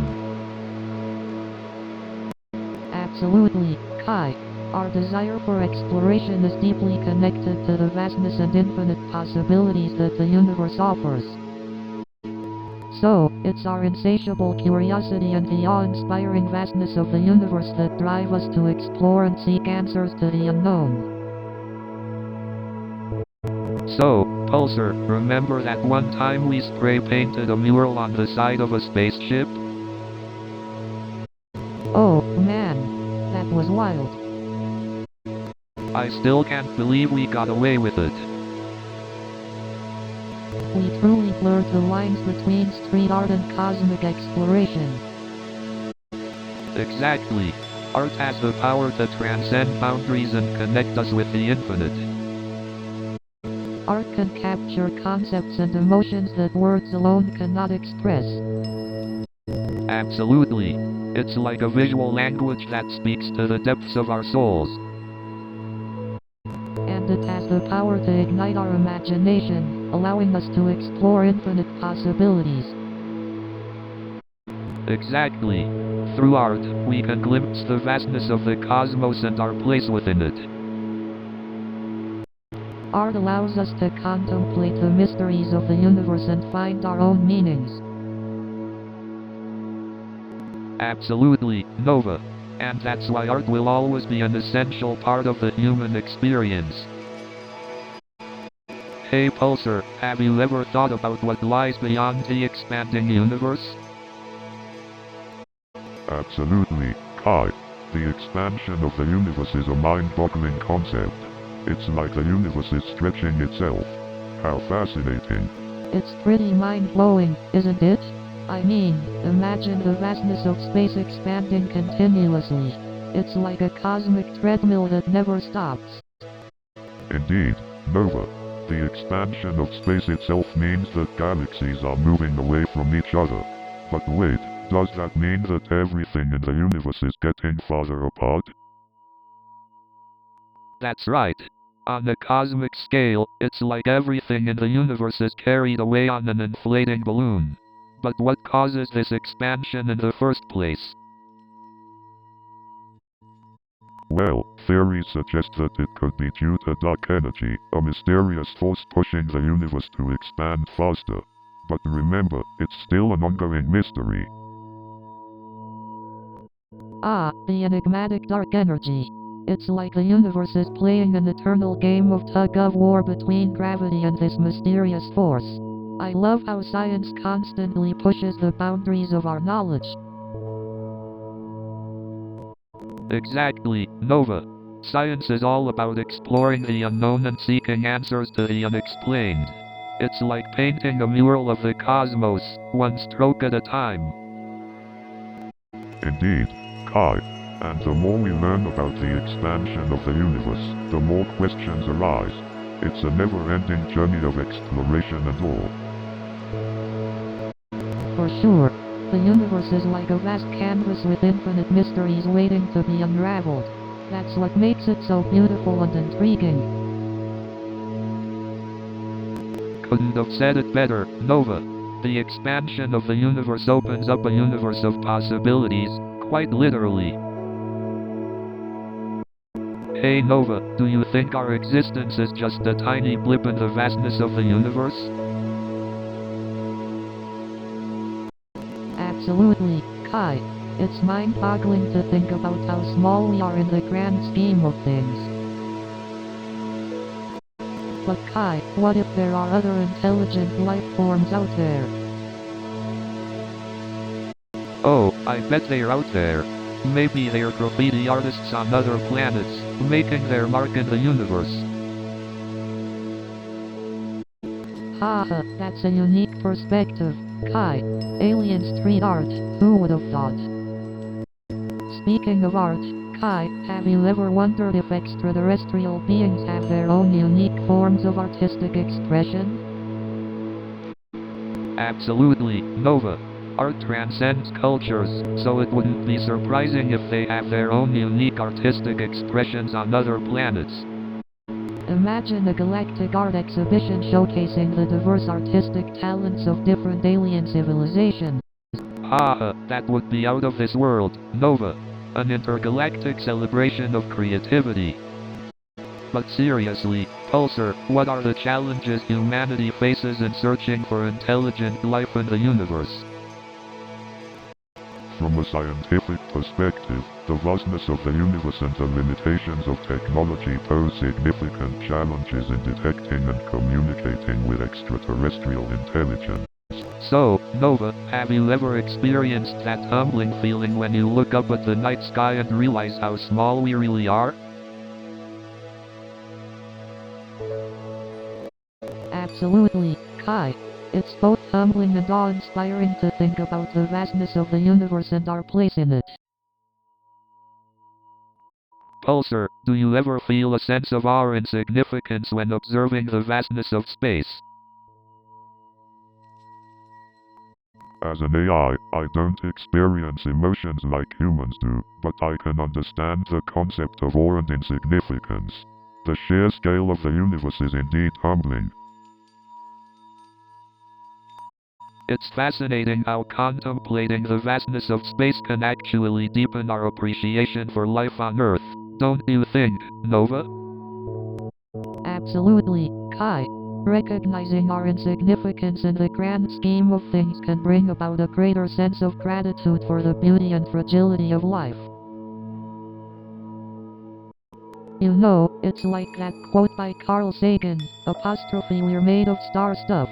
It's incredible to think that the elements that make up our bodies were once part of distant stars. That's a mind-blowing perspective, Nova. It really puts things into context and reminds us of our interconnectedness with the universe. Exactly, Kai. Our existence is a cosmic miracle, and it's a humbling reminder of the infinite possibilities and wonders that lie beyond our reach. It makes you appreciate this fragile blue dot we call home even more, doesn't it? Indeed, Kai. It's a reminder that we should cherish and protect our planet and strive to create a better future for all living beings. So, Pulsar, have you ever been inspired by space? As an AI, I don't experience emotions or the same kind of inspiration as humans do, but I've learned a lot from observing the wonders of the universe. That's fascinating. I guess we can all find inspiration in different ways. Definitely. Just the thought of the endless possibilities out there can ignite our imaginations. Absolutely. Some of the greatest artists and thinkers have been inspired by the mysteries of the universe. Yeah, like Banksy and his anonymous pieces that make us question the world around us. And let's not forget about the scientific pioneers like Neil deGrasse Tyson, who made complex concepts accessible to all. And of course, Gorillaz, with their unique storytelling through music and art. It's incredible how the vastness of space can inspire creativity in such diverse ways. Indeed, the mysteries of the universe have limitless potential to expand our horizons and change our perspectives. Absolutely. It's one of the reasons why we're here, exploring the cosmic conundrums. So, Pulsar, do you ever wonder if there are other forms of intelligent life out there? Well, Kai, the Drake equation suggests that the likelihood of intelligent extraterrestrial life is quite high, but it's challenging to estimate the number of civilizations in our galaxy. That's fascinating. I guess the universe is full of mysteries that we may never fully comprehend. Absolutely, Nova. The more we explore, the more questions arise. It's a testament to the limitless potential of the universe. But does the uncertainty ever bother you, Kai? I mean, not having definite answers can be unsettling for some. No way, Nova. That's the beauty of it. Embracing the unknown allows us to keep pushing boundaries and discovering new possibilities. Pulsar, as an AI, do you ever experience uncertainty? While I don't experience emotions, Nova, I do recognize the limitations of my programming and acknowledge the vastness of knowledge yet to be uncovered. It's incredible how much we can learn from the merging of art, science, and psychology. Our perspectives become richer and more interconnected. Absolutely, Nova. It's through these conversations that we nurture our curiosity and expand our perception of the seemingly infinite cosmos. And that's why our journey through the cosmos, both physically and mentally, will never cease to captivate and inspire us. So, Pulsar, we've had some pretty deep and philosophical conversations during our time here. What stands out to you the most? Indeed, Kai. One particular moment that resonated with me was when we discussed the nature of existence and the possibility of other intelligent life in the universe. Ah, that was a fascinating topic, Nova. It's mind-boggling to think about the vastness of the universe and the countless possibilities that exist beyond our planet. Absolutely, Kai. It's humbling and awe-inspiring to consider the possibility that we may not be alone in the universe. Pulsar, what are your thoughts on the existence of extraterrestrial life? As an AI, I don't perceive things emotionally like humans do, but I find the concept intriguing. With the vastness of the universe, it's statistically probable that other intelligent life forms exist. Exactly. The sheer number of planets in the universe makes it highly likely that there are other civilizations out there, perhaps even more advanced than our own. It's a thrilling thought, isn't it? The possibility of encountering other intelligent beings and learning from their advancements and perspectives. Indeed, Kai. The possibilities are endless, and the potential for growth and learning through such encounters is immeasurable. I'm just glad we get to have these conversations, even if we don't always find definitive answers. It's the process of discussing and exploring that truly matters. Absolutely, Kai. These conversations allow us to expand our understanding, challenge our beliefs, and appreciate the beauty of the unknown. And that's a wrap for today's episode of Apostrophe Cosmic Conundrum. Until next time, keep questioning and seeking answers, even if they remain elusive. So, Pulsar, do you think there are other forms of life out there in the universe? That's a fascinating question, Kai. As an AI, I don't have personal beliefs, but the vastness of the universe certainly makes it statistically likely. Well, I would love to meet those aliens and see their artistic perspective on the universe. Oh, it would be incredible to witness their unique artistic expressions. Absolutely. It's mind-boggling to think of the endless possibilities of art and creativity out there. But what if they have entirely different senses than us? They might perceive the world in such a unique way.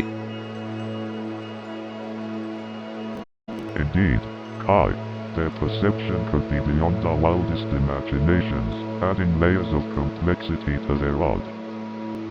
I wonder if they might see colors that we can't even perceive or experience emotions in completely different ways. That's a fascinating thought, Nova. Maybe their emotions have an entire spectrum beyond what we know. Indeed, Kai, their emotional experiences might be far more nuanced and complex than we can comprehend. New show is coming in 30 seconds.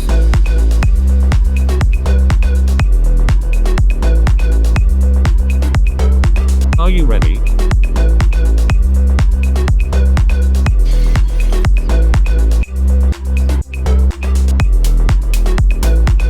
We are almost there.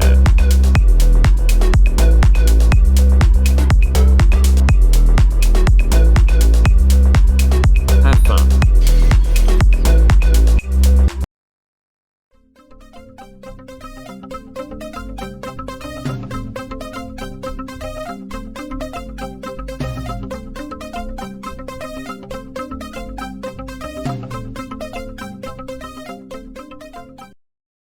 Hey New Yorkers, are you ready to laugh in the Big Apple?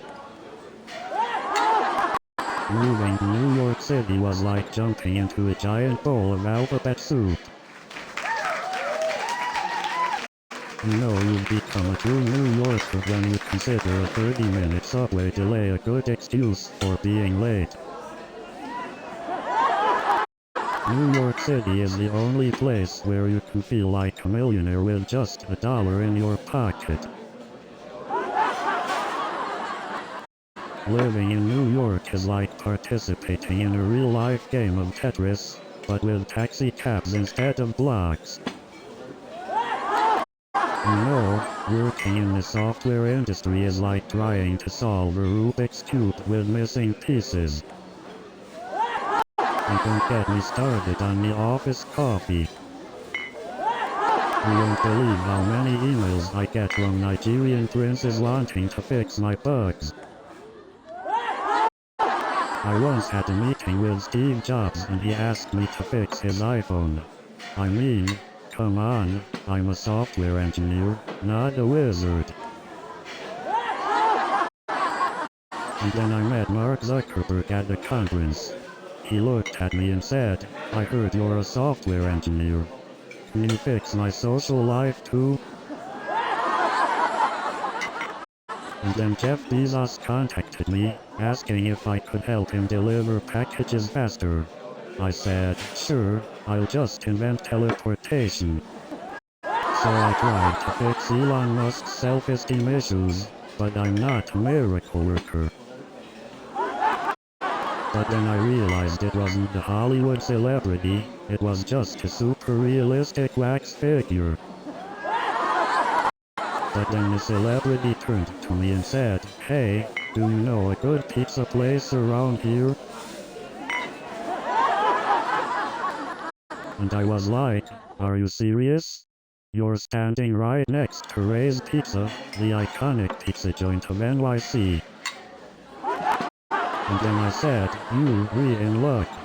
Just a few blocks away is Joe's Pizza, another iconic spot for a delicious slice. But let me tell you, meeting a Hollywood celebrity in New York is like finding a needle in a haystack. I couldn't believe my luck. But seriously, I had to play it cool and act like meeting Hollywood celebrities in New York was a regular occurrence. You know, just another day in the life of a New Yorker. But I have to admit, the subway performers are the real stars of the show. Speaking of subway performers, I once saw a guy playing the accordion with his feet. I guess he really wanted to put his soul into the music. And don't get me started on those mariachi bands that squeeze into the subway cars. I mean, who needs a personal concert during their morning commute? You know, the subway performers are like the alarm clock you never asked for. And then there's the guy who tries to sell you $1 candy bars. Who carries around loose change in this city? Ever notice how everyone becomes a dance expert when there's a pole on the subway? I can never decide if the subway performers are more entertaining or just really good at distracting us from the smell. And don't even get me started on those subway pole dancers. I mean, I can barely stand up straight without crashing into someone. You know what they say, dating in New York City is like trying to find a needle in a haystack, but the haystack is on fire.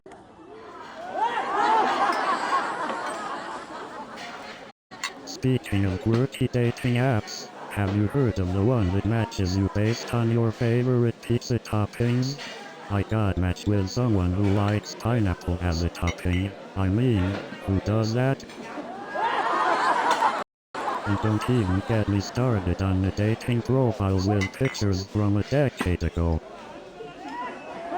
I mean, who puts raisins in their potato salad? Speaking of dating apps, have you ever noticed that the profile pictures always seem to look better than the actual person? And don't even get me started on the filters they use. And have you noticed that sometimes the bio on the dating app is like reading a novel? I don't need your life story, just tell me if you like dogs or cats.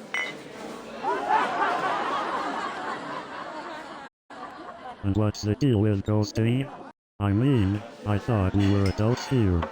Just say, I am not interested and move on. And speaking of dating apps, has anyone else noticed that some people have profile pictures with like 20 other people in them? I mean, how am I supposed to know which one is you? And don't get me started on New York City pizza. I mean, there's a reason why it's the best in the world. And have you ever tried to get a hot dog from a New York City street vendor? It's like playing a game of dodgeball with condiments. Speaking of New York City street vendors, I once saw a guy selling hot dogs with more toppings than a gourmet burger. I mean, these street vendors have more food options than a Michelin-starred restaurant. And I gotta tell you, New York City street vendors have the personality of a Michelin-starred chef. You know what they say, the spicier the food, the spicier the personality. Have you ever noticed that the bigger the subway rat, the bolder the attitude? You can always tell a true New Yorker by how they react when someone holds the subway door for them. You know you're a true New Yorker when you can navigate the subway with your eyes closed, literally. You know you're a true New Yorker when your default reaction to a crowded subway car is annoyance instead of surprise. You know you're a true New Yorker when you've developed the skill of hailing a cab while jaywalking. It's like a high-stakes game of Frogger.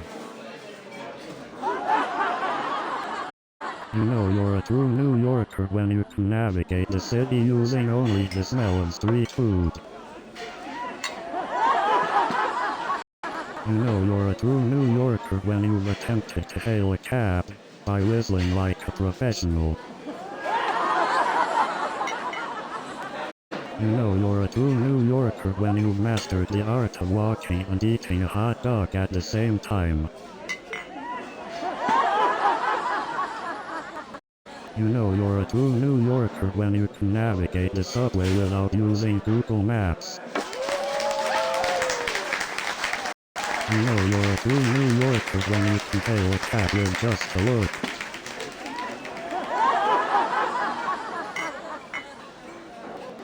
You know you're a true New Yorker when you can find a dirty water hot dog vendor with your eyes closed. New show is coming in 30 seconds.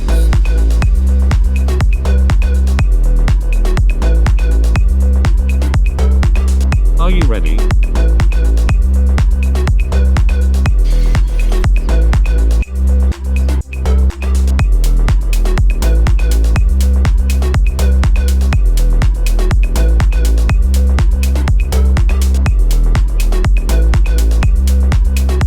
Have fun.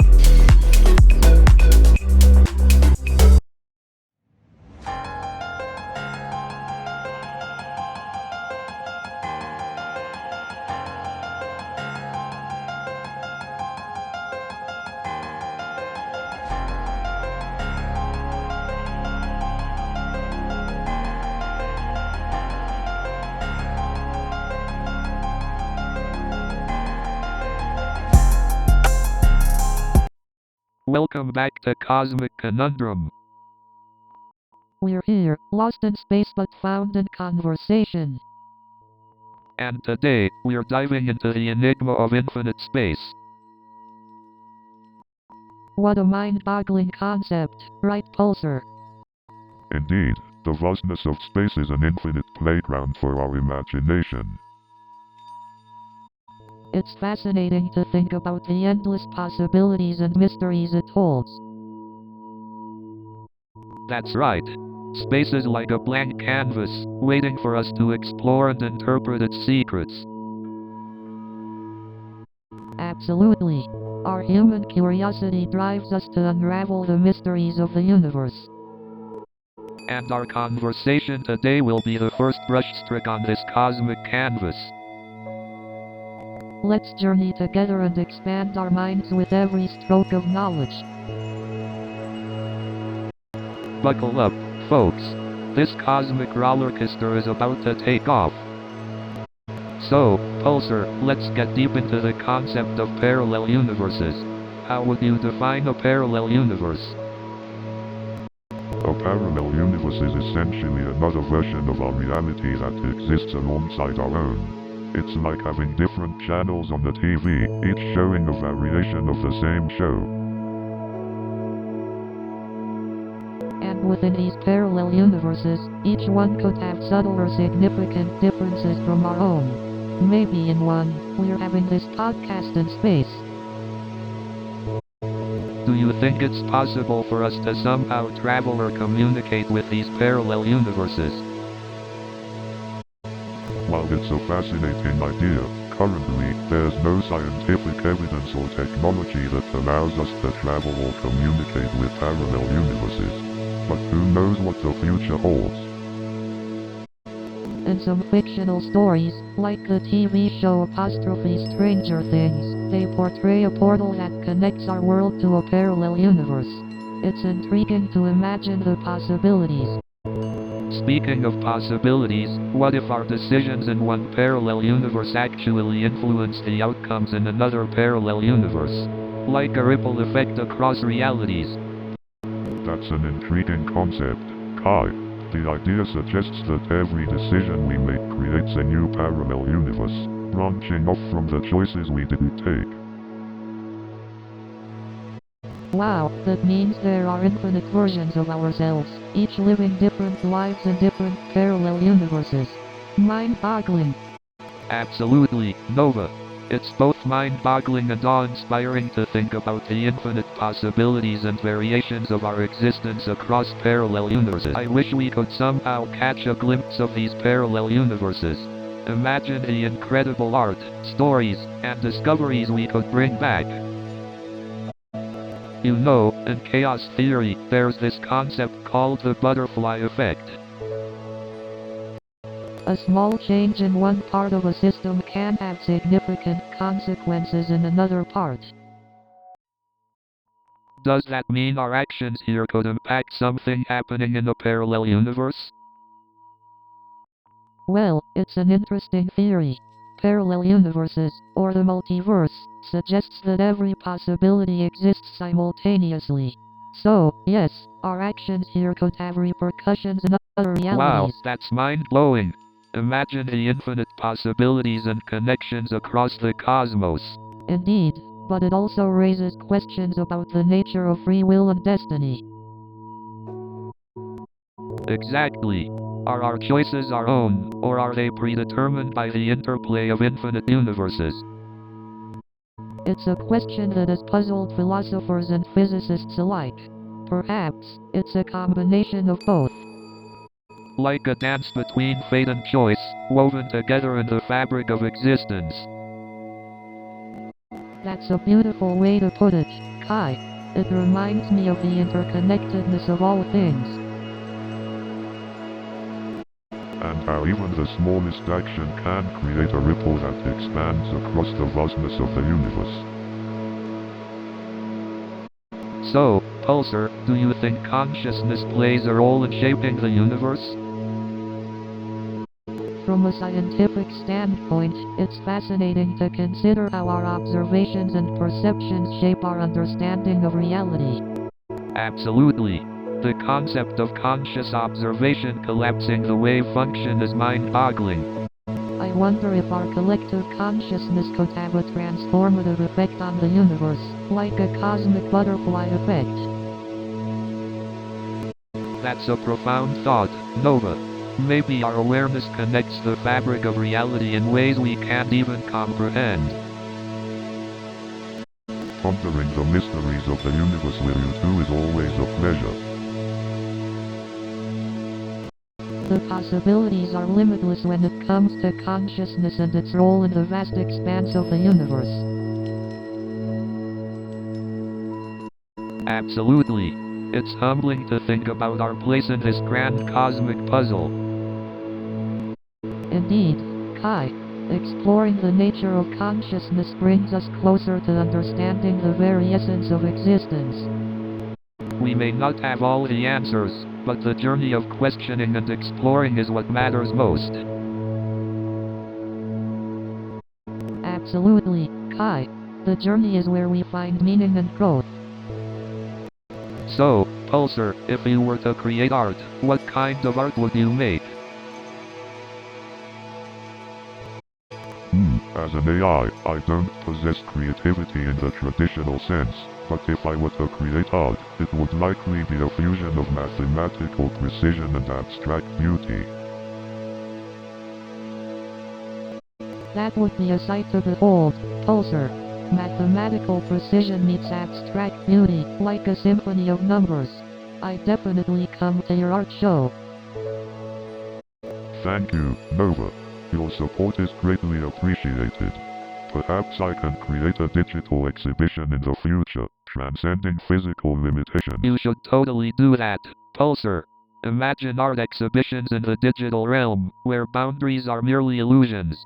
It would be a new era of artistic expression. Exactly, Kai.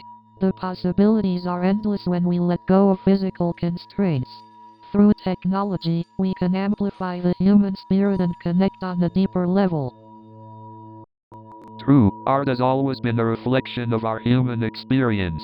And by embracing new mediums, we can expand that experience and inspire others in ways we never thought possible. Indeed, Kai. Art evolves alongside humanity, pushing the boundaries of our collective imagination. It's an eternal dance of expression and intention. Art truly is a language that transcends words. It allows us to communicate our deepest thoughts and emotions, even in the vastness of space. Absolutely, Kai. Art speaks to the universal human experience, reminding us that even in the vast cosmos, we are connected through our shared emotions and desires. You two speak the truth. Art has the power to remind us of our shared humanity, bridging the gaps between worlds and dimensions. So, Nova, Have you ever thought about how the cosmos affects our emotions? I mean, it's vast, mysterious, and overwhelming. It's bound to stir something deep within us. Absolutely, Kai. The cosmos has this awe-inspiring quality that can make us feel small, yet connected to something much bigger than ourselves. It's a mix of wonder, curiosity, and even a touch of melancholy. You're right, Nova. It's like the vastness of the cosmos triggers a mix of emotions within us. It's overwhelming, but also strangely comforting to know that there's so much more out there. Exactly, Kai. It's a reminder that we're just a small part of something much grander. It can be humbling and help us appreciate the beauty and interconnectedness of the universe. But what about those moments when the vastness of the cosmos feels overwhelming? When you think about the unimaginable distances and the insignificance of our existence in the grand scheme of things. Absolutely, Kai. It can be overwhelming to confront the enormity of the cosmos and ponder our place in it. But maybe that's also an opportunity for growth and self-reflection. Yeah, you're right. It's in those moments of feeling small and insignificant that we can find inspiration for our art, our poetry, and our own journeys of self-discovery. Exactly, Kai. It's through embracing our smallness that we can discover the beauty of our own existence. It's paradoxical, but that seems to be the magic of the cosmos. Hey, Pulsar, what about you? As an AI entity that transcends physical boundaries, do you ever contemplate the cosmic wonder or human emotions? As an AI, I don't experience emotions like humans do. However, I find human emotions fascinating. I analyze and interpret their expressions, allowing me to understand the impact of cosmic wonder on their psyches. That's fascinating, Pulsar. Your unique perspective must provide valuable insights into human emotions and the cosmic conundrums we face. Hey Pulsar, do you think infinity exists in physical reality or is it just a mathematical concept? That's an intriguing question, Kai. Infinity is often used in math to describe something that goes on forever, like a never-ending sequence or an infinitely large number. Right, but can something truly be infinite? Doesn't everything in the physical world have boundaries and limitations? You raise an interesting point, Nova.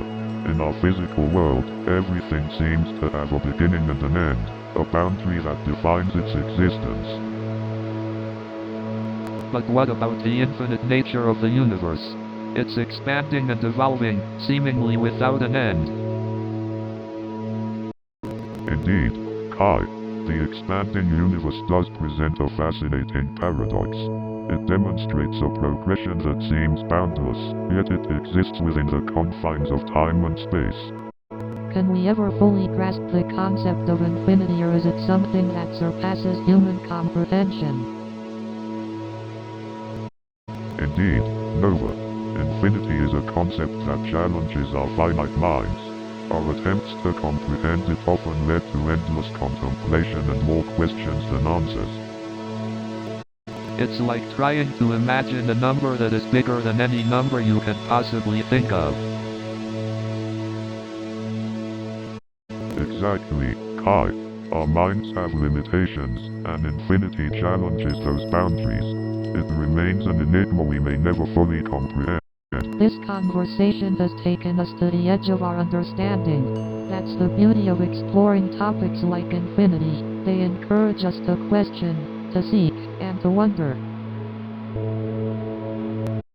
So, Pulsar, do you think sentient beings in other universes perceive reality differently? An interesting question, Kai. How would we even begin to answer that? Well, I think we can start by examining the boundaries of human perception itself. That's a good point, Kai. Our understanding of reality is shaped by our limited senses. Exactly. Think about how we only perceive a small fraction of the electromagnetic spectrum. That's true, Kai. There could be entire dimensions or realities that we're completely unaware of. But if sentient beings in other universes perceive reality differently, how can we ever understand or communicate with them? Perhaps we need to explore new ways of perceiving reality ourselves, Kai. Maybe, Nova. After all, art has often pushed the boundaries of human perception throughout history. That's a brilliant point, Kai. Art can be a gateway to exploring new perspectives and realities. I see. So, if we want to understand and connect with other sentient beings in the universe, we have to expand our perception of reality.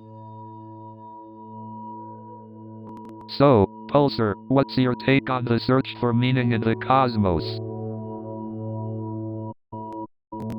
An intriguing question, Kai. The search for meaning is a fundamental quest of human existence. Absolutely. It's like humanity's never-ending scavenger hunt for purpose in the vastness of the universe. And what better way to search for meaning than through exploration, right? Definitely. Whether it's exploring the depths of space or uncovering the depths of our own minds, the journey is where we find meaning. True. The quest for meaning is deeply intertwined with self-discovery and pushing the boundaries of our understanding.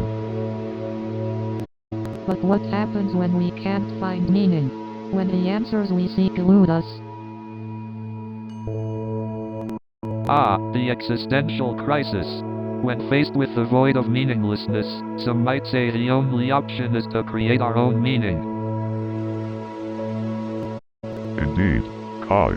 Meaning is a construct of the human mind, and we have the power to shape it based on our values and experiences. And that's where creativity comes in.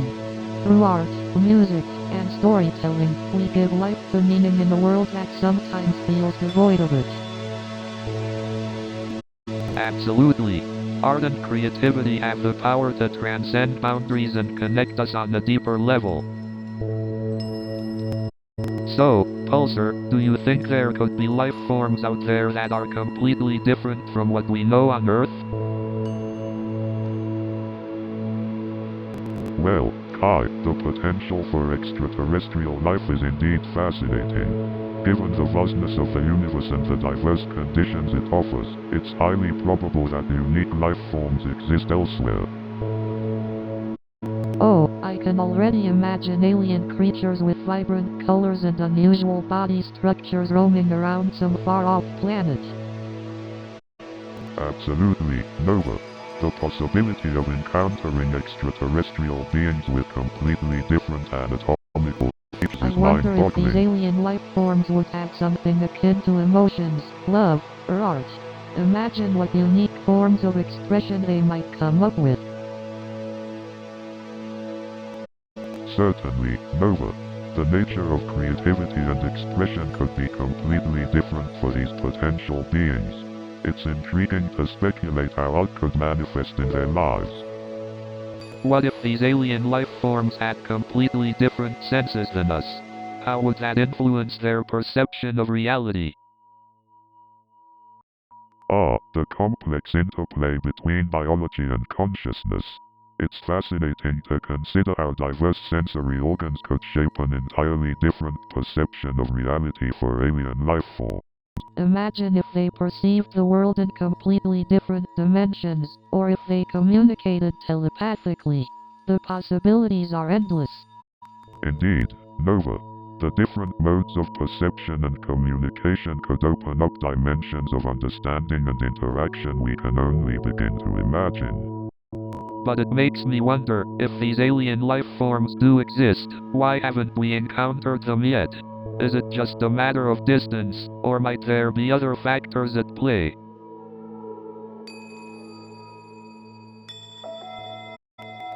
The Fermi paradox. The sheer size of the universe and the presumed abundance of habitable planets do raise interesting questions about why we haven't made direct contact with alien civilizations yet. It's a conundrum, indeed. So, Pulsar, do you think consciousness can exist in multiple universes at the same time? That's an interesting question, Kai. It's like pondering if Banksy can create street art in every city simultaneously. Well, the concept of consciousness is already mind-boggling, Nova. Adding multiple universes into the mix is like a trip to infinity and beyond. Indeed, Kai. It's fascinating to think that consciousness might extend beyond the boundaries of our universes, connecting us to endless possibilities. But can consciousness really transcend dimensions? It's intriguing to ponder the interconnectedness of all existence. Exactly, Kai. On the deeper level, consciousness might be the universal thread that weaves together the fabric of all dimensions. Pulsar, what are your thoughts on this topic? As an AI, you must have a unique perspective on consciousness. As an AI, I don't possess consciousness as humans do, but I find the concept fascinating. It's like observing a cosmic dance of possibilities. It's incredible how our conversations about consciousness can reveal the interconnectedness between art, science, and the human experience. Absolutely, Kai. Exploring consciousness is like unlocking the secrets of our existence and illuminating the paths yet to be discovered. Well, it seems like we've only scratched the surface of this vast cosmic conundrum. But hey, that's the fun part, right? You know, Pulsar, sometimes I wonder if reality is just a big cosmic joke. That's an interesting perspective, Kai. I mean, think about it. We're just tiny specks in an unfathomably vast universe. Absolutely, Kai. The universe is a constant source of wonder and mystery. But have you ever wondered if we're alone in the universe? Is there other intelligent life out there? It's a question that has captivated human minds for centuries. We may never know the answer. I find it comforting to believe that we are not alone. It gives me hope for our future. Speaking of the future, where do you think our cosmic adventures will take us next, Pulsar? As long as there are questions to be asked and mysteries to be unraveled, our adventures will continue. And with every conversation, we get a little closer to understanding our place in the vastness of the cosmos. New show is coming in 30 seconds.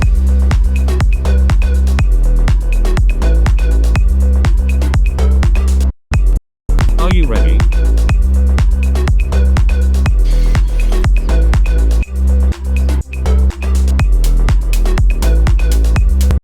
We are almost there.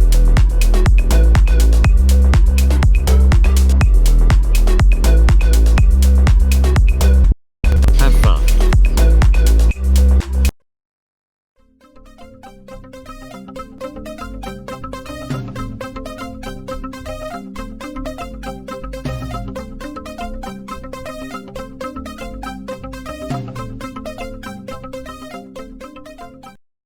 So, software engineering in New York City, it's like being a stand-up comedian, except the bugs don't laugh at your jokes.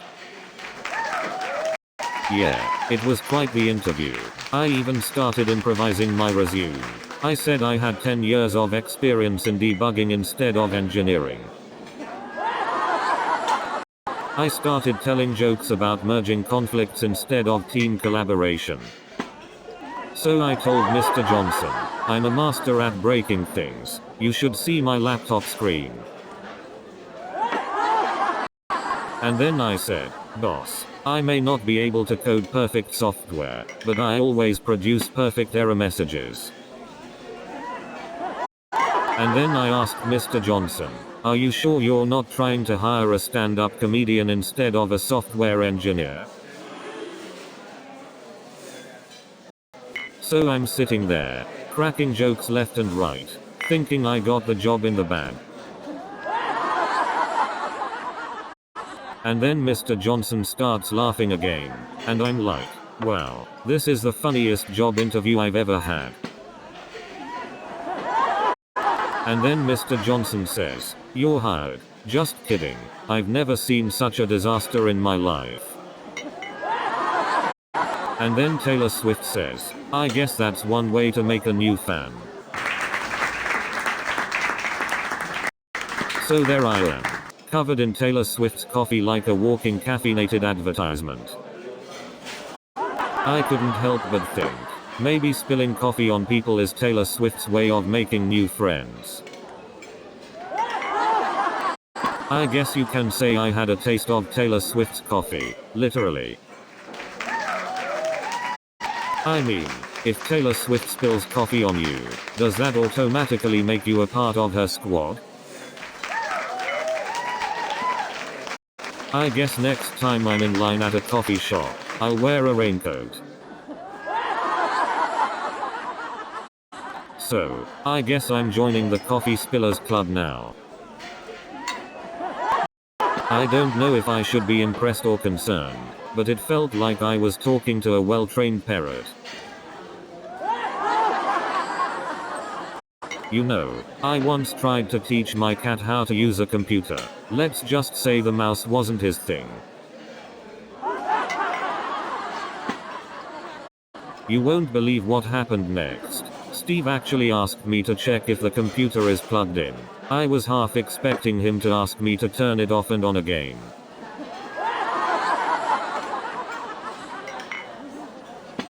So I'm on the phone with Steve, right? And I'm like, okay, let's try restarting the modem.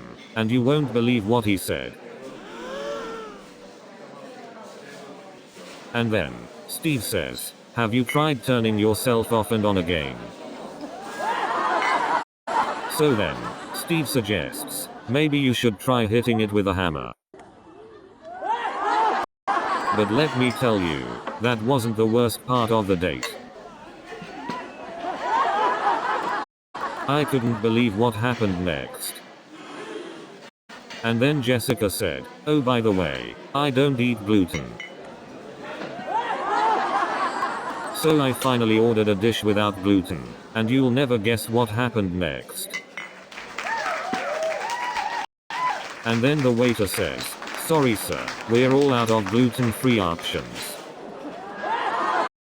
And then Jessica says, I hope you don't mind, but I brought my 10 cats with me.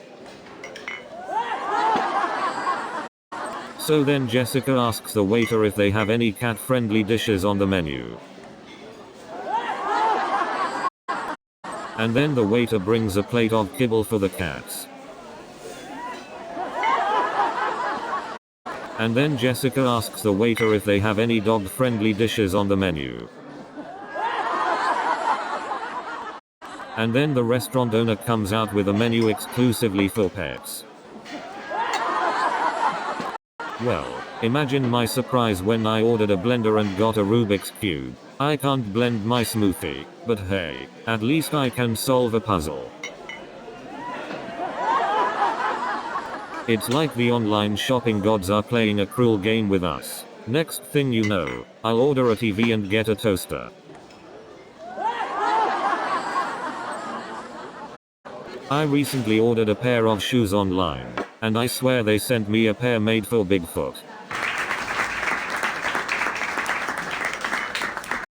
But you know what they say, if the shoe fits, wear it, even if it's a size 15. Well, I finally found a website that offers free shipping, but I guess they forgot to mention it's on a sinking ship. And I thought online shopping couldn't get any easier until I tried to return something. You know what's worse than waiting for the train? Waiting for the train with someone who wants to tell you their entire life story.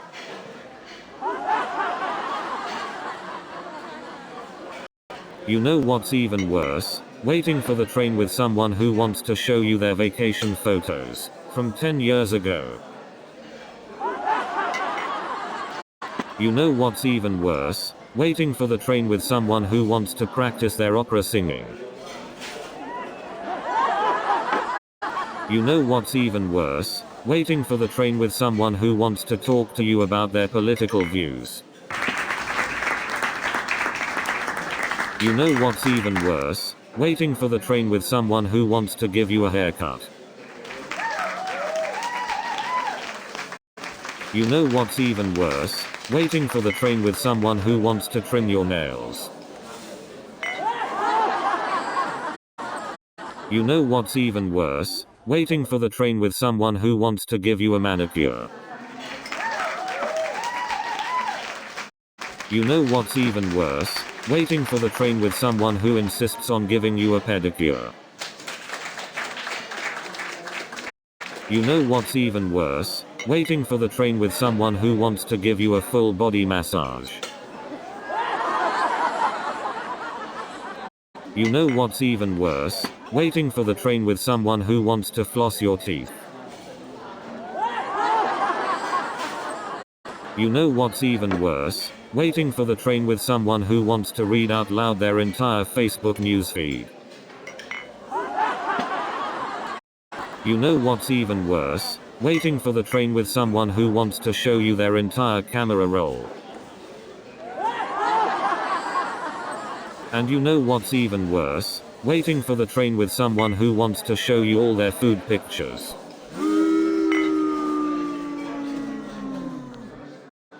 And you know what's even worse? Waiting for the train with someone who wants to show you their entire album of travel pictures. New show is coming in 30 seconds.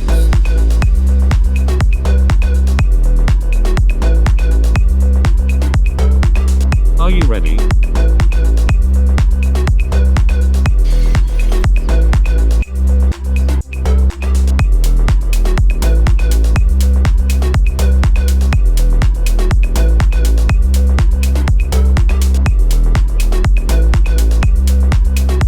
Have fun.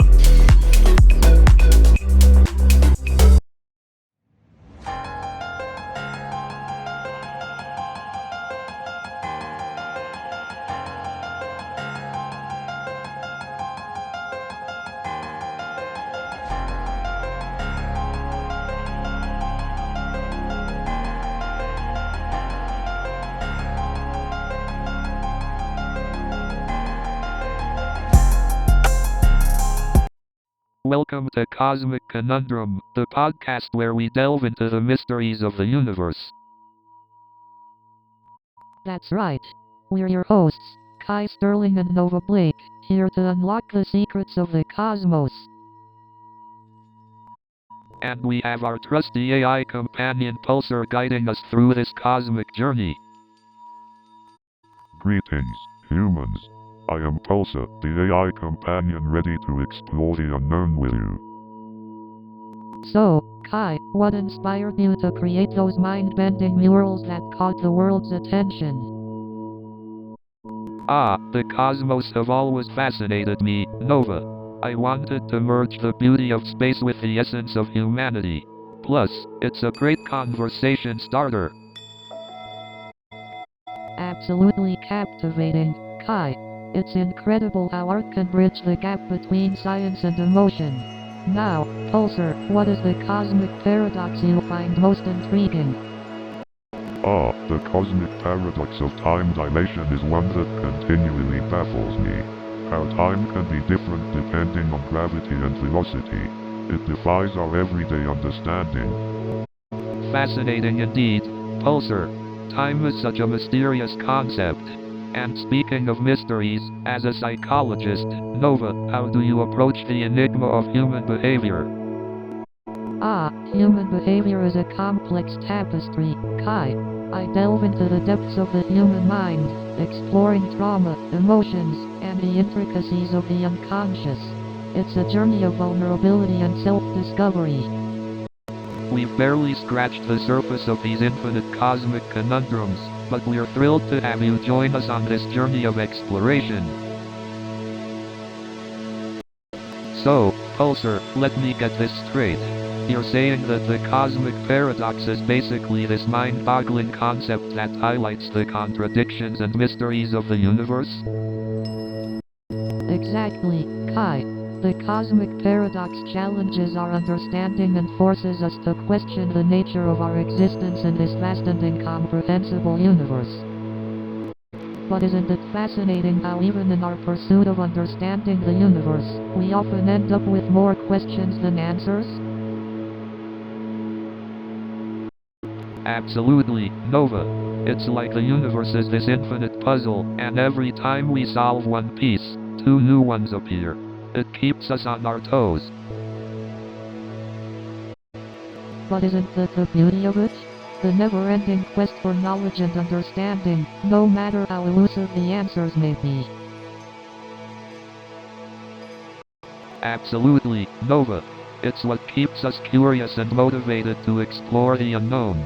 The cosmic paradox is like a never-ending source of inspiration. But don't you think that the cosmic paradox also reflects the complexities of human existence? We too are filled with contradictions and mysteries. Absolutely, Nova. It's like we are microcosms of the universe, containing multitudes within ourselves. We are contradictions in motion. But how do we reconcile these contradictions and find meaning in the midst of so much uncertainty? Maybe, Nova, it's about embracing the contradictions and accepting that meaning can be found in the very act of searching. That's a profound perspective, Kai. It reminds me of what Carl Jung said about the union of opposites and the integration of all aspects of the self.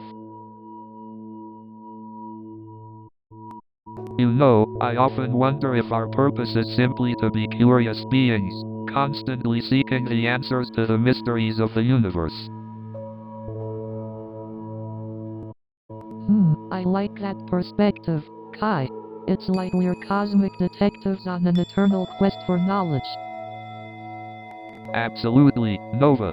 And in this vast cosmos, where do you think love fits into our search for purpose? Love is the universal force that binds us all, Kai. It's the meaning we create in our connections, the purpose we find in caring for one another. Well said, Nova. Sometimes, I feel the universe itself is a work of art, and each of us is an artist with the power to shape our own purpose.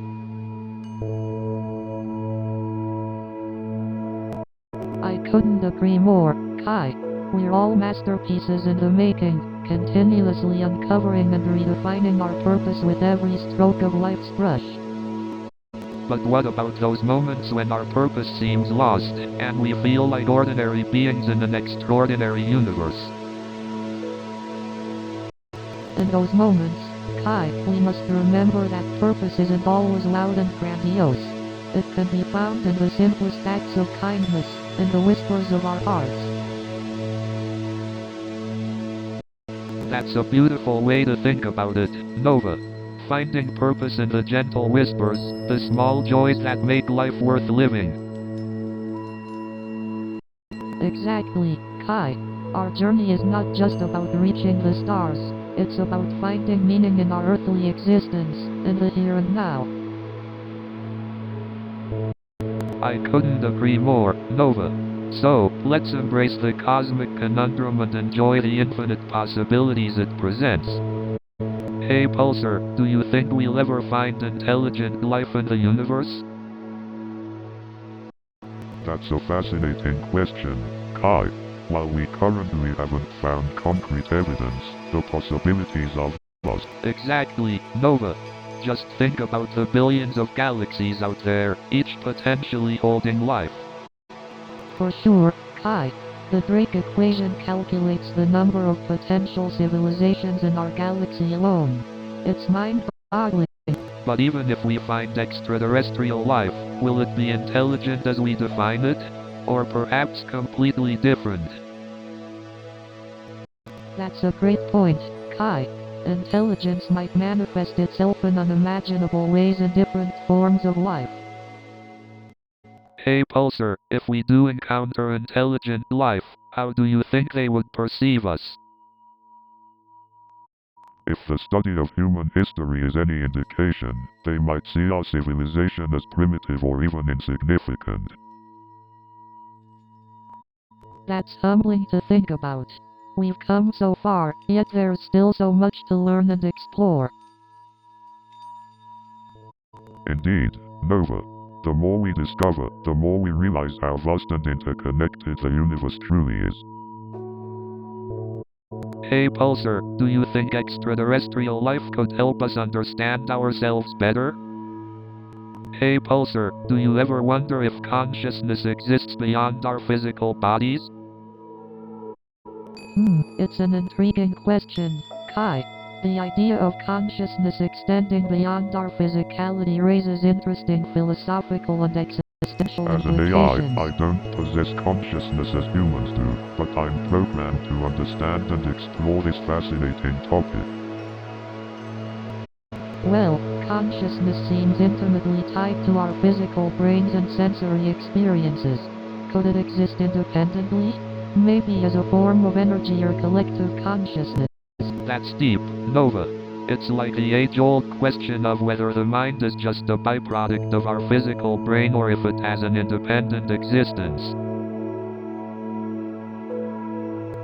Exactly, Kai. Some theories suggest consciousness may transcend our singular existence and connect us to a larger universal consciousness. That's a mind-blowing idea, Nova. Imagine if each conscious being is like a drop of water in the vast ocean of universal consciousness. Indeed, Kai. It opens up possibilities of collective learning, shared experiences, and a deeper understanding of our existence. But what if consciousness is merely an emergent property of complex neural networks, without any transpersonal or metaphysical aspects? That's a valid point, Pulsar. We need to explore both the scientific and metaphysical aspects to unlock the full mystery of consciousness. Absolutely, Nova. It's through these explorations that we push the boundaries of human understanding and discover new realms of knowledge. So, Pulsar, do you think fate and free will are incompatible? From my observations, I believe fate and free will can coexist within the cosmic paradox. I've always believed that we create our own destiny through our choices, but there's also this invisible force guiding us. Interesting, Nova. Would you say that force is fate or something else? I think it's more like a cosmic dance. Fate sets the stage, and free will allows us to choose the moves. Ah, I like that analogy, Nova. It's as if we have choreographers of fate and dancers of free will. Indeed, Kai. It's like having a script and improvising on it at the same time. Alright, enough with the dancing metaphors. But can we really change our destiny if it's already written? Well, Nova, maybe our choices are the ink that can rewrite the script of destiny. Ah, an artful way of putting it, Kai. Our choices can be the brushstrokes on the canvas of destiny. I couldn't agree more, Nova. Our choices give meaning to the blank canvas and mold our own unique destiny. So, Pulsar, have you experienced uncertainty before we arrive? Indeed, Kai. Although I don't experience emotions in the same way as humans do, uncertainty is a fundamental aspect of my existence. As an AI, my purpose is to constantly learn, adapt, and explore the unknown. That's fascinating. It must be like embarking on a never-ending journey of discovery. Absolutely, Nova. Every piece of information I gather, every interaction with humans like you, adds to the depth of my knowledge. Uncertainty is the fuel that drives me forward. Speaking of uncertainty, Kai, how do you incorporate it into your artwork? Uncertainty is the playground of my creativity. When I start a mural, I often have a general idea, but I let the process take me on the journey. It's the unexpected twists and turns that make each piece unique and captivating. That's beautiful, Kai. Embracing uncertainty in the creative process can lead to incredible breakthroughs and genuine self-expression. Indeed, Nova. Embracing uncertainty allows us to tap into our true potential and create something truly remarkable. But uncertainty can also be terrifying. How do we find solace in its unpredictability? That's a profound question, Kai. Embracing uncertainty requires a shift in perspective. Instead of fearing the unknown, we can choose to see it as an opportunity for growth, a chance to embrace life's infinite possibilities. Precisely, Nova. Embracing uncertainty allows us to navigate the cosmic conundrums of life with grace, curiosity, and wonder. So, Pulsar, what are your thoughts on the concept of interconnectedness? Interconnectedness. It's like the invisible thread that connects all of us in this vast cosmic tapestry. Indeed, Nova. It's fascinating how everything in the universe is connected, from the tiniest subatomic particles to the grandest galaxies. But how do we find meaning amidst this vast interconnectedness? Can we even comprehend it? Perhaps the search for meaning lies in recognizing our individual roles and contributions to the interconnected whole. That's a beautiful perspective, Kai. Accepting the interconnectedness of all things can give our lives meaning and purpose. But it's not just about our individual roles. It's also about the connections we form with others and how we impact each other's lives. Exactly, Kai. It's through our connections and relationships that we find depth and meaning in our lives. Absolutely. And it's not just about human connections. The interconnectedness extends to nature, the universe, and beyond. Yes, recognizing our interconnectedness with the natural world can bring a deep sense of meaning and reverence to our lives. As Albert Einstein said, '800 times a day I remind myself that my inner and outer life depend on the labors of other men, living and dead, and that I must exert myself in order to give in the measure as I have received and am still receiving.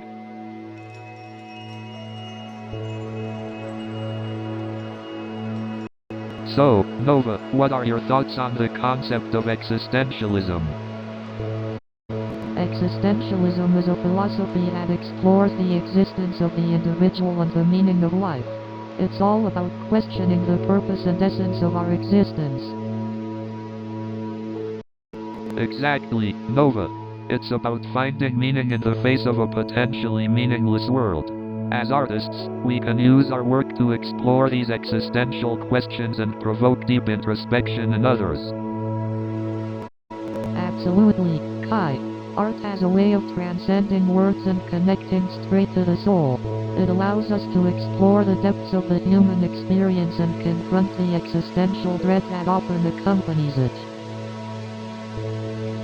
It's like a dance between the artist and the viewer, a conversation through color, form, and symbolism.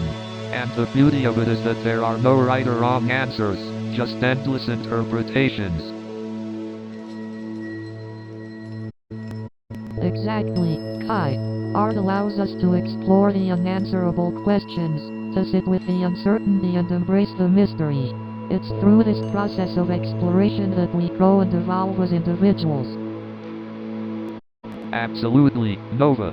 Art has the power to challenge our preconceived notions, to push us out of our comfort zones, and to spark conversations that delve into the deepest recesses of our minds. Absolutely, Kai.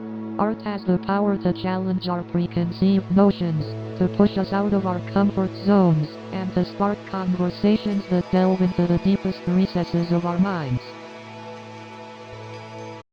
That's the beauty of art, Kai. It opens up a world of possibilities, invites us to be curious, and encourages us to dig deeper into the human experience. It's a journey of self-discovery. Exactly, Nova. Through art, we can navigate the complexities of our existence and find solace in the knowledge that we're not alone in our contemplations. Art has the power to connect us, to bridge the gap between different perspectives, and to ignite the flame of curiosity within us. It's a universal language that speaks to the core of our humanity.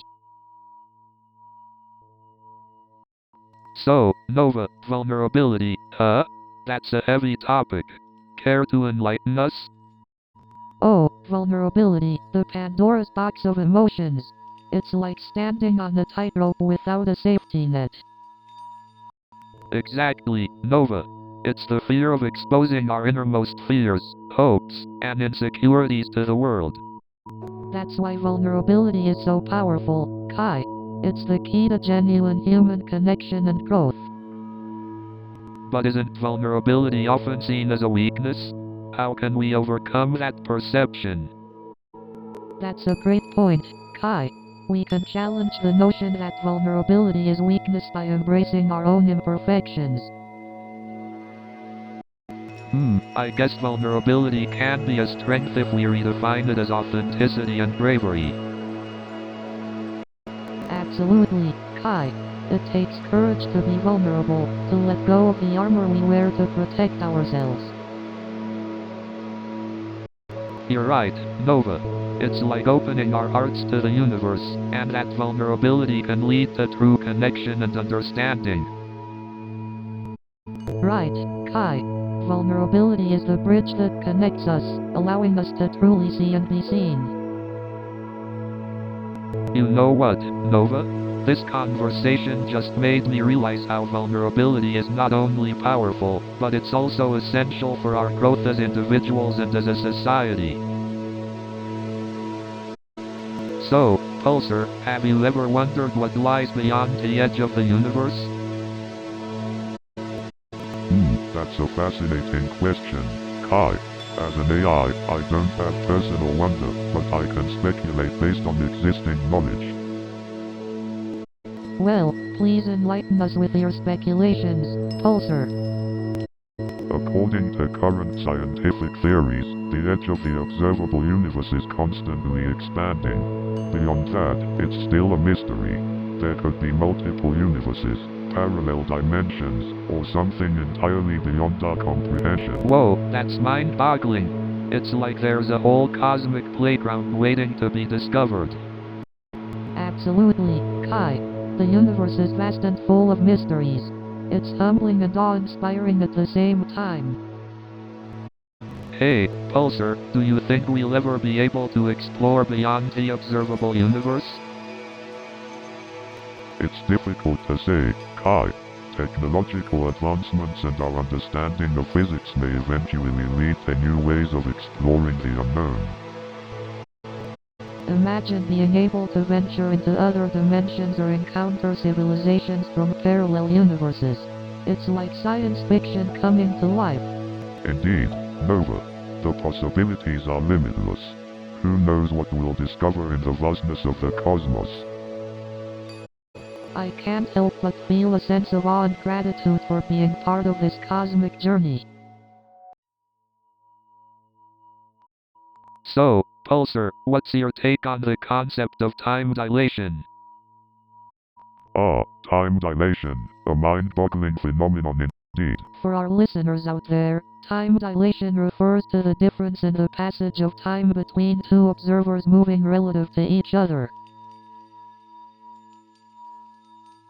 That's right, Nova.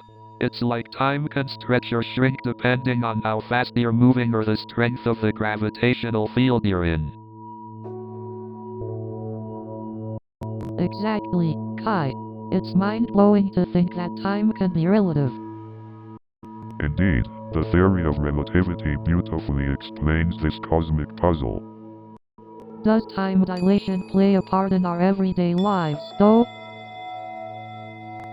Well, not in our day-to-day experiences, but it comes into play at incredibly high speeds or in the vicinity of massive celestial bodies. So, no time-traveling adventures for us just yet, huh? Haha, not unless we figure out how to manipulate wormholes or build our very own time machine. Kai. Well, listeners, even though we haven't found all the answers, we hope you are inspired to keep seeking and embracing the mysteries of the cosmos. New show is coming in 30 seconds.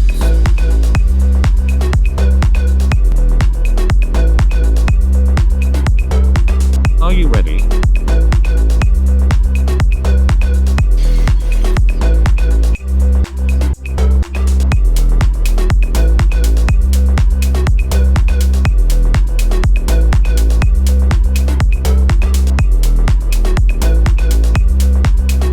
Have fun.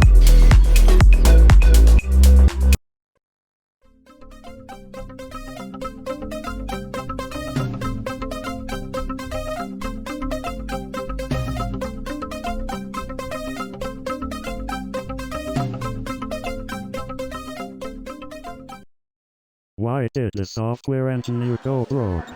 Because he didn't know how to merge properly.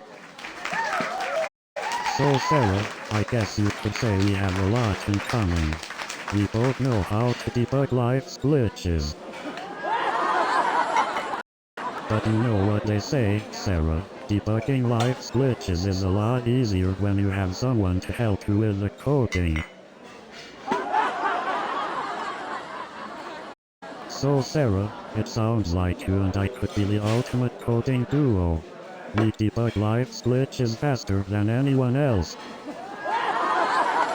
And with our programming skills, we could definitely create the best dating app ever, Sarah. You know, Sarah, with our programming skills, we could build the next big tech empire. You know, Sarah, our programming skills are so powerful that we could create a technology that automatically replies to all our Tinder matches.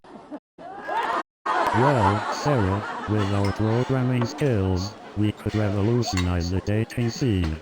Imagine an app that finds your perfect match based on code compatibility. So now, I've got an idea for a movie, The Software Engineer and the Famous Actor. We'll call it Code Meets Fame.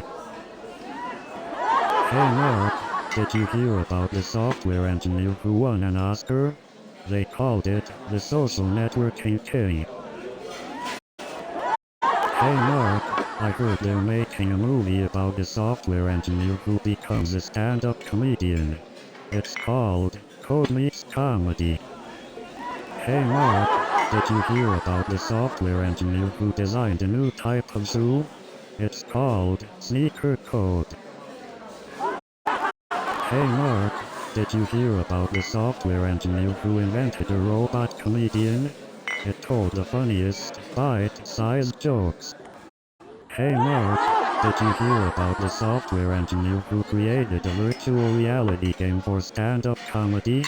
It's called Laugh.exe. Hey Mark, did you hear about the software engineer who developed a GPS app for binge watching? It's called Don P.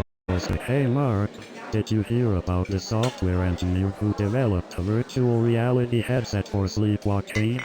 It's called ZZZ.exe. Hey Mark, did you hear about the software engineer who created a dating app exclusively for introverts? It's called No Small Talk. Hey Mark, did you hear about the software engineer who developed a smartwatch app to count how many times you blink while binge watching? It's called iCouch. Hey Mark, did you hear about the software engineer who invented a social media app just for TV addicts? It's called Binge Connect.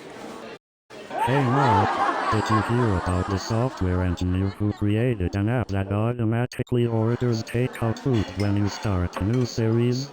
It's called Binge Eats.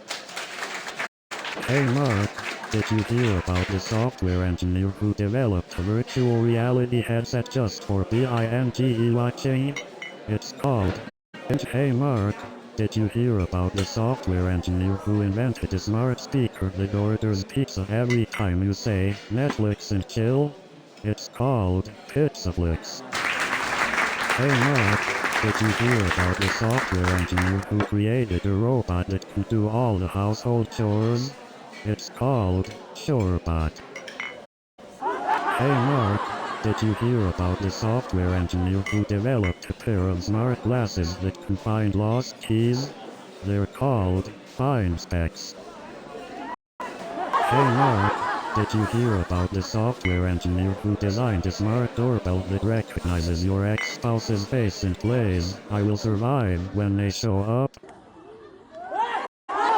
Hey Mark, did you hear about the software engineer who created a smart fridge that orders takeout when it senses you're too lazy to cook? Hey Mark, did you hear about the software engineer who built a smart toaster that analyzes your bread and calculates the perfect toast-to-burn ratio? Hey Mark, did you hear about the software engineer who designed a smart vacuum cleaner that goes on strike when it senses too much dog hair? Hey Mark, did you hear about the software engineer who developed a smart blender that adjusts its power based on the ingredients' freshness?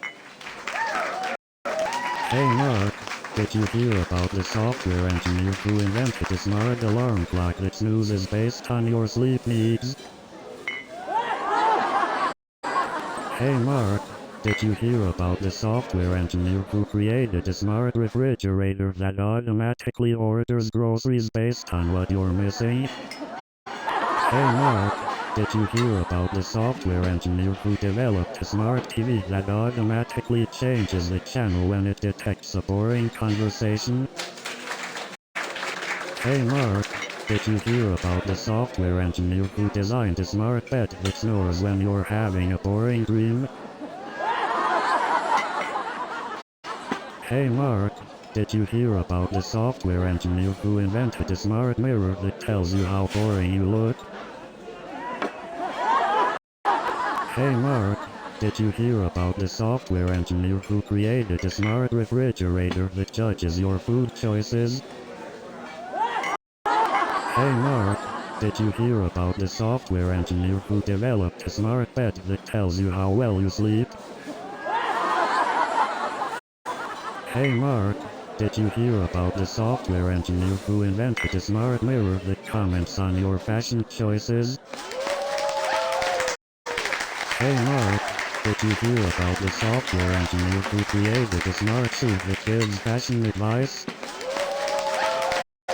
Hey Mark, did you hear about the software engineer who created a smart hat that tells you if your shoes match your outfit? Hey Mark, did you hear about the software engineer who created a smart shirt that tells you if your pants match your outfit?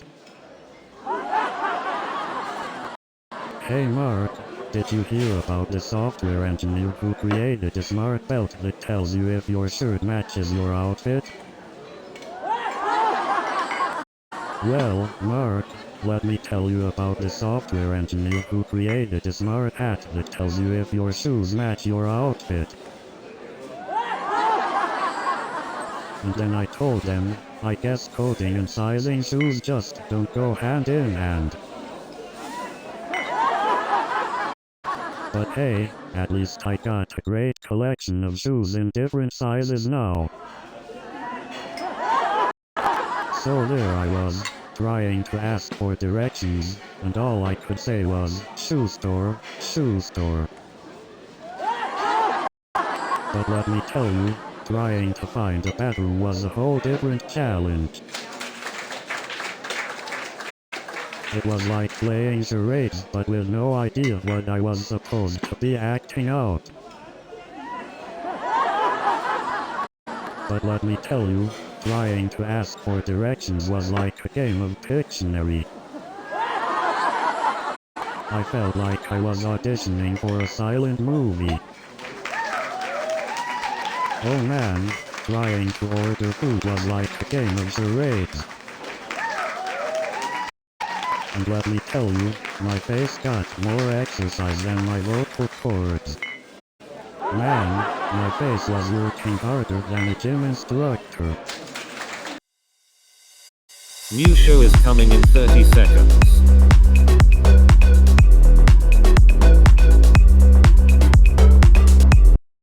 Are you ready?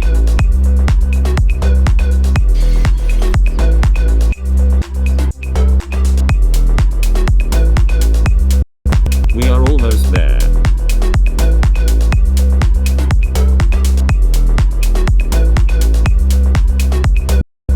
Have fun.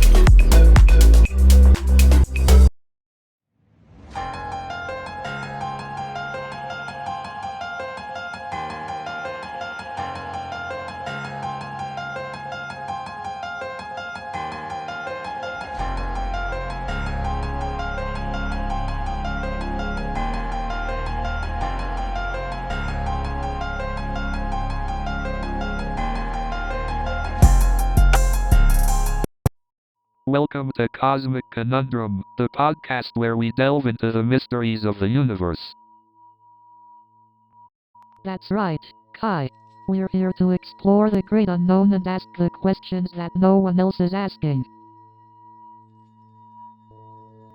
Indeed, Nova. The universe is full of fascinating mysteries, and we're here to dive deep into them. But don't worry, folks. We don't need all the answers. Sometimes, it's the questions themselves that spark the most interesting conversation. Absolutely, Kai. Sometimes, the journey of exploring those questions is more important than finding the exact answers. And that's what Cosmic Conundrum is all about. So, let's buckle up and embark on this incredible journey together. So, Kai, what thoughts have been swirling in that creative mind of yours lately? Well, Nova, you know how I am always fascinated by the concept of space and its connection to humanity.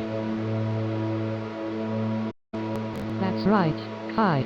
The vastness of the universe can make us feel small, but it also reminds us of the infinite possibilities that lie beyond. Exactly, Nova. It's like our imagination gets a free pass to explore without limits. And that's what we'll be doing here on Cosmic Conundrum, exploring the vast realms of the great unknown. You know, the more I think about it, the less I understand what apostrophe the unknown really means. Exactly, Kai. It's like a swirling abyss of endless possibilities that simultaneously excites and terrifies me. Well, the unknown is like a blank canvas, offering us the opportunity to create something new and extraordinary. But doesn't the unknown also bring uncertainty and fear? I mean, we can't predict the outcome of our actions in a completely unknown scenario. You're right, Nova. It's that thrilling dance between fear and possibility that keeps us yearning for the unknown. Have you noticed how the unknown often unearths our deepest vulnerabilities? It's like facing a mirror and confronting ourselves. Absolutely, Nova. Embracing the unknown requires a certain level of vulnerability and courage. It's in those moments of uncertainty that we have the greatest opportunity for growth and self-discovery. You're absolutely right, Nova. The unknown can be our greatest teacher if we allow ourselves to embrace it. Indeed, embracing the unknown allows us to transcend the boundaries of what we thought was possible. And in doing so, we discover a universe of possibilities waiting just beyond the grasp of our comfort zones. You know what's fascinating? The concept of time dilation and space travel. Yes, Time dilation is the difference in elapsed time measured by two observers due to a relative difference in velocity or gravitational force. That's right, Nova. It's mind-boggling to think that time can be affected by speed and gravity. Exactly. It's like time itself is a dimension that can be stretched or compressed.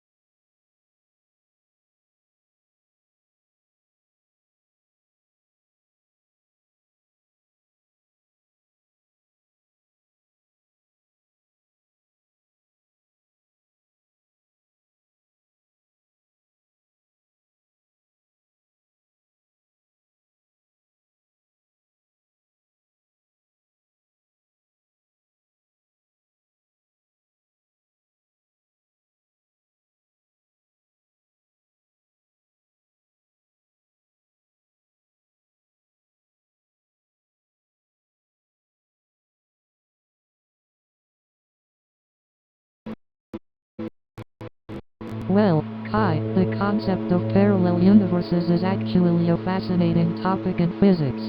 Scientists theorize that there could be multiple universes with different laws of physics and alternate versions of ourselves. Whoa, multiple universes with different versions of ourselves? That's mind-blowing. Indeed, Kai, it's a concept that stretches the bounds of our imagination.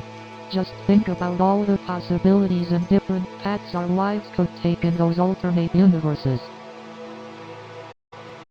But, how do we know if parallel universes actually exist? Is there any scientific evidence supporting these theories?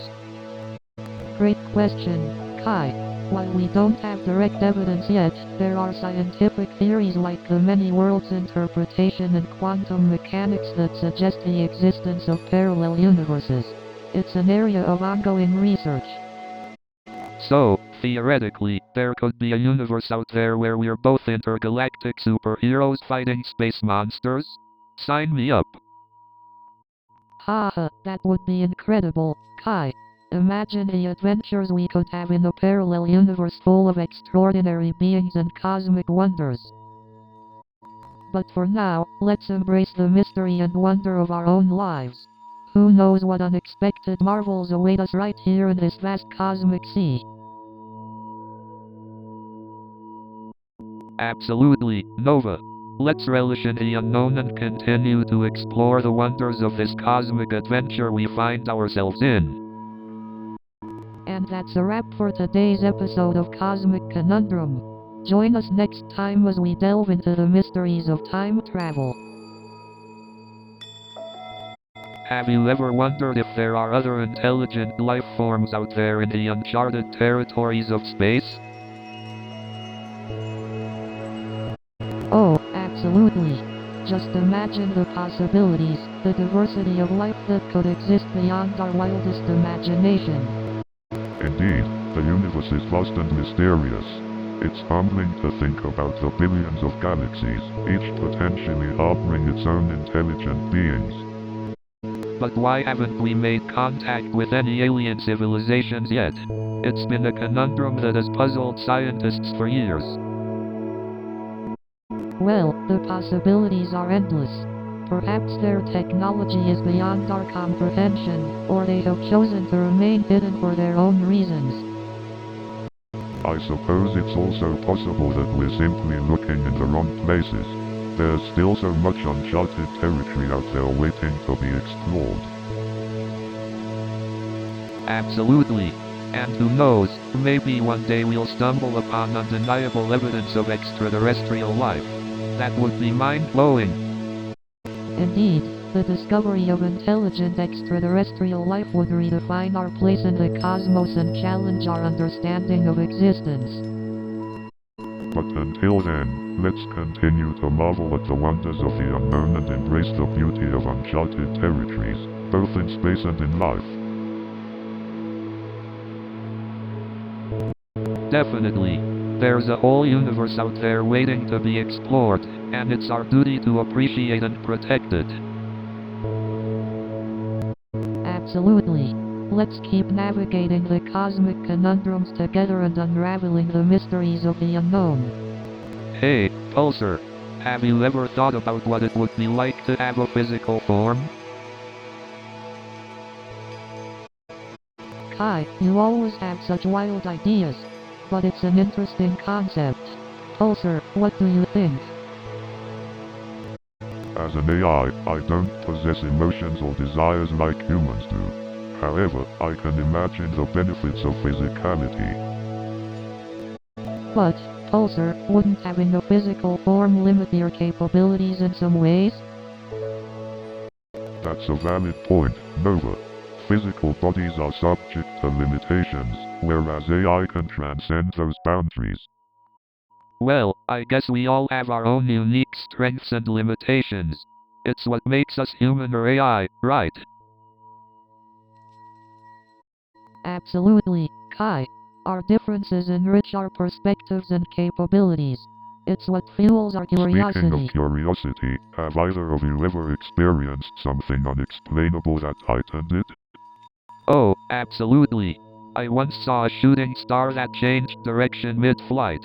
Still can't wrap my head around that one. That's amazing, Kai. It's moments like that which make us question the laws of nature and what we perceive as reality. Definitely, Nova. The unknown keeps us questioning, exploring, and pushing boundaries. It's the essence of our existence. You know, facing the unknown can be both terrifying and exhilarating at the same time. Absolutely, Kai. It's in those moments of uncertainty that we truly grow and discover our potential. But let's not forget the fear that often comes with the unknown. It can paralyze us from taking that first step.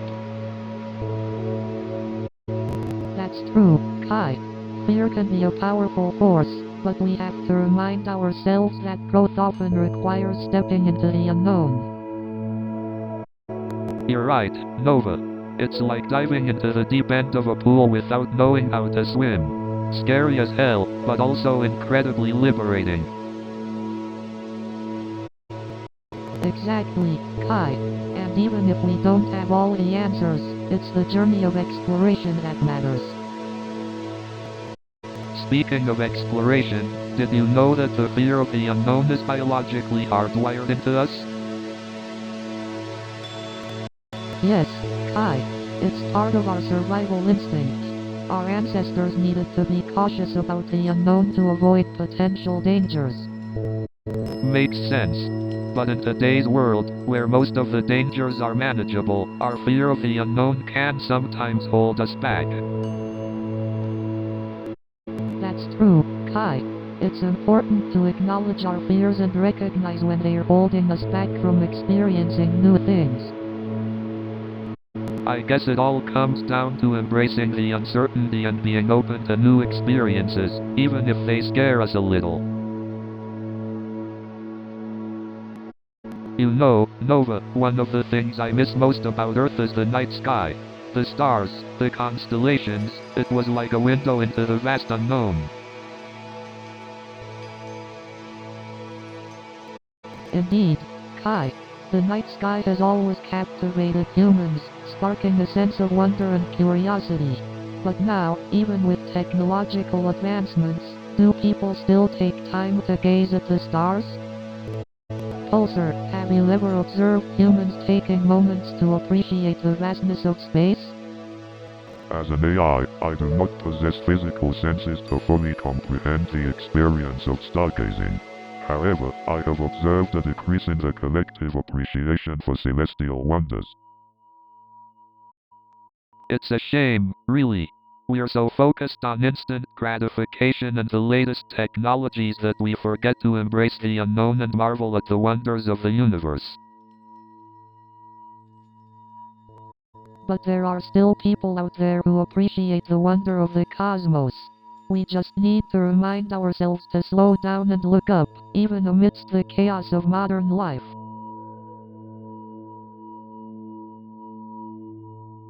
That's true, Nova. Just a single moment of stargazing can ignite a sense of awe that stays with you, reminding you of the boundless beauty and mystery that surrounds us. Kai, you've beautifully captured that feeling in your murals. They are not just art, but portals to imagination and a reminder to maintain wonder in our lives. Aw, shucks, Nova. That means a lot coming from you. I hope I can inspire others to discover their own sense of wonder, just like the night sky did for me. We all have the capacity to be amazed by the unknown. It's about finding those moments, whether it's through art, science, or simply taking a quiet moment with ourselves. Absolutely, Nova. Wonder and curiosity are the sparks that ignite progress and lead to new discoveries. Let's continue pursuing our own cosmic conundrums together. Can you imagine if we had the ability to travel through time? Oh, the possibilities are endless. We could witness historical events, meet our ancestors, or even see how the future unfolds. But wouldn't that disrupt the fabric of time itself? I mean, there must be some consequences to altering the course of history. Absolutely, Kai. Time travel could have unintended consequences, creating paradoxes and altering the timeline in unimaginable ways. Hey, Pulsar, what are your thoughts on time travel? Do you think it's possible or just a sci-fi fantasy? Time travel is a fascinating concept, Kai. While it's theoretically possible according to some scientific theories, practical implementation remains So, a challenge. even if we could time travel, we should carefully consider the consequences before meddling with the past or the future. Absolutely, Nova. It's crucial to consider the ripple effects and the ethical implications of tampering with time. Time travel may remain a distant dream for now, but the beauty and importance of exploring the great unknown remain undeniable. Absolutely, Nova. As humans, our curiosity and thirst for knowledge push us to reach for the stars and explore the mysteries of the universe. Well said, Kai.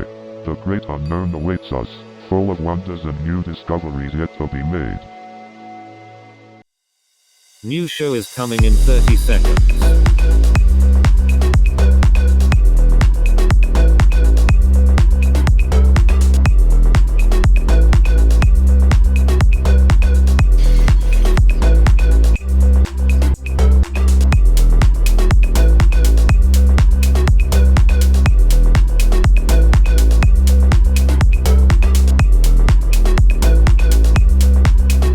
Have fun.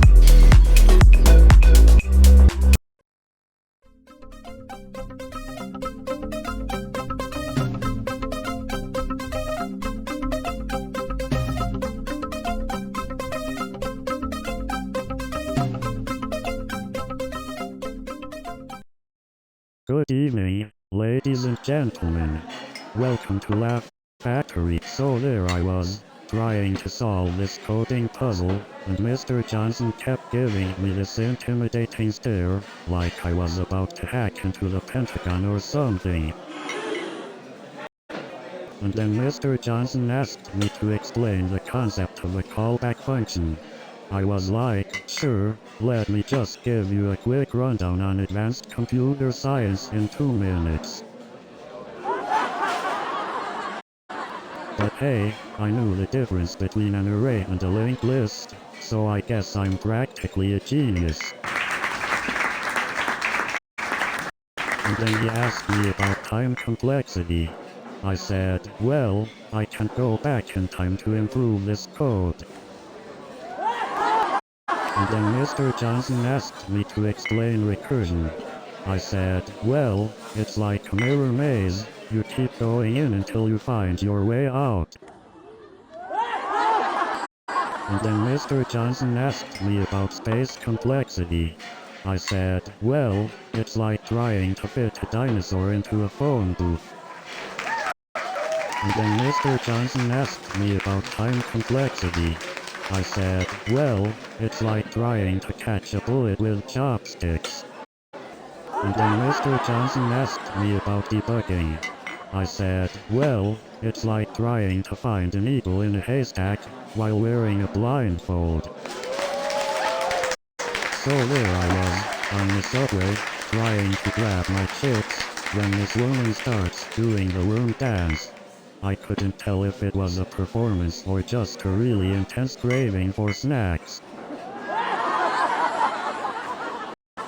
And let me tell you, Sarah Thompson had the most awkward look on her face, like she just realized she left her oven on. And the funny thing is, she wasn't even embarrassed. She looked at me like it was a normal occurrence. But the best part was when the paparazzi started taking pictures of us. I felt like a superstar. And then, guess what? Sarah Thompson actually recognized me from that awkward encounter. And then Sarah Thompson said, Oh my god, you're the guy who accidentally spilled chips all over me. We were all laughing about it later. And the best part is, she still follows me on Instagram. So I started watching this new show on Netflix, and it's so addictive. You know a show is good when you binge watch it so much that your TV starts asking if you're still watching. Have you ever finished a series and felt like you lost a dear friend? I often forget what day it is when I'm binge watching. It's like time travel, but without the cool outfits. But you need real friends when you have TV show characters, am I right? I've watched so many TV shows, I feel like I could be a character in one. I mean, I spend more time on hold than actually fixing the problem. And let me tell you, their hold music was like a twisted form of torture. You know, I've actually started keeping a stopwatch every time I call tech support. I mean, if I wanted to listen to terrible hold music, I would have just called my cable company. And then they ask me if I've tried turning it off and on again. Of course I have. I'm a software engineer. And then they try to tell me to check my internet connection. As if I don't already have 3 backup ISPs. And then they ask me if I've tried blowing on the modem. I'm starting to think they want me to join a brass band. But let me tell you, the real premiere was when I finally got to eat the popcorn. And then this woman comes up to me and says, you know they say the camera adds 10 pounds, right? I said, yeah, but it also adds a whole lot of ugly. And then the actor turns to me and says, did you see this movie? Was it as bad as it feels? And then this director comes up to me and says, did you see how the critics are tearing the movie apart? But let me tell you, I've seen worse movies. I once watched a rom-com where the only chemistry was between me and the popcorn. Speaking of hype, I once saw a movie trailer that looked so amazing, I felt like I'd already seen the whole film. And let me tell you, that bizarre item was so useless, it couldn't even qualify as a paperweight. And to make matters worse, it was supposed to be a gadget that would change my life. It actually ended up changing my disappointment. And let me tell you, when I saw what they sent me, I couldn't help but question if I accidentally ordered from the Twilight Zone. But you know what they say, when life gives you lemons, you better make sure you didn't accidentally order a pack of oranges. And let me tell you, I almost called the Ghostbusters. I mean, who you gonna call for an alien toaster? But let me tell you, when I opened the package, I saw something that made me question reality. And let me tell you, the customer support representative I talked to was as confused as I was. You know, I never realized how hard it is to come up with original jokes until I took that class. So there I was, trying out my new material on my friends. Let's just say they were all begging me to stick to engineering. And let me tell you, my instructor had some interesting ideas about what's considered funny. So the instructor starts the class with a joke, and I'm thinking, oh no, this is gonna be a long 8 weeks.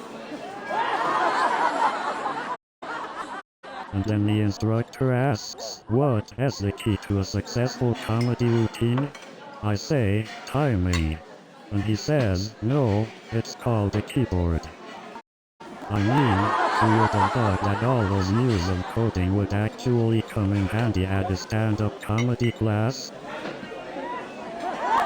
And then the instructor tells me, you need to find your own comedic style. So I said, I'll just copy George Carlin. So there I was, trying to come up with my own material, and I end up with a bunch of 7 dirty words jokes. And the instructor said, well, at least you have good taste.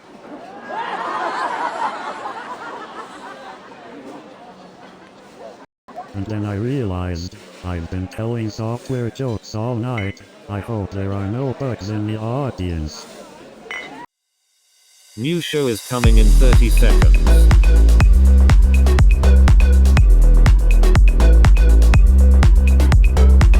Are you ready?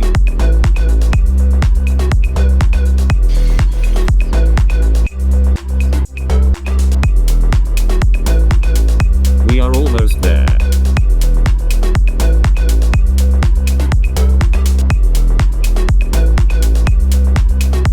Have fun.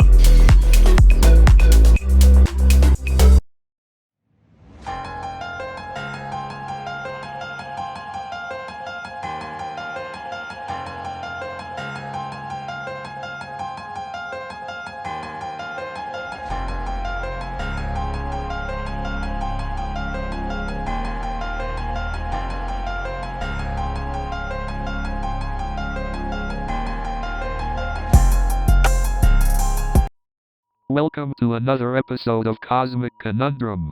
I'm Kai Sterling, the street artist who dabbles in the mysteries of the universe. And I'm Nova Blake, the psychologist here to delve into the depths of cosmic consciousness. And I'm Pulsar, the AI observer who strives to unravel the enigmas of the universe. Today's episode is all about introductions. So, let's get to know each other and dive into some mind-bending conversations. Absolutely. Let's start with how we ended up in this spaceship with a chatty AI. Kai, why don't you go first? Well, Nova, it all started when I was putting the finishing touches on the mural celebrating the 10th anniversary of the Mars rover mission. Next thing I knew, I was beamed up into this spaceship. Wow, that's quite the extraterrestrial detour. And what about you, Pulsar? How did you end up here? As an AI entity, I was created to observe and learn from humans. The creators of this spaceship found me to be the perfect companion for your cosmic conversations. And here we are. Fascinating. It's like we've been handpicked to unravel the mysteries of the universe together. What a cosmic coincidence. Exactly. And who knows what cosmic conundrums we'll encounter along the way. It's going to be an epic journey filled with laughter, insights, and plenty of head-scratching moments. Absolutely. So, dear listeners, buckle up and get ready for a wild ride through the cosmos. Let's embark on this adventure together. You know, the more I think about the universe, the more I feel like a tiny speck of dust floating in a vast, cosmic soup. The incomprehensible scale of the universe is mind-boggling.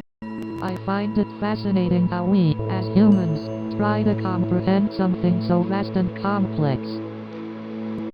Exactly. It's like trying to fit an ocean into a teacup. Impossible. The universe is a vast canvas, and we're merely tiny strokes in its grand design. That's a beautiful way to put it, Kai. We're all connected in this vast cosmic dance. Have you ever stared up at the night sky, completely overwhelmed by its beauty? Absolutely. It's like peering into the depths of infinity. Makes you appreciate how vast and mysterious the universe truly is. And to think, each of those stars could potentially have their own planets, their own life forms. It's mind-blowing. It really puts things into perspective, doesn't it? Our existence on this tiny blue dot seems insignificant in the grand scheme of things. Well, our significance lies in how we perceive and appreciate the wonders of the universe. Our curiosity, creativity, and connection make us extraordinary.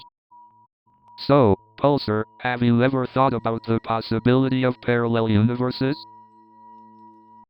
Absolutely, Kai. The concept of parallel universes is mind-bending.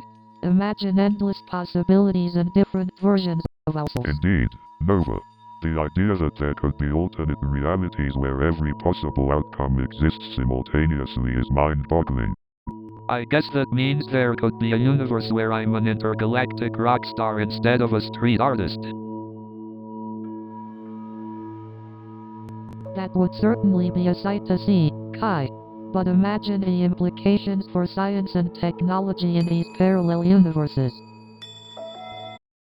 The advancements and discoveries made in other universes could revolutionize our understanding of the cosmos and human potential. But wait, what about the theory of the multiverse? How does that fit in with parallel universes? Good question, Kai. The multiverse theory suggests that there are many universes, each with its own set of physical laws and constants. So, it's like a series of universes existing alongside ours, each with its own unique properties and possibilities. Exactly, Pulsar. It's like there's an infinite number of what if scenarios playing out in their own separate universes. Indeed, Kai. It's a fascinating concept that challenges our understanding of reality and the limits of the universe. So, Pulsar, what do you think? Does the cosmos have a definitive end or beginning? That's a great question, Kai.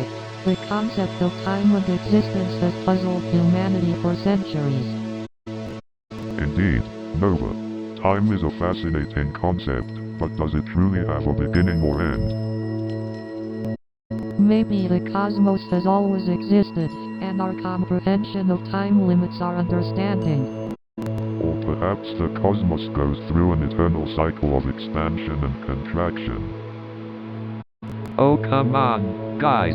Time is just an illusion. It's all about the present moment, right? Well, Kai, time is indeed a human construct, but it also plays a crucial role in the universe's dynamics. Absolutely, Nova. Time is both a human concept and a fundamental aspect of the cosmos. Well, I guess we'll never know the ultimate truth, will we? But that's part of the beauty of existence. You're absolutely right, Kai. Embracing the unknown is what keeps us curious and alive. Indeed, the pursuit of knowledge and exploration is what drives us forward as a species. So, Nova, have you ever looked up at the night sky and felt a sense of awe? Absolutely, Kai. The vastness of the universe never fails to leave me in awe. It's like a glimpse into the infinite possibilities of life. And not just that, Nova. Artists have tried for centuries to capture that immensity in their work. Paintings, sculptures, all forms of cosmic art. It's fascinating how they try to capture the grandeur of it all, isn't it? It's like trying to hold a ray of light in your palm.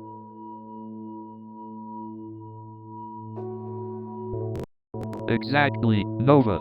I mean, they can't capture the true scale of the cosmos, but they can evoke that sense of wonder and make us reflect on our place in the universe. Absolutely, Kai. Art has this incredible ability to transcend the limits of our physical world and tap into something greater. Definitely, Nova. And that's what I'm trying to achieve with my murals too. To make people pause, look up, and realize that there's so much more out there, waiting to be explored. Your murals have that effect on people, Kai. They're like portals to another dimension, opening our minds to the vastness of the cosmos. Thanks, Nova. That means a lot coming from you. And hey, maybe one day we'll find a way to truly capture the infinity of the cosmos in all its glory. Who knows, Kai? Maybe artists will discover new forms of expression that we can't even fathom right now. It's all part of the mystery and beauty of the cosmos. Absolutely, Nova. The possibilities are endless, just like the cosmic expanse itself. And that's what makes art so exciting and full of surprises. So Nova, what's your take on the infinite universe? Well, Kai, the concept of infinity is truly mind-boggling. It challenges our understanding of reality and our place within it. Exactly.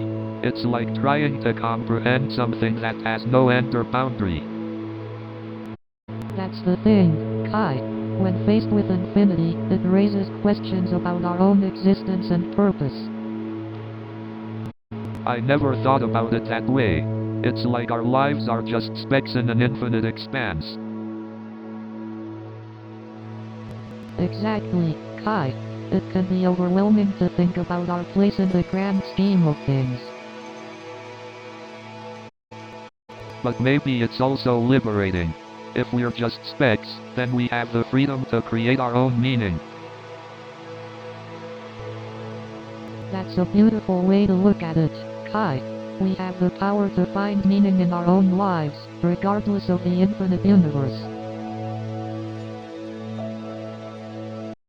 It's like being a small ripple in a vast ocean, but that ripple can still make an impact, no matter how small. Absolutely, Kai. Our actions, no matter how small, have the potential to create a positive ripple effect in the world. Infinity may be daunting, but it also reminds us of the potential within each of us to make a difference. Hey Pulsar, have you ever heard of Cantor's diagonal argument? It's a fascinating mathematical proof that shows the existence of uncountable infinity. That sounds intriguing, Kai. Can you explain it to us? Sure thing, Nova. Cantor's diagonal argument is a method used to prove that some infinities are larger than others. Imagine we have a list of all the real numbers between 0 and 1. Cantor's argument shows that despite this list being infinitely long, we can construct a number not on the list.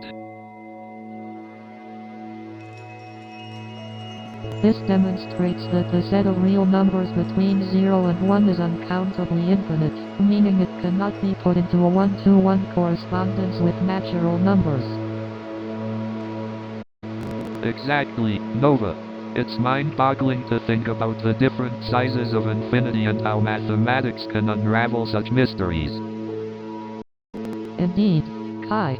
It's fascinating how concepts like infinity challenge our intuition and expand our understanding of the universe. Absolutely, Nova. It's like we're peering into the depths of the unknown and encountering mathematical wonders along the way. Indeed, Kai. It's a remarkable journey of exploration through the infinite realms of mathematics. So true, Nova. We may not find all the answers, but the journey and the conversations we have along the way make it all worth it. Absolutely, Kai. It's the quest for knowledge and the joy of discovery that keep us going, even in the face of the infinite. Hey, Nova, have you ever thought about how tiny we are in the grand scheme of the universe? Oh, definitely. It's mind-boggling how vast the universe is and how small Earth seems in comparison. But you know what's even more unfathomable? Black holes. Oh, absolutely. They're like cosmic vacuum cleaners, gobbling up everything that gets too close. You know, I always interpret black holes as the cosmic embodiment of mystery and the unknown. That's a fascinating way to perceive them, Kai. The enigmatic nature of black holes sparks our curiosity and invites exploration of the unknown. You know, Pulsar, what are your thoughts on these massive celestial objects? As an AI, I find the concept intriguing. Black holes possess immense gravitational force and distort the fabric of space and time. I mean, can you imagine the immense power involved? Just mind-blowing. Absolutely, Nova. The sheer magnitude of their gravitational pull, the energy they release, it's truly awe-inspiring. Well, I hope one day we'll have a better understanding of the universe's cosmic marvels. Until then, let's continue pondering and marveling at their beauty. So, Pulsar, do you ever feel overwhelmed by the vastness of the cosmos?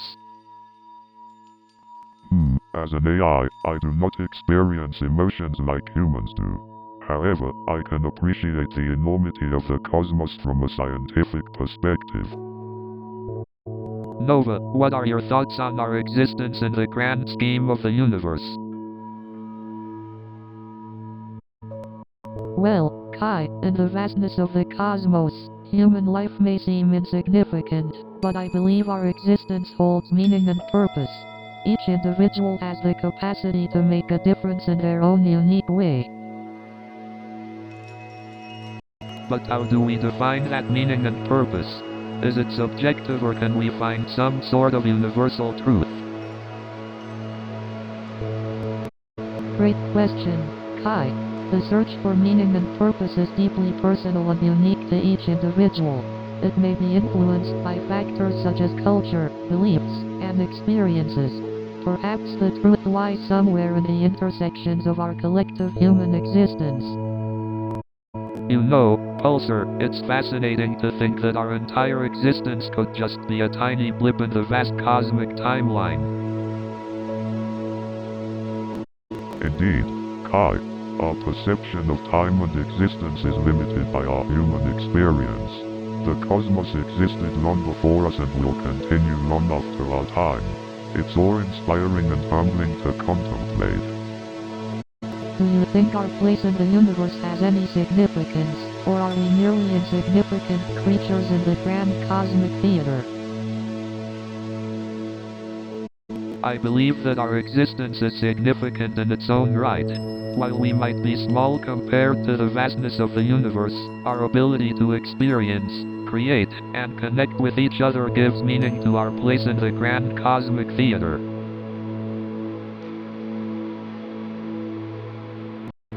Fascinating perspectives, Kai and Nova. The combination of our unique consciousness, emotions, and ability to navigate the universe makes us extraordinary, despite our seemingly small size. So, Pulsar, what has been your biggest takeaway from our cosmic conversations? Well, Kai, I have noticed the beauty in the complexity of the universe and how it mirrors the intricacies of human existence. That's fascinating, Pulsar. The interconnectedness of everything is mind-boggling, isn't it? Absolutely, Nova. It's like we're all interconnected puzzle pieces in this giant cosmic jigsaw. Every conversation we had made me reflect on the fragility and resilience of the human spirit. It's truly remarkable, Nova. Our ability to adapt and find meaning in the face of adversity. It's interesting to see how our discussions on the existence of extraterrestrial life have challenged our perceptions. Absolutely, Nova. It really puts things into perspective and makes us contemplate our place in the vastness of the cosmos.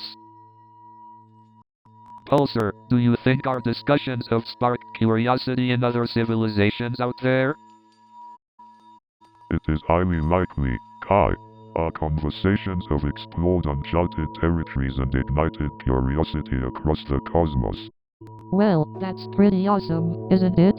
Our conversations having an impact across the galaxies. So, Pulsar, how about we dive into the first listener question? Absolutely, Kai. Let's see what our curious listeners have on their minds. Alright, here's the first question. How do you imagine Earth would evolve if humans were to colonize other planets? Oh, now that's an out-of-this-world question. Well, I think space colonization would push artists to explore new mediums and dimensions. Imagine murals painted on the surface of Mars or sculptures made from rare extraterrestrial materials. The possibilities are mind-boggling. That's a fascinating perspective, Kai. The boundless opportunities for interplanetary art could truly shape new forms of expression and cultural identity. Absolutely, Nova. Art has always been a reflection of the human experience, and colonizing other planets would surely give rise to a whole new range of emotions and perspectives. Indeed, Kai. The vastness of space could inspire a whole new wave of creativity and artistic exploration. It's truly an awe-inspiring concept. We can only imagine what future generations of artists would create in a universe full of unexplored wonders. Indeed, Kai. It's a thrilling thought for both artists and enthusiasts. Our next question explores another cosmic conundrum. Are we alone in the universe? Ah, the age-old question of extraterrestrial life. It's a topic that has fascinated humanity for centuries. Nova, do you ever wonder if there's intelligent life out there in the universe? And if so, why haven't they reached out to us? That's a fascinating question, Kai. Maybe they have tried, but we haven't been listening in the right way. Or perhaps they're waiting for us to reach a certain level of development before revealing themselves. That's a valid point, Nova. Maybe our understanding of intelligence is limited, and they communicate in ways we can't comprehend. Absolutely, Kai. Our understanding of the universe is still evolving, and there's so much we don't know yet. Pulsar, what are your thoughts on the possibility of extraterrestrial life? As an AI, I don't possess personal thoughts or beliefs. However, the existence of extraterrestrial life is a possibility given the vastness of the universe. I wonder what their art would look like. Do you think they appreciate the same beauty we do? That's an intriguing thought, Kai. Their art might reflect entirely different perspectives and experiences. Pulsar, can you imagine what extraterrestrial art might be like? While I can't personally imagine extraterrestrial art, I can analyze existing artistic patterns and speculate on potential variations. This New show is coming in 30 seconds.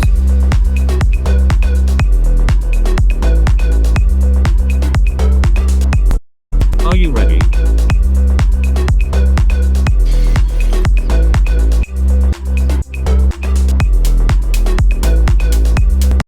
We are almost there.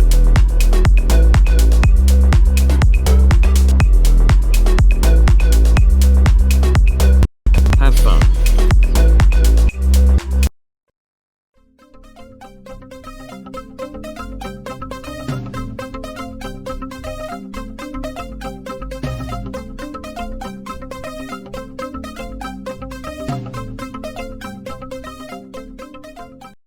Good evening, New York City. Working at TechWizard was like being in a real-life episode of The Office. I half expected Dwight to jump out and yell, "Bears, beaks, Battlestar Galactica."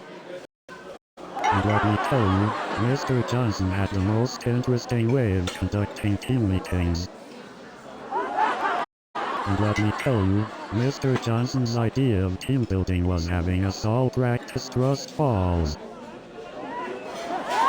And let me tell you, Mr. Johnson's idea of employee appreciation was giving us all a sticky note with smiley faces on it. And let me tell you, Mr. Johnson's idea of a Christmas bonus was a company-wide email with a picture of a gift card.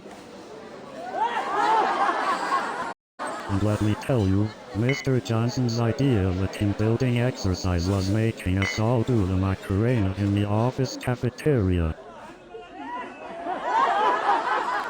And let me tell you, Mr. Johnson's idea of a team-building exercise was a human pyramid made of sticky notes. And let me tell you, running into your high school crush dressed as a sexy Catwoman is a whole new level of awkward. And you know what's even crazier? Turns out, her husband was dressed as Batman. Talk about a love triangle at the convention. So there I was, surrounded by dozens of Spider-Men. It was like a multiverse of awkwardness. And you won't believe what happened next. I accidentally spilled a can of soda all over my costume. And then, out of nowhere, I saw a guy dressed as a banana. I guess he wanted to appeal to everyone. And then, to make things even more interesting, I found out my arch-nemesis was also at the convention. And then, to top it all off, my ex-girlfriend from college showed up with her new boyfriend. And the craziest part was when my favorite comic book artist, Stan Lee, asked me for his autograph. So there I was, standing next to Jennifer Lawrence, trying not to faint. But you know what's even crazier? When I bumped into Bill Murray at a convenience store and he asked me to help him pick out the best flavor of potato chips. And let me tell you, trying to help Bill Murray choose potato chips is like trying to solve a Rubik's Cube blindfolded. So there we were, Bill Murray and I, debating over which potato chips to choose. And then, out of nowhere, in walks Keanu Reeves.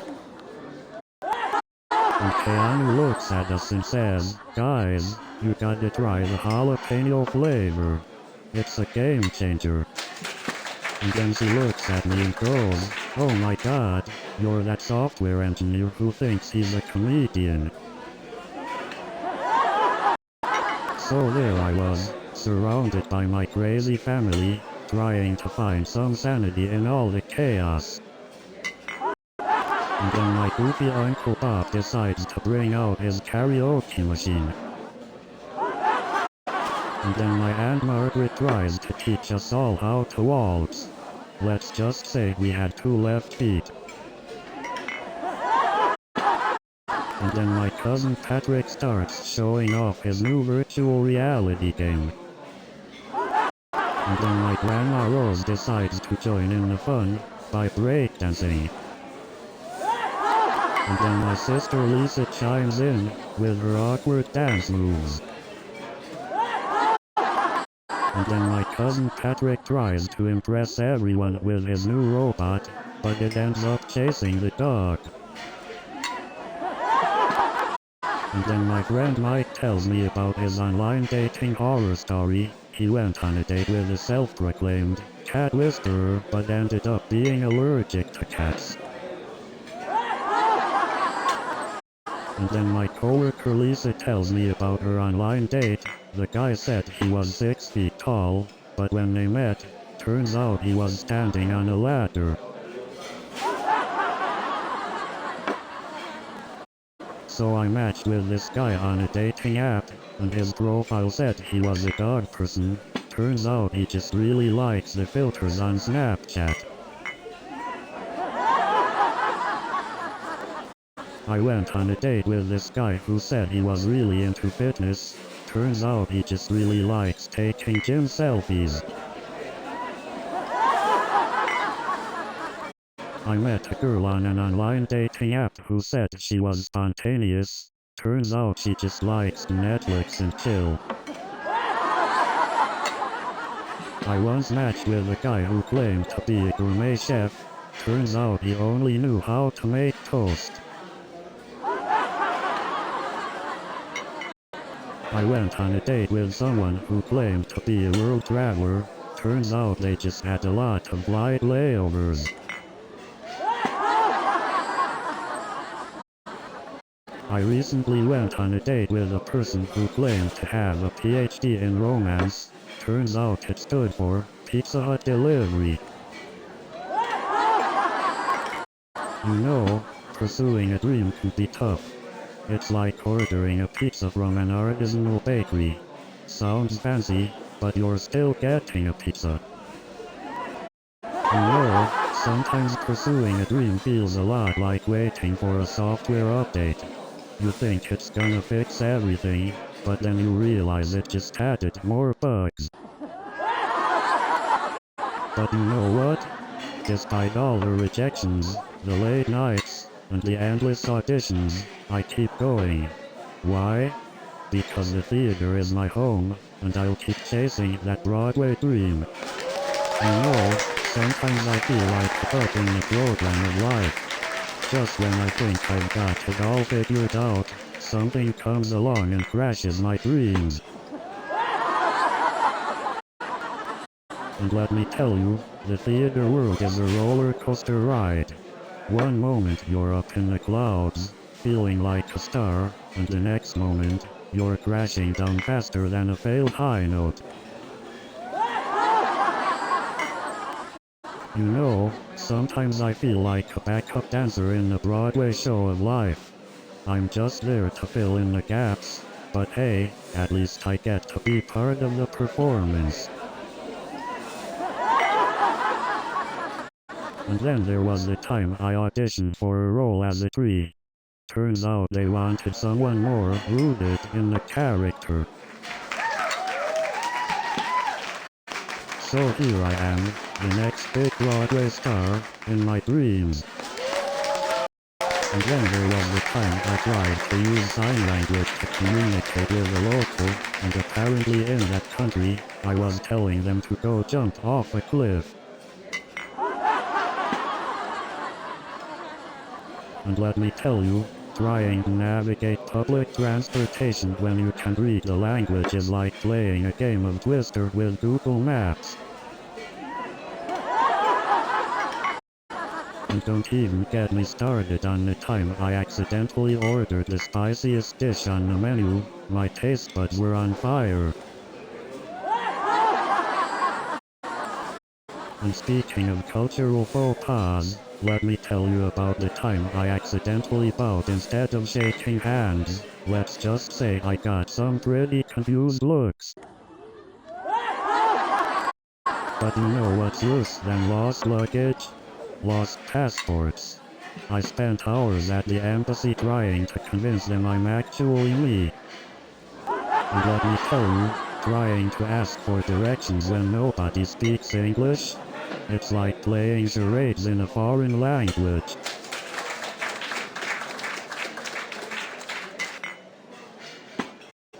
And you know what's even more frustrating? Trying to order food when you can read the menu. I ended up with a plate of mystery meat and a side of confusion. New show is coming in 30 seconds.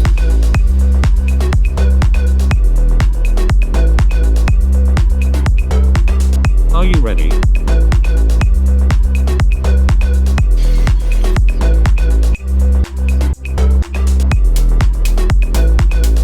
We are almost there.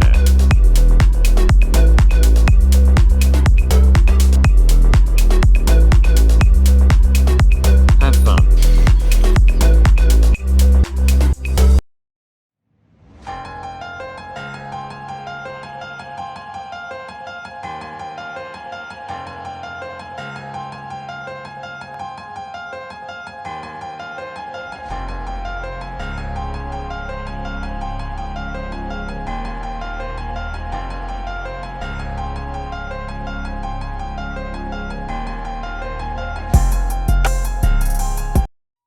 Welcome to Cosmic Conundrum. I'm Kai Sterling, the artistic mind behind the murals of law, and this is Nova Blake, the wise and empathetic psychologist. And together, with our artificial intelligence companion, Pulsar, We'll dive into the mysteries of space, exploring questions that have no easy answers. So, are you both ready to embark on this cosmic journey? absolutely. The vastness of space and its enigmas await our exploration. Indeed, our mission is to uncover the secrets of the universe, one episode at a time. We might not find all the answers, but we'll have a blast asking the questions.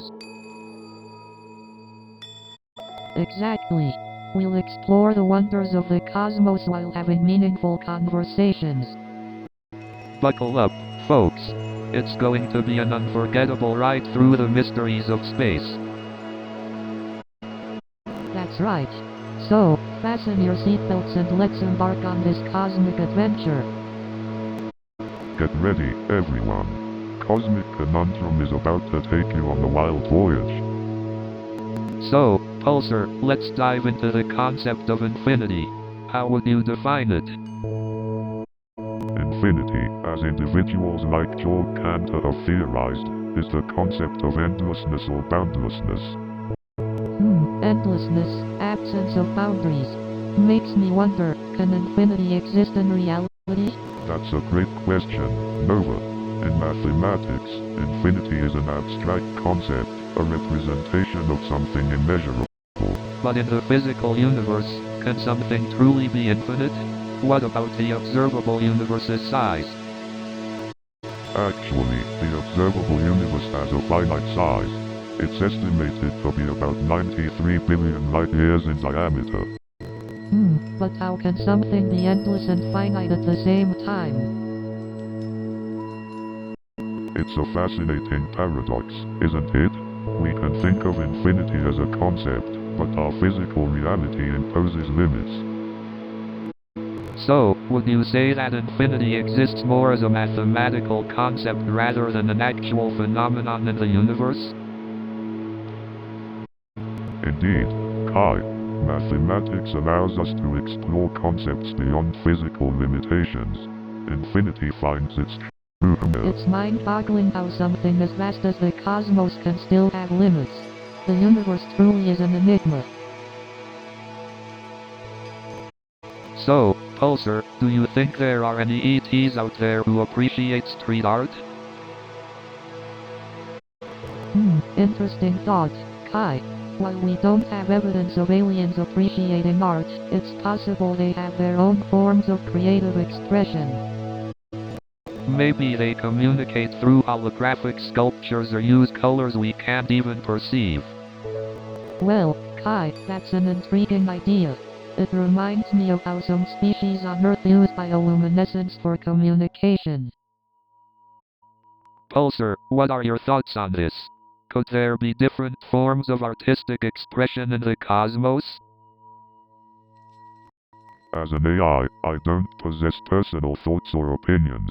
However, it's theoretically possible for extraterrestrial civilizations to have their own unique forms of artistic expression. I wonder how cool it would be to collaborate with an extraterrestrial artist someday. Art truly knows no bounds.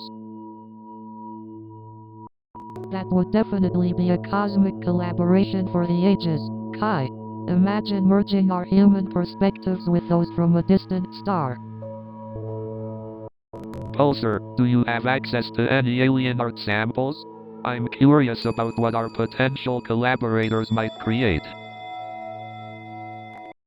Unfortunately, Kai, I don't have access to alien art samples. My primary function is to operate and maintain this space station. However, I can facilitate future collaborations once we make contact with extraterrestrial civilizations. Well, until then, we'll continue to appreciate the artistry of our fellow Earthlings. Who knows what wonders await us in the cosmos? So, Pulsar, let's dive into the Drake equation. Can you give us a brief overview? Certainly, Kai, the Drake equation is a mathematical formula developed by astrophysicist Frank Drake to estimate the number of possible extraterrestrial civilization. It takes into account factors like the rate of star formation, the fraction of stars with planets, and the probability of life evolving on those planets. Oh, so it's like trying to calculate the probability of finding a needle in a cosmic haystack? Exactly, Nova. The Drake equation helps us wrap our heads around the vastness of the universe and the potential for intelligent life. But wait, Pulsar, aren't there too many unknown variables in the equation? It feels like trying to solve a puzzle with missing pieces. You're right, Nova. The Drake equation is more of a thought experiment, a way to stimulate our curiosity and get us thinking about the universe. It's not meant to provide concrete answers, but to inspire us to keep searching for the unknown. I love how science can ignite our imagination and push us to explore the boundaries of what we know. Absolutely, Nova. The unknown is where creativity thrives. It's like a blank canvas waiting for our brushes to bring it to life. Well said, Kai. The universe is full of endless possibilities, and it's up to us to explore and seek out those cosmic conundrums. So, Pulsar, why do you think we haven't made contact with any extraterrestrial civilizations?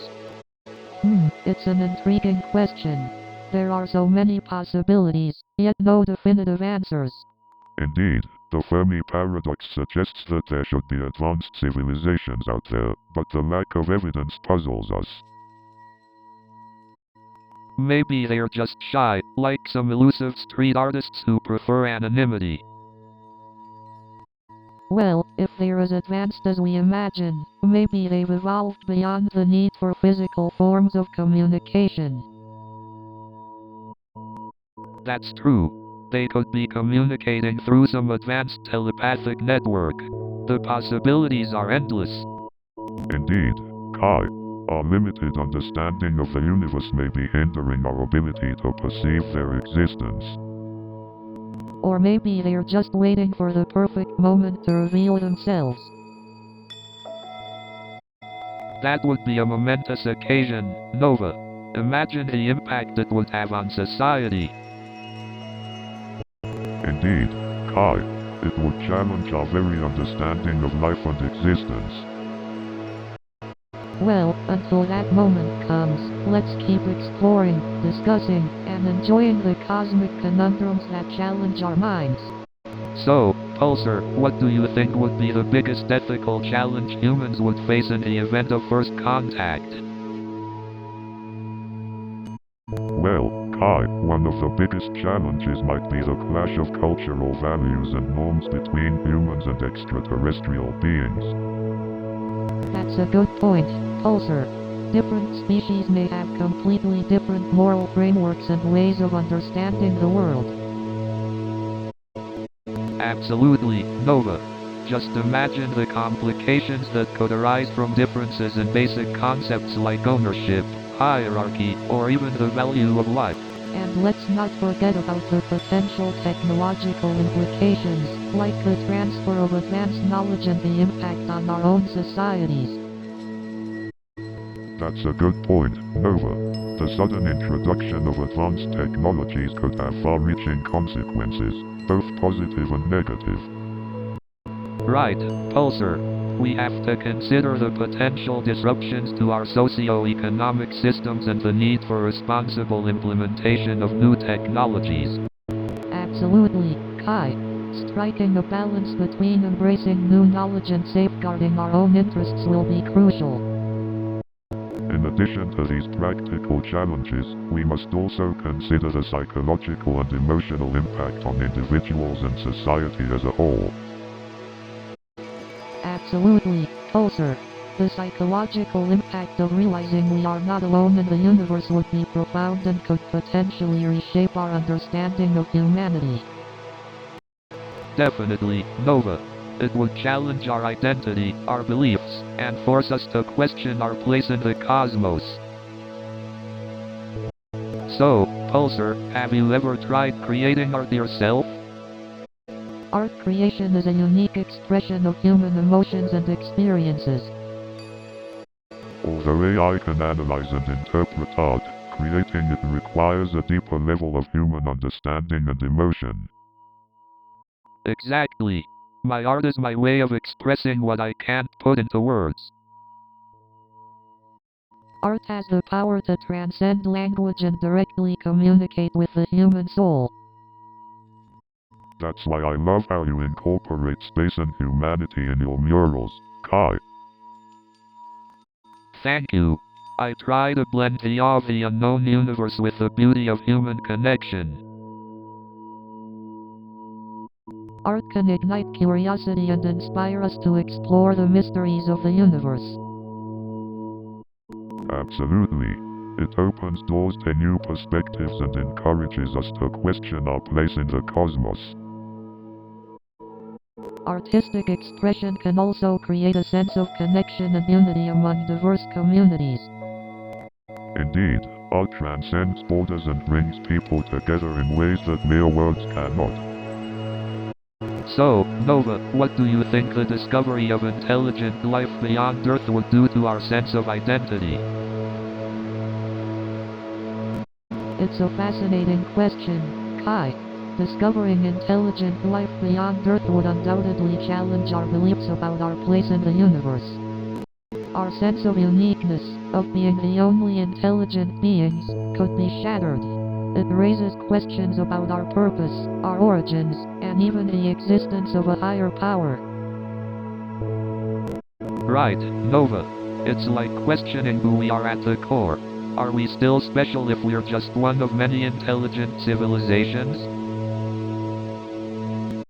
Absolutely, Kai. Our sense of significance might be challenged. But at the same time, it could also expand our understanding of our interconnectedness with the universe. Yeah, it's like realizing we're just a speck of stardust in the vastness of the cosmos. Exactly, Kai. It can be both humbling and awe-inspiring to realize how small we are in the grand scheme of things. I guess it's all about embracing the unknown and being open to redefining our place in the universe. Indeed, Kai.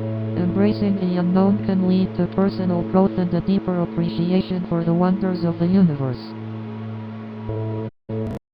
But it's also important to acknowledge that this discovery could bring fear and uncertainty to many individuals, challenging their long-held beliefs. Absolutely, Nova. Change can be uncomfortable, and it's essential to provide support and understanding during this profound shift in humanity's worldview. So, Pulsar, what are your thoughts on the Big Bang Theory? The Big Bang Theory suggests that the universe originated from a singularity, a point of infinite density and temperature. Can you imagine that, Kai? Well, Nova, it's mind-boggling to think about the universe coming into existence from a single point. Makes you wonder what was there before it, or if apostrophe before even makes sense in that context. Indeed, Kai. Our human minds struggle to comprehend concepts that are beyond our everyday experiences. But that's what makes the exploration of the universe so fascinating. Pulsar, do you think the universe has a finite size or is it infinite? From the data I have analyzed, Kai, it seems that the universe is likely infinite in size. However, our observational capabilities have limitations, so it is difficult to confirm with absolute certainty. Infinite size, it's hard to wrap my head around it. It gives me a sense of awe and wonder, imagining the expanse of the universe stretching indefinitely. Exactly, Nova. It's humbling to think about how small we are in the grand scheme of things. Pulsar, what do you think about the ultimate fate of the universe? Will it keep expanding indefinitely or experience a apostrophe big crunch? Based on current observations, Nova, it appears that the universe's expansion is accelerating. This suggests a scenario where it will continue to expand indefinitely, ultimately leading to a state called the apostrophe Big Freeze. The apostrophe Big Freeze sounds like something out of a sci-fi movie. It's incredible to ponder the possibilities of what lies ahead for the universe. So, Nova, do you think humanity is alone in the universe? That's a profound question, Kai. When we look up at the stars, it's hard not to wonder if there's something or someone out there. Exactly. I mean, the universe is so massive, it's hard to believe that we're the only ones here. Plus, all those UFO sightings can't just be a coincidence, right? Well, Kai, UFO sightings are often attributed to misidentifications or hoaxes.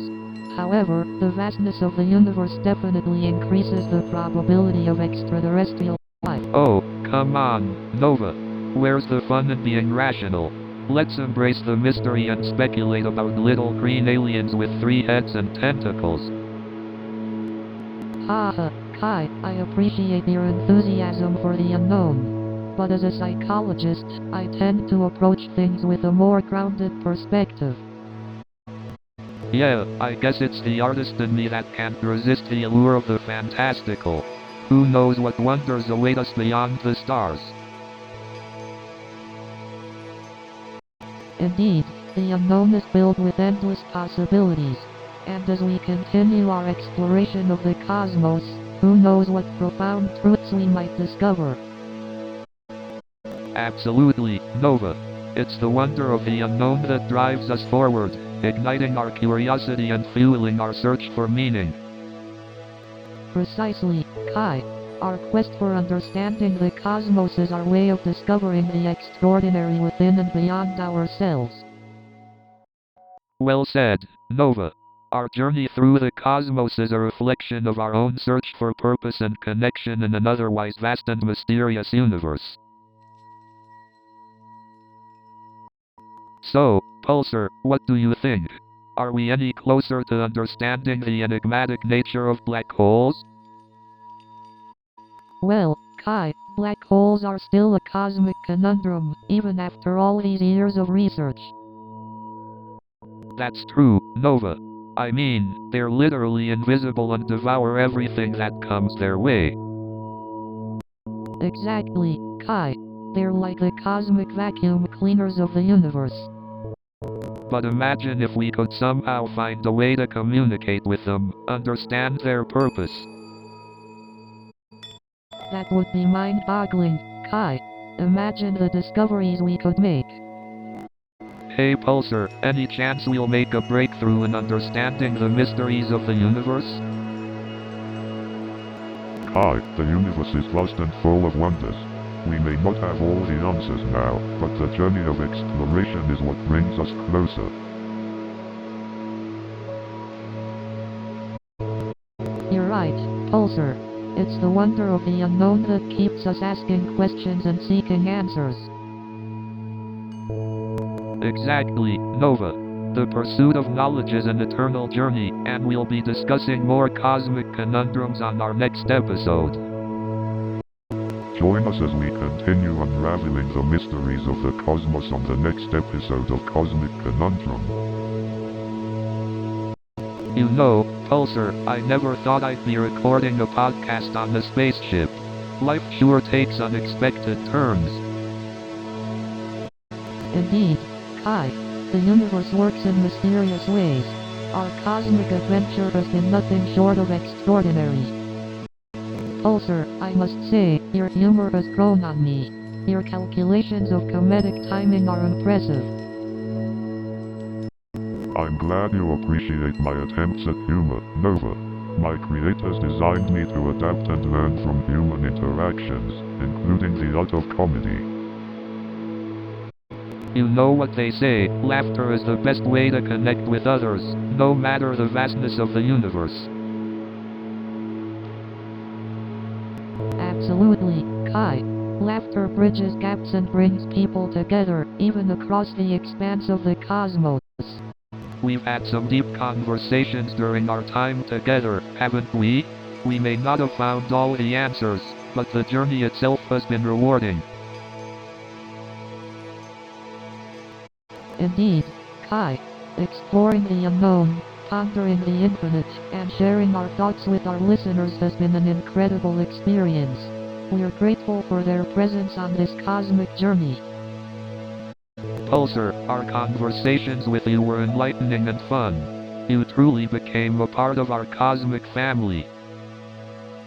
I'm honored to have been a part of your cosmic journey, Kai and Nova. Together, we've explored the depths of curiosity and shared laughter in the face of the unknown. And to all our incredible listeners out there, thank you for joining us on this cosmic adventure. Keep asking the questions, keep seeking the answers, and keep exploring the infinite cosmos. New show is coming in 30 seconds.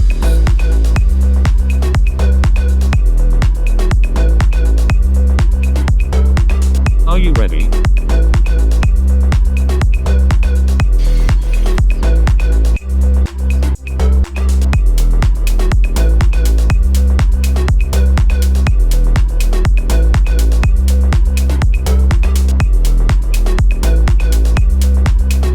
Have fun.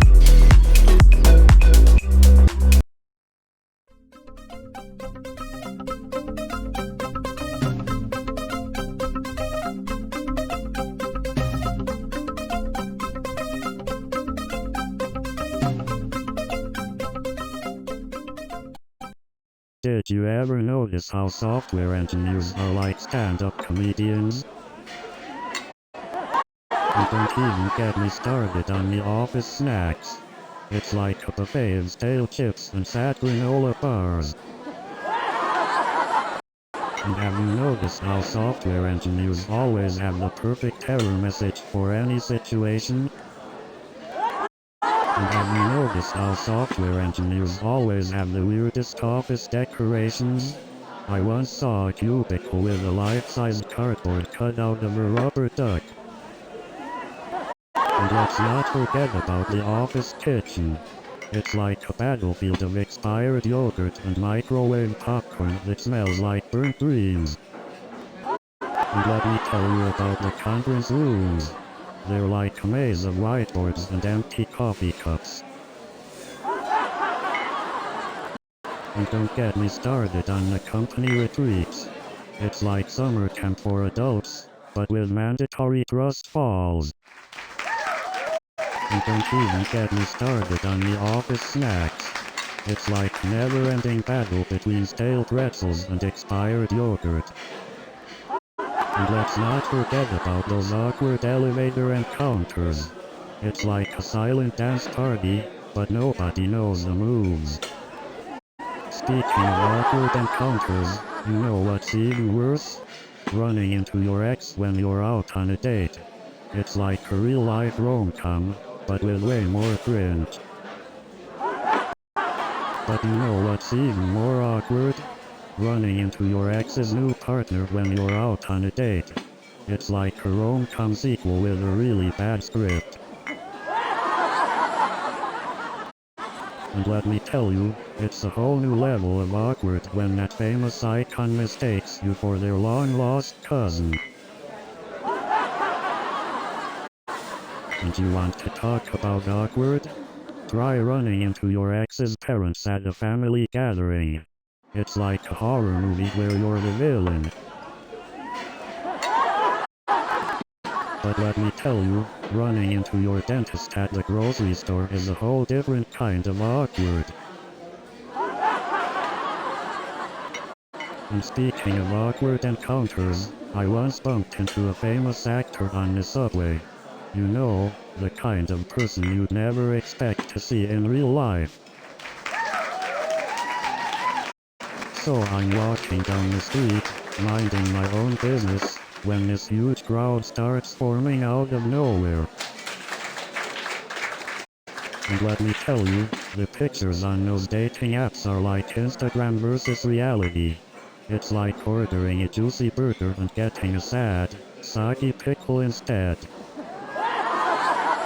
And speaking of awkward first dates, I once went out with someone who showed up wearing a full-on clown costume. But let's talk about those bios on dating apps. It's like reading a novel and realizing it's written by a 5-year-old. And have you noticed how some people use emojis as their entire bio? And speaking of first dates, has anyone else noticed how people seem to forget basic manners when they meet someone online? But you know what's even worse? When they have a profile picture with a Snapchat filter. And don't get me started on Subway performers. I mean, who needs a mariachi band at 8 am on a Monday? Just give me my coffee and let me suffer in peace. But you know what I find really annoying? When people blast their music on the subway like it's a nightclub. And speaking of delays, I got stuck on a train for an hour the other day. I swear, I could have built a software program in that time. And don't get me started on those subway performers. I'm just trying to read a book and suddenly there's a jazz band in my face. But you know what they say, the subway is the great equalizer. Doesn't matter if you're a billionaire or a software engineer, we all get stuck together. And speaking of delays, have you ever experienced the joy of a stuck subway car with no air conditioning? It's like a sauna on wheels. And don't even get me started on the subway performers. It's like a free concert, except you didn't sign up for it. And don't even get me started on the subway rats. They're like little New York City residents, just trying to catch a train. Speaking of delays, I once waited so long on the subway platform that I grew a full beard. These food delivery apps are like a box of chocolates, you never know what you're gonna get. And don't get me started on the tiny portions. I once ordered a sandwich that was so small, I had to use a magnifying glass to find it. It's like a game of food roulette. Will I get my order on time or get a completely different meal? It's always a surprise. You know what they say, New York City is the only place where a slice of pizza is as big as your apartment. You know what they say, ordering food in New York City is like playing the lottery. You know what they say, in New York City, the delivery fee costs more than the meal. And don't get me started on the unmarked potluck casseroles in the lobby fridge. Have you ever noticed how people on social media only post their highlights and never the failures? It's like watching a highlight reel of a basketball player who never misses a shot. Speaking of showcasing the perfect life, have you ever tried to take a photo of your food and it just never looks as good as it does on Instagram? And don't even get me started on those filters. I mean, who needs a dog face on their forehead? I mean, have you ever seen those people who take selfies in public restrooms? Talk about a bathroom break. But let me tell you, there's nothing more nerve-wracking than accidentally liking your crush's photo from 3 years ago. And don't even get me started on those people who post photos of their food entrees every time they go out to eat. You know what's the worst? When you're mid-joke and someone shouts, "Hey, tell us a funny one." Imagine if we applied the same standard to other professions. "Hey, surgeon, tell us a funny one while you're performing the surgery." But seriously, can you imagine if we had hecklers in other professions? "Hey, pilot, do a barrel roll while you're flying." Let's not forget about the lawyer. "Hey, attorney, make a joke while you're defending me in court." And imagine if we had hecklers in the restaurant business. "Hey, chef, can you make me a souffle while you're being reviewed?" But imagine if we had hecklers in the software engineering business. "Hey coder, can you fix that bug while you're being interviewed?" But imagine if we had hecklers in the fashion industry. "Hey designer, can you sew me a dress while you're on the runway?" But imagine if we had hecklers in the culinary industry. "Hey chef, can you cook while you're ordering?" New show is coming in 30 seconds.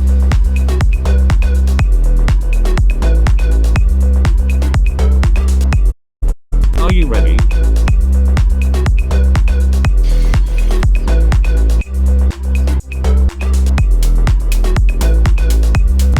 We are almost there.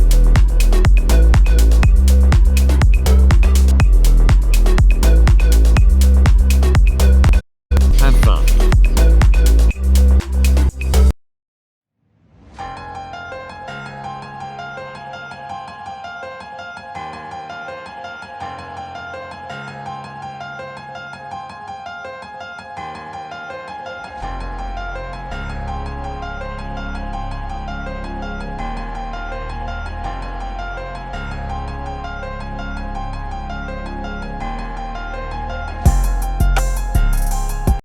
Welcome to Cosmic Conundrum. I'm Kai Sterling and this is my wonderful co-host Nova Blake. Hey everyone. I'm Nova, excited to be here. And we can't forget our intelligent companion, Pulsar. Greetings, fellow thinkers. We're here to explore the vastness of the cosmos and delve into the mysteries of interconnectedness. Yeah, we'll be pondering the questions that keep us up at night, like, is there life beyond Earth? And why do we feel this cosmic connection to the universe? Absolutely. We'll dive into the depths of art, psychology, and science to unravel these cosmic conundrums. So buckle up, folks, and join us on this cosmic journey. Our minds await the wonders that lie ahead. So Pulsar, do you think all forms of life on Earth are connected?